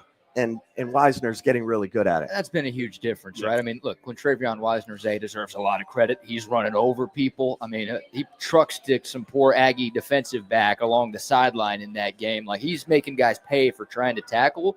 So, obviously, Trey Wisner's upped his game down the stretch, but it's 4, 5, 6, 7 yards before that guy is getting touched right now. Like, the run game, we've been begging for it all season long. It feels like in phase 3, it's all come together, and if that can continue, Texas has a shot to not only win tomorrow, but make a deep run into December and into January. 100%. And all show, we've been giving all these coaches love. You got to give love to Shard Choice because Travion Wisner was going to be RB3 if CJ Baxter were available. And I thought he'd be, one of those, Keelan Robinson types this year. And now he's been the bell cow running back as of late. I mean, 33 carries is nuts at the college level and 186 yards. He wants that, and he gets better as the game goes on. When the defense gets tired, it seems like Travion Wisner just gets extra juice. So his ability to be patient, and even when the zone's going one side, he'll bounce that thing out and go to the other side too. And just because that instinct comes into play, he's just a straight up football player, former 3-star that's came into the program and balled into special teams and everything this coaching staff asked of him. Like, he's a football player. He's not just a running back. And when you have so many different guys like a Travion Wisner that have that type of toughness, and they're just so motivated off of that ugly loss to Georgia back in October, they're coming in with a different mindset that even though Georgia is Georgia, they might not be prepared for, especially with the fatigue that they've had with their schedule. Well, I'll ask all of you guys this. Zay, I'll throw it right back to you. I mean, last week against A&M, Jaden Blue and Jarrett Gibson had 6 carries combined. Already mentioned earlier that Jaden Blue did not have a carry in the first matchup against Georgia. If you're Tashard Choice and you're in charge of, divvying up the carries tomorrow, do you think this can be a 30-plus carry game for Trey Wisner, or are you trying to spread the wealth a little bit? The way Georgia hits, that's a lot. Like, Georgia brings the boom a little bit more than AJ and Big Justice. Hey, what are we talking about? You gotta hit that thing every once in a while. You know what I'm saying? Quinn Ewers did at Oklahoma, but for real though, like that's a lot. Like Jan Jackson and Everett and Starks Walker, all those guys. They have so much intensity with their hits. So you got to pick your spots if you're Steve Sarkeesian and giving 26 the ball. But Jaden Blue, if he could come along and not fumble the ball and run between the tackles and be reliable, we know what he does as a receiving back. If you can hand the ball off to him and get production out of him, then, man, your success rate skyrockets. But that's a big if, Yeah. Jaden Blue, he's just been so up and down this year. It's crazy because my man Chip here, we thought Jaden Blue was going to be just like Jonathan Brooks and Bijan Robinson and that. Well, Choice compared him to Jameer Gibbs. I was like, okay, I'm good. I don't remember Jameer Gibbs fumbling that much. Well, what's your confidence level, Chip, in Jaden Blue? I mean, we know how explosive he is. The first guy never brings him down. If that guy gets in the open field, he's going to be a problem. But the fumbling has been a problem. So in a game of this magnitude against this team, how do you feel about giving Jaden Blue some touches, especially in the second half of what could be a really close game? I mean, I think you got to give him some touches. He's so good in the passing game as a receiver. He was really good. He's been really good all year, but he was slowed by that ankle injury. Now he's lightning fast. I mean, in that Arkansas game, Eric, there were times where they, hit him with a swing pass and it looked like he was on turbo. And and then all of a sudden he gets hit from behind. He fumbles it. The ball rolls like in slow motion out of bounds. But you got to get him some touches in this game. He's got to be part of it. But I mean, I think you're gonna go with Wisner probably exclusively in the first quarter and see how it's looking, because that's been your most successful guy. It's been. There's chemistry that develops between, the linemen go, I don't care who has the ball. But for the running back, they have to know when the linemen are coming off and what their tendencies are. And they get used to seeing how guys run, outside zone and the gap scheme stuff, the counter, the power. And that familiarity matters. So I'd be shocked if it's not all Wisner early. Okay. Here's the thing, right? And to answer BK's question first, I do think it'll be Quintravian Wisner for the most part. I do think Trey can handle the workload. He's a guy who, 33 carries at the collegiate level is a lot different than having 33 carries in high school, right? 33 carries in high school, you're bouncing off of dudes. You're not taking any real hits. You're delivering the punishment most of the time, whereas in college, it's being delivered to you. But Trey doesn't have a ton of tread on his tires, right? Still a young guy. I think he can handle the load. Where I do want to push back on is this, right? And Chip certainly was one of the people, but Chip was not the only one who thought that Jaden Blue would just step right in and kind of be the next guy. And I think that was more of a byproduct of being spoiled by going from Bijan Robinson to Roschon Johnson to Jonathan Brooks. Let's use CJ Baxter last year as an example, right? There is an adjustment. All the things that Chip is sticking up for his Florida guy. All the things that Chip astutely pointed out in terms of the adjustment of going from a gap scheme to a zone scheme. It takes time to learn how to find your footing in that offense. You saw Jonathan Brooks, they put him in and he was a better runner, and that's what happens. I think you're seeing, the reason I bring that up is I think you're seeing a little bit of that this year with the Blue Wisner dynamic. Wisner right now is just a better fit for what they're trying to do offensively, and Blue takes a little bit of time. Doesn't mean that Blue, it can't be effective. Obviously, his big issue is holding on to the football, but I still think it just was a little bit unrealistic. I think Blue would just step in and run for 1,200, 1,300 yards. Now, again, I'm not picking on Chip because there were people who certainly led us to believe Blue's going to be that guy, right? But when you look at it in hindsight, that's where I land. BK. Well, to that point, Eric, like as soon as C.J. Baxter got hurt, the Vegas favorite to lead the SEC in rushing yards this season became Jaden Blue. There you go. Everyone was like, it's going to be Baxter and Blue, so neither of those guys are going to put up those crazy numbers. And then Baxter goes down, he's out for the year, and all of a sudden everyone, not just people drinking burnt orange Kool-Aid in Austin, they're thinking Jaden Blue is going to be that guy, and for various reasons. I mean, it's felt like every couple of weeks we think a different running back is the best running back on this Texas team, but Trey Wisner has kind of come into his own, and this Texas run game has been a revelation down the stretch. Speaking of, Zay, you and I talked about this, so I'll go to you last. Eric, I'll throw it back to you here. Speaking of the run game, Arch Manning, right? Like last week against A&M, you see that wrinkle. Maybe part of it was because Quinn Ewers had that ankle injury and he was dealing with that ankle brace. But 4th and 2, first touchdown of the game for Texas. They bring Arch Manning in, runs over an Aggie defensive back, takes it 15 yards to the house. He got 3 carries last week. You mentioned it earlier. Steve Sarkeesian kind of chuckled about it on Monday and said, we're always adding wrinkles to our offense. But I'll ask you, I mean, do you expect to see Arch Manning tomorrow? And do you think maybe we see an increased role for Arch Manning tomorrow? I guess it depends on your definition of increased, right? Do I think situationally there is a role for Arch Manning to do a little, zone read, a little RPO game? Yeah. But if you notice, Arch didn't throw the ball. That's not saying that, Arch can't throw it, right? But it was very clear what that role was when he came into the lineup. It was, hey, we think you can use your legs in a way that's going to be needed against Texas A&M. It wouldn't shock me to see that against Georgia, but I think it's going to be a situational type thing. I don't think you're going to – if there's a third and if my memory serves me correct, Texas went 2 of 14 on third down against Georgia, right? If there's a third and medium where Texas really struggled on October 19th and there's a situation, hey, we can present a different dynamic with Arch, I expect to see it. But increased – I'm not expecting Arch Manning to take 10 carries on Saturday. I see somewhere, 3 to 5, 3 to 6 situationally. Well, I do think that they were going to have Manning throw down near the goal line in the second half when he motioned Wisner out of the backfield. Right. And Elko called timeout. And during the timeout, Sark sent Ewers back out on the field.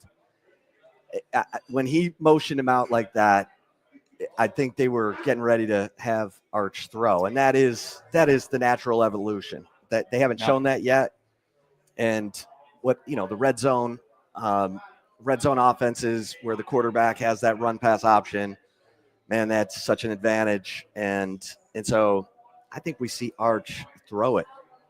When you say that, that's exactly where I was going to go. I mean, what do you mean? Will they let him throw deep? Are they going to try like a Tim Tebow jump pass to see? Okay. Yeah, I think he's in the red zone. I think he's, maybe, some just little jump pass to Gunnar Helm or something. But I think I would like to see them roll him. Give him a real run pass option, waggle, bootleg, that type of thing, to where he can cut up and take it in, or, he's if this thing goes to overtime. It's 2-point conversion. There's a real weapon. Okay.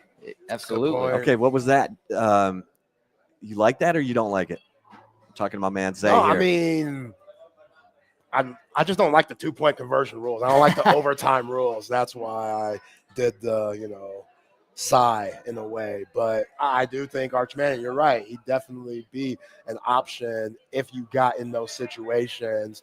I'd let Arch roll a little bit. Yep. Like, I'd try to catch Kirby off guard as much as possible. And like we said earlier in the first hour of the show, go look at Georgia's losses.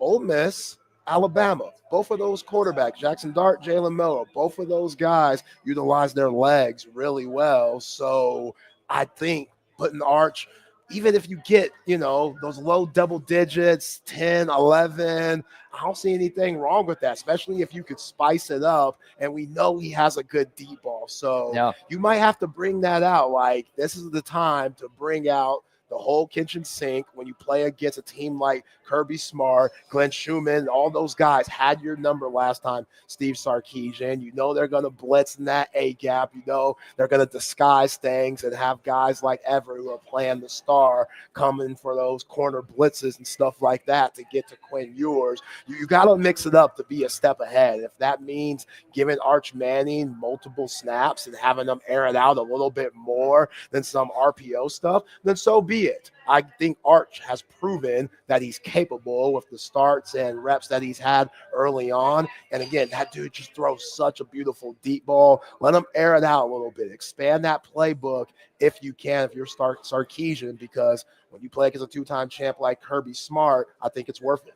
Zay, you brought up Jalen Milroe. And that's just not Sark's personality, but that might be the reason to do it. Yeah. Because Sark, as a former quarterback, has said, I hated it, when he had a rib injury, he had a goal line quarterback draw called. They were going to send in the other guy to run it, and he's like, screw it, I'm running it. And so that's why I think it was a little bit out of character for Sark to. Yeah, because he's stuck with Quinn Ewers through thick and thin. Right. I mean, even in 2022, the Oklahoma State game, the TCU game, when Quinn didn't have it and everyone was like, we need to make a change, Sark generally likes to stick with his guy through thick and thin. Right. And so, the fact that he did it and it worked means that, okay, maybe we add a wrinkle here or there. I don't know how much we would see Arch between the 20s or even coming off the Texas goal line, but in the red zone, I can see it. I'll throw Haynes King in there too. I mean, you brought up the two Haynes losses King, for Georgia. Georgia should have lost that game to Georgia Tech. If Haynes King doesn't fumble with like 2 minutes left in the game, then Georgia Tech kneels it out. We don't go to any overtimes, let alone 8.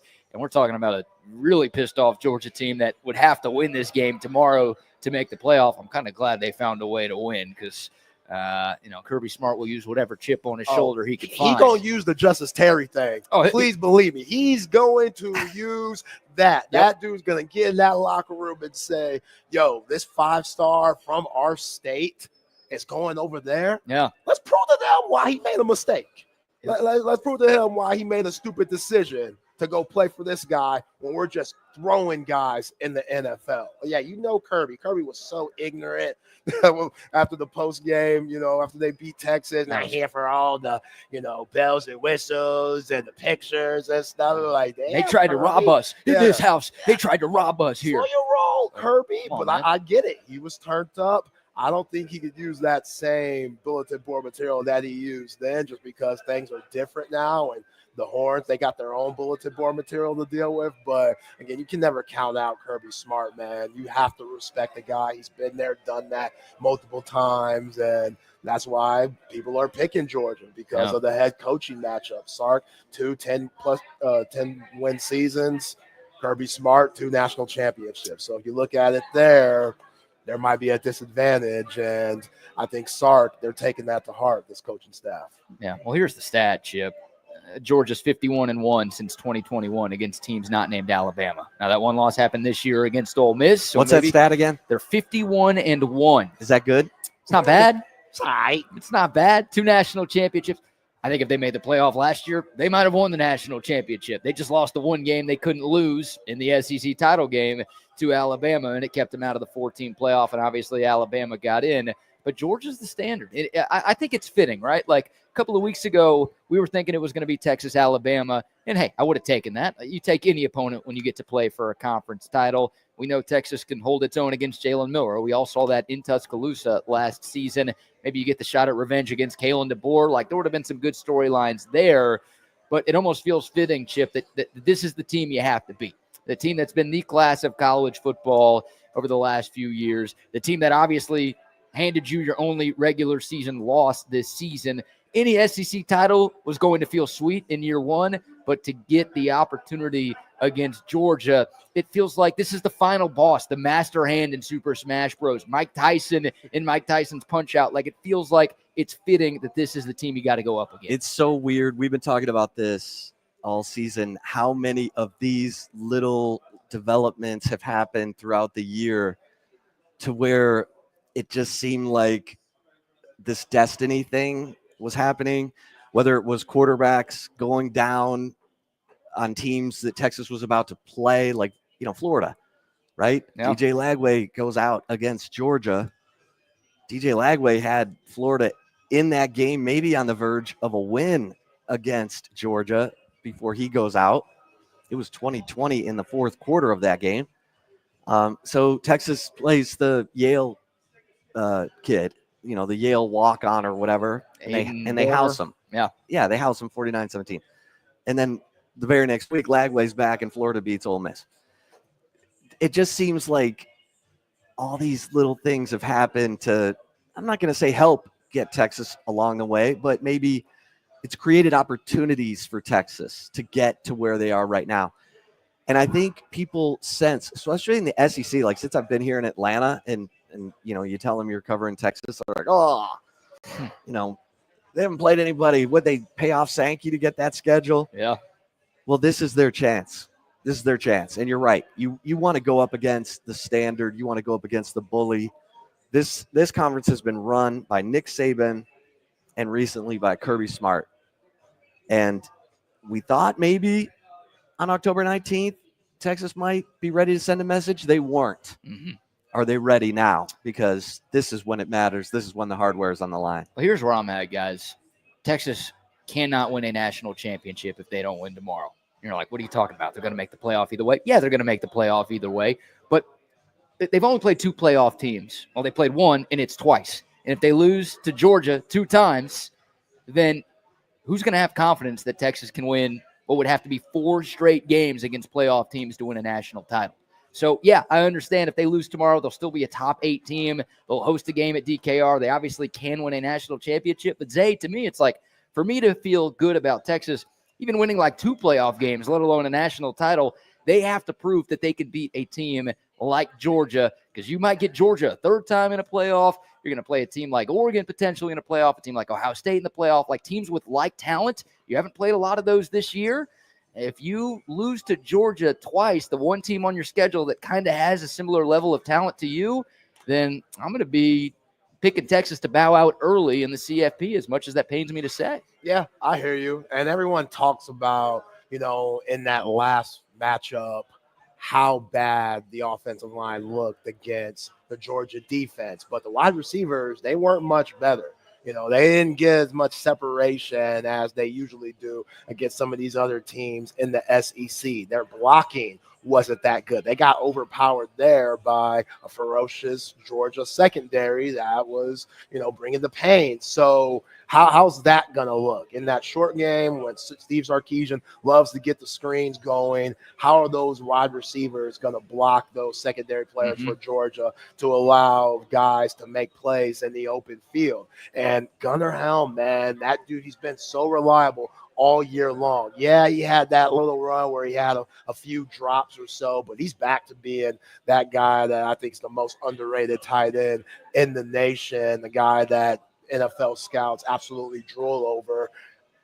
Him and Quinn Ewers have such good chemistry. You need him in games like this when you have those 3rd and 8s, 3rd and 5s, and everybody on the outside might be covered a little bit because there's more speed out there for Georgia, and you got 85 matched up on one of these linebackers. He has to be money, and I think he definitely can be. Again, him and Quinn Ewers, go back to Kyle Field against A&M. They had some huge plays to move the chains between the two of them. I think you're going to need multiple plays of that, same sequence of Gunnar Helm being involved. And the more 85s involved, the more success that you should have. So just the complementary football for the offense, for the run game, the pass game, we just didn't see that at all because Georgia completely jumped on the horns in that first matchup. I don't think that's going to happen, which is the reason why I'm picking the Horns, not to be on the homer stuff, but where they are, where Georgia is, you just see, Georgia declining. And again, that fatigue, I'm going to keep talking about that. This schedule was just straight up rough for them. Brutal. For them to be 8 overtimes against Georgia Tech. That should not be happening, even though they had another day to get right with them playing last Friday. I still think come that fourth quarter, if you're able to establish the ground game, they could beat them up and ice the game with Contravian Wisner and this Joe Moore Award finalist offensive line. Yeah, and Texas actually won the second half against Georgia the first time around, right? They outscored them. Now, the problem was Texas was down 23-0 at halftime, but maybe, Chip, in a close game, Texas has confidence in the second half because of what Georgia's done down the stretch, playing the schedule that they've played. Maybe Texas feels good with some of the close wins that the Longhorns have had, that they could step up and make the plays that matter most in a one-possession game in the fourth quarter. I mean, getting embarrassed is a great motivator. And Texas's offense got embarrassed. Yeah. I mean, embarrassed. It was across the board. It was the offensive line. It was the quarterbacks, both of them, Quinn and Arch. And nothing sharpens your focus, makes you pay attention to the details better than having been embarrassed. So I expect to see a completely different Texas offense on the field tomorrow at 3:00.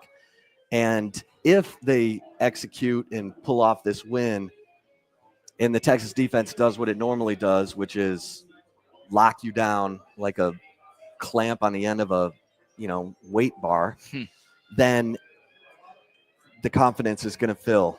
And people are finally going to start looking at Texas and say, okay, maybe they are good.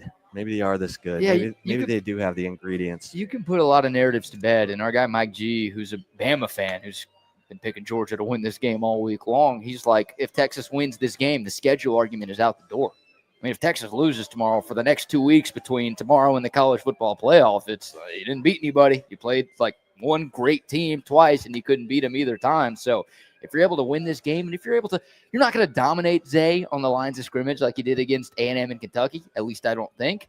But if you're able to show that you are the more physical team and you can win consistently in the trenches against a Georgia team that has pretty much beaten everybody in this conference in the trenches the last few seasons, then to Chip's point, that's into the message that, like, you're not just good because you played a schedule. It's like, no, you're good enough to win it all. You're good enough to win it all this year. They were so blindsided, it seemed like last time. Steve Sarkeesian, the offensive line, it's like they didn't have respect for Georgia, if I guess what they saw against Kentucky and some of the other struggles that Georgia had leading up to that game. But that's gone out the window, and it's going to be really interesting to see where Kelvin Banks is and if he'll play tomorrow. And if he does not play, how Kirby Smart and Glenn Schumann are going to attack Trevor Gooseby, because it's one thing to play well against A&M. Again, that's a tough spot to be in. You don't think you're going to play most likely. And then the biggest game of the year, biggest game of Trevor Gooseby's life,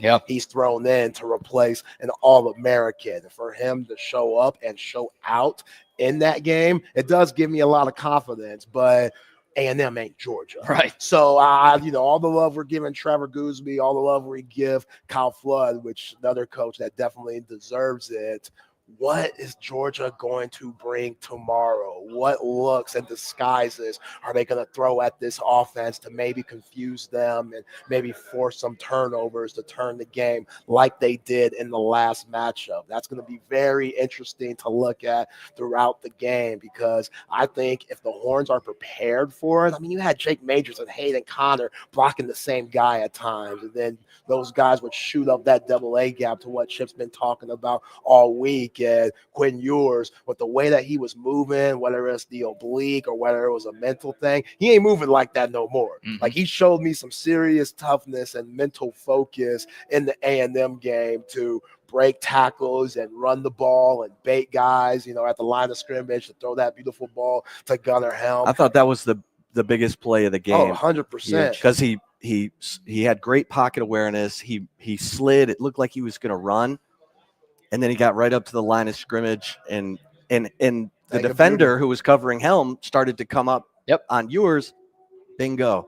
Throws it right over that guy's head to Helm. They convert, 3rd and 14 for 22 yards? Quintavious, he was listening to y'all's show. He was worried about Quintavious Ewers, so he had to respect the game a little bit. Bring it back. Bring it back. Like last year, he had a couple of big-time runs, and I don't know what went away from that. Obviously, he's no Mike Vick or Randall Cunningham, but the guy's way more athletic than people give him credit for. And for him to be on a tender ankle like he was, it's still rush for the yards that he did. Like he had another third down where he ran on the sideline and stuck his hand out there before he got hit out of bounds. Like it's in him. It's just you got to protect the ball. You got to have confidence in yourself. And the fact that the oblique injury was a thing then, I don't think it's a thing now, is a big part of going into this game where he feels better physically and mentally. Yeah, I'm glad you used I was going to say the C word, but we're in public. I don't want people to think I'm talking about something else. Confidence is the word that you used. And I just... We go to Magic City, we might see that C word that you referring to. You know what I'm saying? Which one is... Actually, don't answer that question. Confidence. I don't think... And look, sometimes it's tough when you're sacked 7 times, when your offensive line is getting pushed around the way Texas's was against Georgia in October. It's fair that Quinn was a little shaken up in that first game. But Chip, we need confident Quinn tomorrow. Like confident Quinn Ewers has to show up. There's a reason why there are some NFL people that you've talked to who still think this guy is a first-round pick. There's a reason why people thought this dude was a Heisman contender before the year. I honestly thought for 2.5 quarters against A&M, it was almost Michigan Quinn. He just had a bad pick six and a bad fumble in the red zone that made his performance look a hell of a lot worse. But at times he looks really good. In that Georgia game, he looked scared. You can't have that against a Kirby Smart, Glenn Schumann, Will Muschamp defense because they'll sense that and they'll eat you alive. No doubt. What's crazy is Quinn was Michigan Quinn. After the first possession, that was ugly. That was ugly. He threw that ball behind Gunnar Helm from point blank range, and I thought I was back in the Arkansas game. But then he settled in. He's hitting the deep balls. He's, the 44-yarder to Matt Golden, 35-yarder to Ryan Wingo. Even in the third quarter when disaster struck, Texas had the ball for 12 minutes and change to A&M's 2 minutes and change. And they got outscored 7-0 because of the pick six. They dominated. They drove the length of the field twice. But the big mistake, they got nothing to show for it on the scoreboard. So obviously can't do that, in a championship game. But I think what I'm trying to say is the majority, I think he got casual on that pick six, and I don't know what was going through his head because whether it was tipped or not, it was going to get intercepted.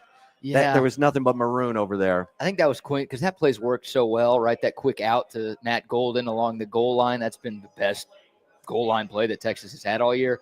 I think Quinn was just like, F it, it's going to work. It's worked all year, and it was obviously a bad decision right there. Yeah, and so I think we're getting closer to seeing big game Quinn. Look, this is when he shows up. I mean, he was money in the Big 12 championship game last year. With what's going on at Oklahoma State right now, I'm not quite sure how good that win looks anymore. But maybe that was the beginning of the end for the Oklahoma State Cowboys under Mike Gundy. They haven't won a Big 12 game since, right? So I just, we'll see. Look, Georgia's defense is no joke. We know that. Those dudes are built different. They are big, strong, nasty, but you have to stay on schedule. That's it. You cannot find yourself in 3rd and 7. You have to keep it where it's 2nd and 5, where they don't know if you're going to run it or pass it, because once they know you have to throw it is when everything goes haywire. Yeah. And I don't think they're going to have the penalties like they did at DKR. Like, how many mistakes did they have that just completely ended drives and set them back to what Chip's that stemming, it's ridiculous. That quick adjustment that the Georgia defensive line, they move right before the snap and change from a 3-man line to a 4-man line. And that was causing false starts. Like Texas looked like they'd never seen it before. And it was in each of those 4 false starts happened on different drives and derailed each of those drives. So, yeah, that absolutely cannot happen. 8 penalties in that first game for Texas, like you mentioned, Zay. And it's like you said, Chip, Georgia wasn't doing things that other teams don't do, like double A gap pressure, disguises, false fronts, like that stuff that other teams did before the Georgia game and other teams have done against Texas since the Georgia game. Just those late changes that confused Texas. And it's like with a 3-year starter at quarterback, a guy who's been in college for 4 years, you don't expect to see that kind of thing cause problems, but it caused Quinn Ewers problems. So I think going back to Chip's point, like Texas was 2 of 15. Eric was too nice. He said 2 of 14 on third down. It was 2 of 15 against Georgia. They started 0 of 10 on third down. If they're not ahead of schedule, then this game could go the same way the last game went. So I'm very curious to see what the opening script is. I'm kind of all over the place, but it's felt like at times this season, first 15 plays have been 11 or 12 passes. It's like try to get Quinn Ewers into a rhythm a little bit. You throw to set up the run a little bit. Maybe that changes because of the success the Texas ground game has had. But the opening script was a disaster against Georgia. I wonder how Sark is going to try to attack this defense to try to right the wrongs that this offense had in the first game. I'd love to see Isaiah Bond get going. You know, coming back home, a Georgia kid, you think about him after the ankle injury. He just hasn't been the same, man. He had a couple of, good catches as of late, but that explosiveness that we saw early on reverses and end arounds and just the quick game that Steve Sarkeesian loves to do with his receivers, we haven't seen that in a while. And if he could get going, man, it just gives Texas another advantage of all the other weapons that they have. I think DeAndre Moore is slowly getting back into that groove that he had before his injury. I think Ryan Wingo, I think he's getting over that freshman slump that he was kind of going through at the middle of the season. He had that terrific catch against A&M to move the chains this past weekend. So, the wide receivers, they got to show out. I mean, you got Georgia guys transferring already. McCall Starks talked about it. It was a little weird seeing Humphreys leave on us, bad timing, but hey, that's just where we are in college football and all of college sports. But that Georgia secondary, they're not what they used to be, where they're sending all these guys like Lassiter and stuff like that to the league, even though they still have guys. I love Dan Jackson, man. I think he's an old school John Lynch type football player, and he had a big time hit that got him the boot last time this matchup happened. They got multiple guys like that, but you talk about communication with last year's Texas secondary.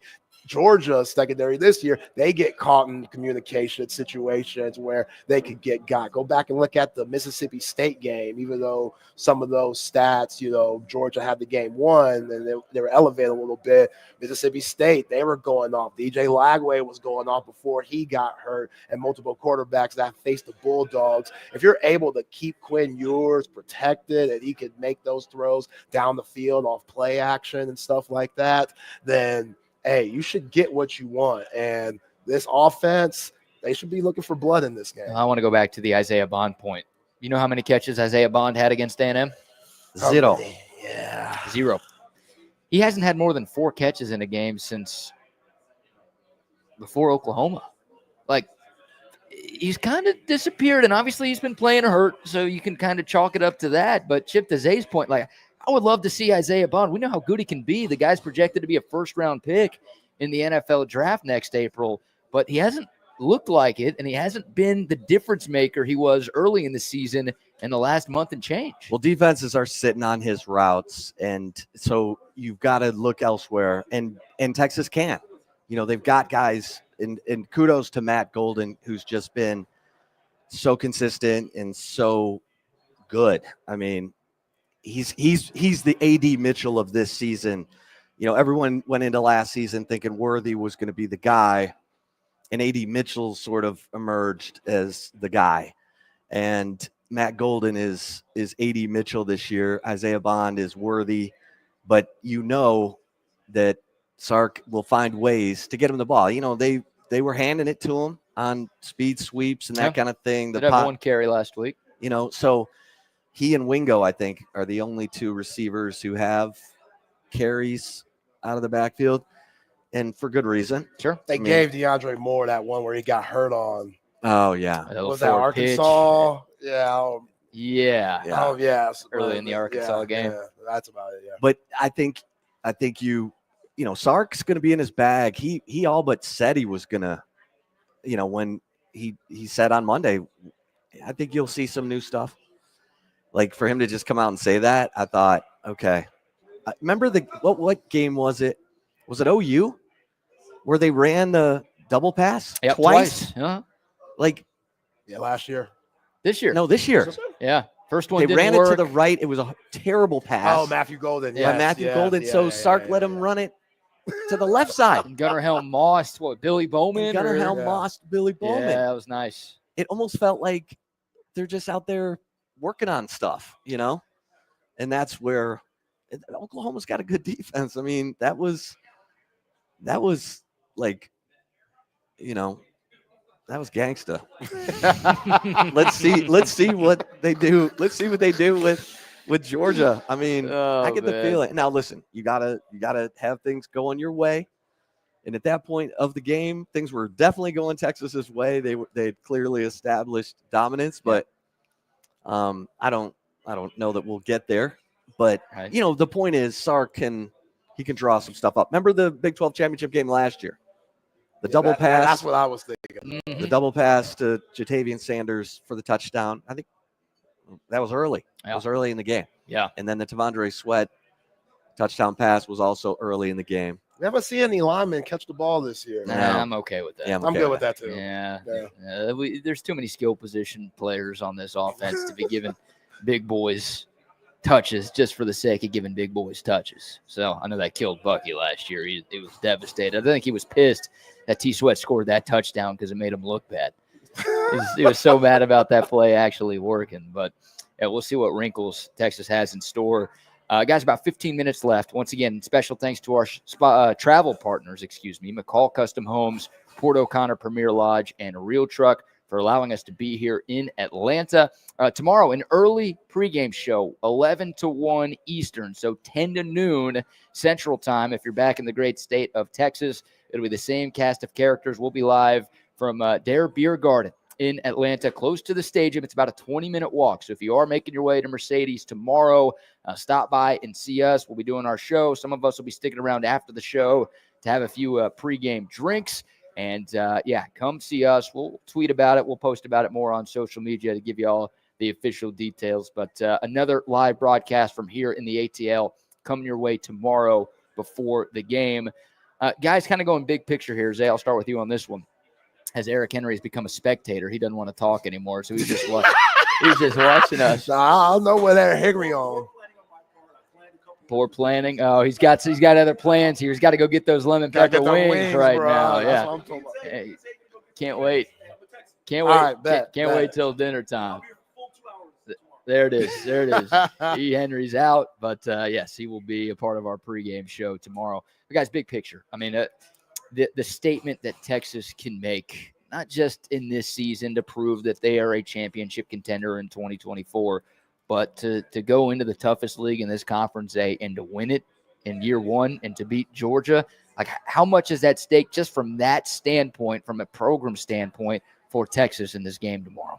Shows the culture that Steve Sarkeesian has built is very important. I mean, if you would have told me 4 years ago that first year SEC they'd be in this game, I probably would have gave you a backhand and told you were crazy. And what sport? Volleyball? Yeah, SEC exactly. championship in volleyball? Women's basketball maybe, but definitely not football. And here we are again. There's so many guys that have balled in. We've talked about the coaching staff, which is so rare because there's always so many different changes each and every season, but they've maintained the same core and they've just added guys that have balled in, like Johnny Nansen. I don't think he gets talked about enough. Like Johnny Nansen's been terrific. You know, Leonga Lafau, David Benda, Ty-Anthony Smith, and obviously Ant Hill, who I think is the best linebacker in the nation.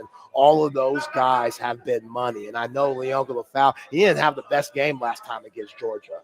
he's played some really, really good football as of late, and he's not going to have that type of game again against the Bulldogs here in the SEC championship. So, yeah, man, just the culture and what this Texas team has brought to the table here in the first season of the SEC is more than impressive. Yeah. And Longhorn fans, they should relish this moment because it doesn't happen very often. No, I mean, these opportunities don't come very often, right? Texas went 14 years without a conference championship. And I've always gotten a kick of people complaining so much about things this season. And at times we've been critical of things that we think can be better for this Texas football team. But Chip went from 09 to 23 without winning a Big 12.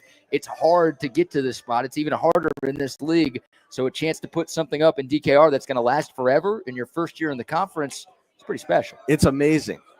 I mean, it's truly amazing. And it's kind of the old guard SEC's worst nightmare is that, they were so used to Texas being the program that did less with more. Yeah. And it's slowly sinking in, and maybe tomorrow it really will sink in that this program is built on some pretty solid stuff and that they too could be hanging around for a while, especially if they keep winning recruiting battles like they did today for Justice Terry. This is a special team. And the reason Texas fans haven't fully embraced it as a team that can win the national championship is because of the Georgia loss. Yeah. And how bad the offense looked in that game. But I think there are some reasons that we've talked about today why that offense didn't look so great. And maybe part of it was Sark thinking we can just run our normal stuff. He didn't do a lot of motion and shifting in that game. And he's got to empty the tank tomorrow. But if they do, and if Texas wins, and if Quinn Ewers looks comfortable again like he did for first half of the A&M game, watch out, because this team is peaking at the right time. We know they're tight. We know the culture is strong. And we know that they've got a championship defense. Now, special teams, we've not talked about. And special teams we were having a good time. We were having a good time. Come on, man. It's the wart on the supermodel, but it's they could punt 8 times tomorrow and win this game 10-3 if the offense doesn't turn it over. Yeah. Even as bad as Texas's punting game is, and it's bad. And Georgia's punter, Brett Thorson, is a monster. Beast. He averaged 54 yards per punt on 4 punts against Texas in their first meeting, and he pinned him inside the 8-yard line twice. So that's a part of the game tomorrow that you're going to definitely just give that check mark to Georgia. But Georgia, they're so hard to, kind of figure out because they've looked so good and they've looked like they don't practice at times, It's been annoying for Texas fans because everybody watches Georgia. They're always playing in prime time. They're one of the top-ranked teams in the country. And it's like, where's the Georgia team that came and whipped our ass in Austin? Like, why did we get that team, and why did the other 11 teams on their schedule not get that team? So it's frustrating, and hopefully Texas doesn't get that same team tomorrow. But I love that Texas is wearing their icy whites. Yep. They've won 11 straight true road games. This is a true road game in their mind coming into Atlanta for 80 miles from Athens. And I like that mindset. I just think, Chris Del Conte is going to have to lease a suite for Bevo. They're going to have to lease one of those field level suites so that the big fella can, be at these games. Because look, the Mercedes-Benz Dome's hosting the SEC championship through 31. And it's the site of this year's national championship. And it's the site of a quarterfinal game. So Texas could be in Atlanta 3 times in the next month. And Bevo just going to be at home. The crib. Yeah. Just taking his shits on the sideline at DKR, I guess. That's a bad bit right there. What are we doing, SEC? Is that like part of the pledgeship that Texas is going through, that Bevo can't come to the SEC title game. But I was Uga told can't it be was there. it was all the field level suites. That Not enough space. Yeah, not enough space. That's the argument they've used there, but Uga can be there. Yeah, they could be rubbing elbows and stuff, man. Let Bevo in. That's some BS. Just keep them away from each other. It's a very easy fix. Very easy. Everyone's freaked out for what happened at the Sugar Bowl a few years ago, and that's worth being freaked out about, but like very easy to prevent that from happening again. We haven't talked about it, rightfully so, but it has to be mentioned. Bert Auburn scares me in a game like this. Here we go. Chip always gets both after me. of y'all. We have to talk about it. The dude has been suspect lately. And if you need a kick over 35 yards to win the game, I feel like Texas fans, including myself, don't have much faith. Don't put him on the right Carrot hash. Top to go get it done. Don't put him on the right My hash. man right here, Texas fan right in front of us, he's saying the same thing. Bert Auburn sweating. Don't put a Like his misses Patrick have Ewing. come from the right hash. Hey, Put him in the middle of the field. Pull a scholarship. That's what I'm saying. Pull it now. I don't like to throw that around because I get what that means, but Ouch. Walk on Bert was money. One of the best kickers in America. He was money. Go back to eating ramen, Bert. It's like a contract year for a pro athlete, right? They they get that contract. He and does they're have all another fat and year of happy. eligibility. See, Make him a walk on next year again. Come on, man. Here's the stats. So Bert Auburn's 10 of 15 on field goals this year. He is 6 of 6 from inside 40 yards. So it's not quite 35. You could take it beyond 35, but he's 4 of 9 from 40 plus. And you're right, Chip. Most of them have come right hash. But here's like late game situation. You're tied. You have to kick it in a spot like that. But I wonder if Sark, and he's a player's coach, he always trusts his guys, even to a fault at times. Texas has a 4th and 3, and it's a 46-yard field goal. Second quarter, close game. Does he just leave the offense on the field? Even if the offense isn't doing a whole lot, is he like, man, we've got a better chance of converting this 4th down than Bert Auburn does of making a field goal of this distance because he's less than 50% on those this season. Yeah, I mean, that's one of those feel in the moment decisions for Steve Sarkeesian, which is why he gets paid $10 million to make decisions like that. And I really don't know. I mean, your defense is so good. It just depends. But you know how big of a momentum shifter that could be if you get stuffed and don't make it. And you're playing with all these Georgia fans in the stands. That's why if Bert was consistent and reliable, it'd be no question. You take the points. But like you said, BK, you just don't know. Well, hell, Sark took a 49-yarder off the board earlier this year. Sure did. Yeah, one that he made. And then that was against Mississippi State. Yes. And Arch Manning, I don't know what the play call was. It was terrible. See, and he had no respect for Mississippi State. That was one of the, we're going to win this no matter what type of things. Georgia, whole different ball. Yeah, if Bert Auburn makes a field goal, you leave those 3 points on the board tomorrow. You don't take any chances. That was what was interesting about the A&M game because the first time he goes for it on 4th down, I'm always like, you're on the road, take the points. Yeah, right. Me too. Don't give the crowd a reason to like go overboard and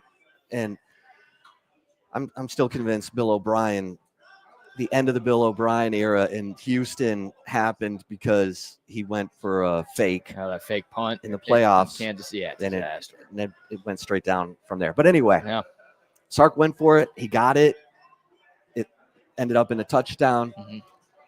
So, but yeah, I mean, I'm not kidding. I mean, this could be a game where it's 13-3 or 13-7 or 13-12. Just don't turn the ball over. Yeah. And make the most of it. You can punt. It's okay to punt in this game. Well, we'll get y'all's official score predictions tomorrow during our pregame show. Chip, I mean, the total in Vegas is 49.5. It sounds like you're leaning under tomorrow. I think I said for my horns247.com prediction, I said 23-17 Texas. Okay. And I think I'm kind of building in a turnover from the Texas offense. I'll take one. If I can sign for 1 turnover instead of the 4 they had in the first game, then I'll be okay with that. They've only played 2 games all year without turning the ball over. What games were those? Michigan and Arkansas? No. Who turned it over in Arkansas? ULM. They turned it over against Might have- ULM. I may put you on the spot, Chip. My bad. We're making Chip go to the I know backpack it- here. It's like 2 We minutes got- left in the show. Was it Florida? That sounds right. I That sounds don't right. know. Yeah, that sounds right. Now we're just guessing here. Let's get Chips. He's got 6 notebooks over there. One of these has to have 6 notebooks. He's locked in. He's ready to go. He's got some CFP brackets in there. Doctor's handwriting going on. Arkansas. There it is. Good call, Zach. The Arkansas game. Oh, they only scored, what, Michigan 20 and points in Arkansas. that game? Interesting. Well, okay, so what I would take 1 turnover. I'm with you. Like, punting, not that bad, because I don't think Georgia's offense is all that great. I don't know if anybody's offense is all that great against this Texas defense. But if you tell me they're just going to have 1 turnover, they would have won that first game if they had 1 turnover. Yep. They would have won it if they had 2 turnovers. Problem is, they had 4, and even though Carson Beck threw 3 picks, they lost that turnover battle and gave Georgia all of those free points. 1 turnover tomorrow, I think we'll be hoisting a trophy, and I don't think we'll be booing this conference commissioner this time. Zay, what's your prediction? I'll give it to you tomorrow. Oh, there's your tease right there. Okay. I'm still thinking on it. All right. Texas, a 2.5-point favorite. That line's kind of held steady throughout the course of the week. So we'll see if we get some late movement either way. But even though Georgia won the first game, Texas, the favorite, I think Texas has looked like the better team since those 2 teams met in Austin. Big part of why the Longhorns are favored. But it's going to be fun, guys. We are 23 hours away now from kickoff, the SEC Championship. A lot of build-up, a lot of talk. And it's finally here tomorrow, and we're lucky to be in Atlanta to be a part of it, boys. Oh, man. Oh, yeah. It doesn't get any better than this. And for Texas fans, savor it, enjoy it, because this is what you want, man. Momentum. Momentum is everything. Program momentum. And right now, Texas has program momentum, and they've really had it since the 5-7 season under Sarkeesian, who's just made a lot of the right moves. Yeah. You know, and again, can't say enough about the recruiting win. And I looked it up just to make sure Justice Terry is signed.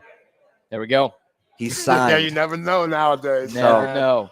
That, Saw that Ole Miss Mississippi State situation. Good grief. maybe that's a sign.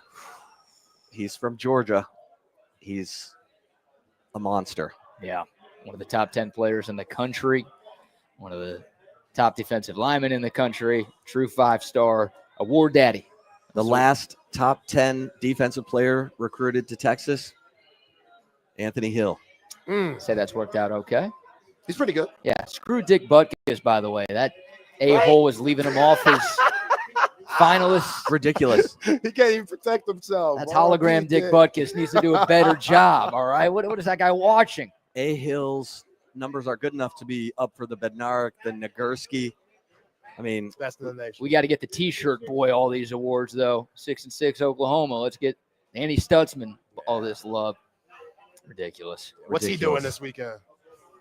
Where he going to be at this weekend? Talking to his 29-year-old offensive coordinator. Hang out with that guy. Always good to end with dunking on OU, right? Right? That Yeah, works. man. It's a good way to end I things. hope they but, watch tomorrow. Yeah, they will be. They should. They'll be watching. They'll be rooting against Texas, I can tell you that, but that's okay. All right. It's 5:02 in Atlanta, and OU still sucks. Yeah, A&M does too. I know that's not the saying, but we can go ahead and mention that. Throw them in there too. They'll be sitting at home. They've been in this league 13 years. Couldn't make it to this spot. Texas has been in this league for not even 13 months, and here we are. So it's fun, man. It is a fun time to be a Texas fan. It's a fun time to be in Atlanta. I know a lot of folks making their way to the ATL tonight. Don't forget, tomorrow, 11 to 1 Eastern time, Dare Beer Garden, close to the stadium, just a 20-minute walk. We'll be doing our pregame show there. We're handing out koozies. We'll be talking everything Texas and Georgia. Hope to see all of you there. Special thanks to Fido Irish Pub. This place is awesome. I didn't show you all this. It doesn't look as good right now, but I tweeted a picture. I ordered a Guinness because they don't have Altstat here. They put a Longhorn in the phone. How about that? Like in Georgia, hour away from Athens, they're putting a Longhorn logo at the top of the Guinness beer, taking care of us here. Fido, baby. Fido. If you are in the ATL, they've got happy hour till 7 o'clock, so still a couple of hours. Great food and beer specials. TVs everywhere. They'll have the conference title games on tonight. Obviously, you got a couple of those in college football, so if you're looking for a place to watch, come here, get some great food and some great drinks. Special thanks to them for hosting us today. And once again, special shout out to our travel partners, McCall Custom Homes, POC Premier Lodge, and Real Truck for allowing us to be here, boots on the ground, bringing you live coverage from Atlanta. For Eric Henry, who is too cool for us apparently, for intern Brock, for Chip Brown, for Zay Collier, I am BK. Thanks so much for tuning in to Texas Sports Unfiltered today, and we will see y'all tomorrow with an SEC championship on the line. Y'all have a good night, and hook 'em.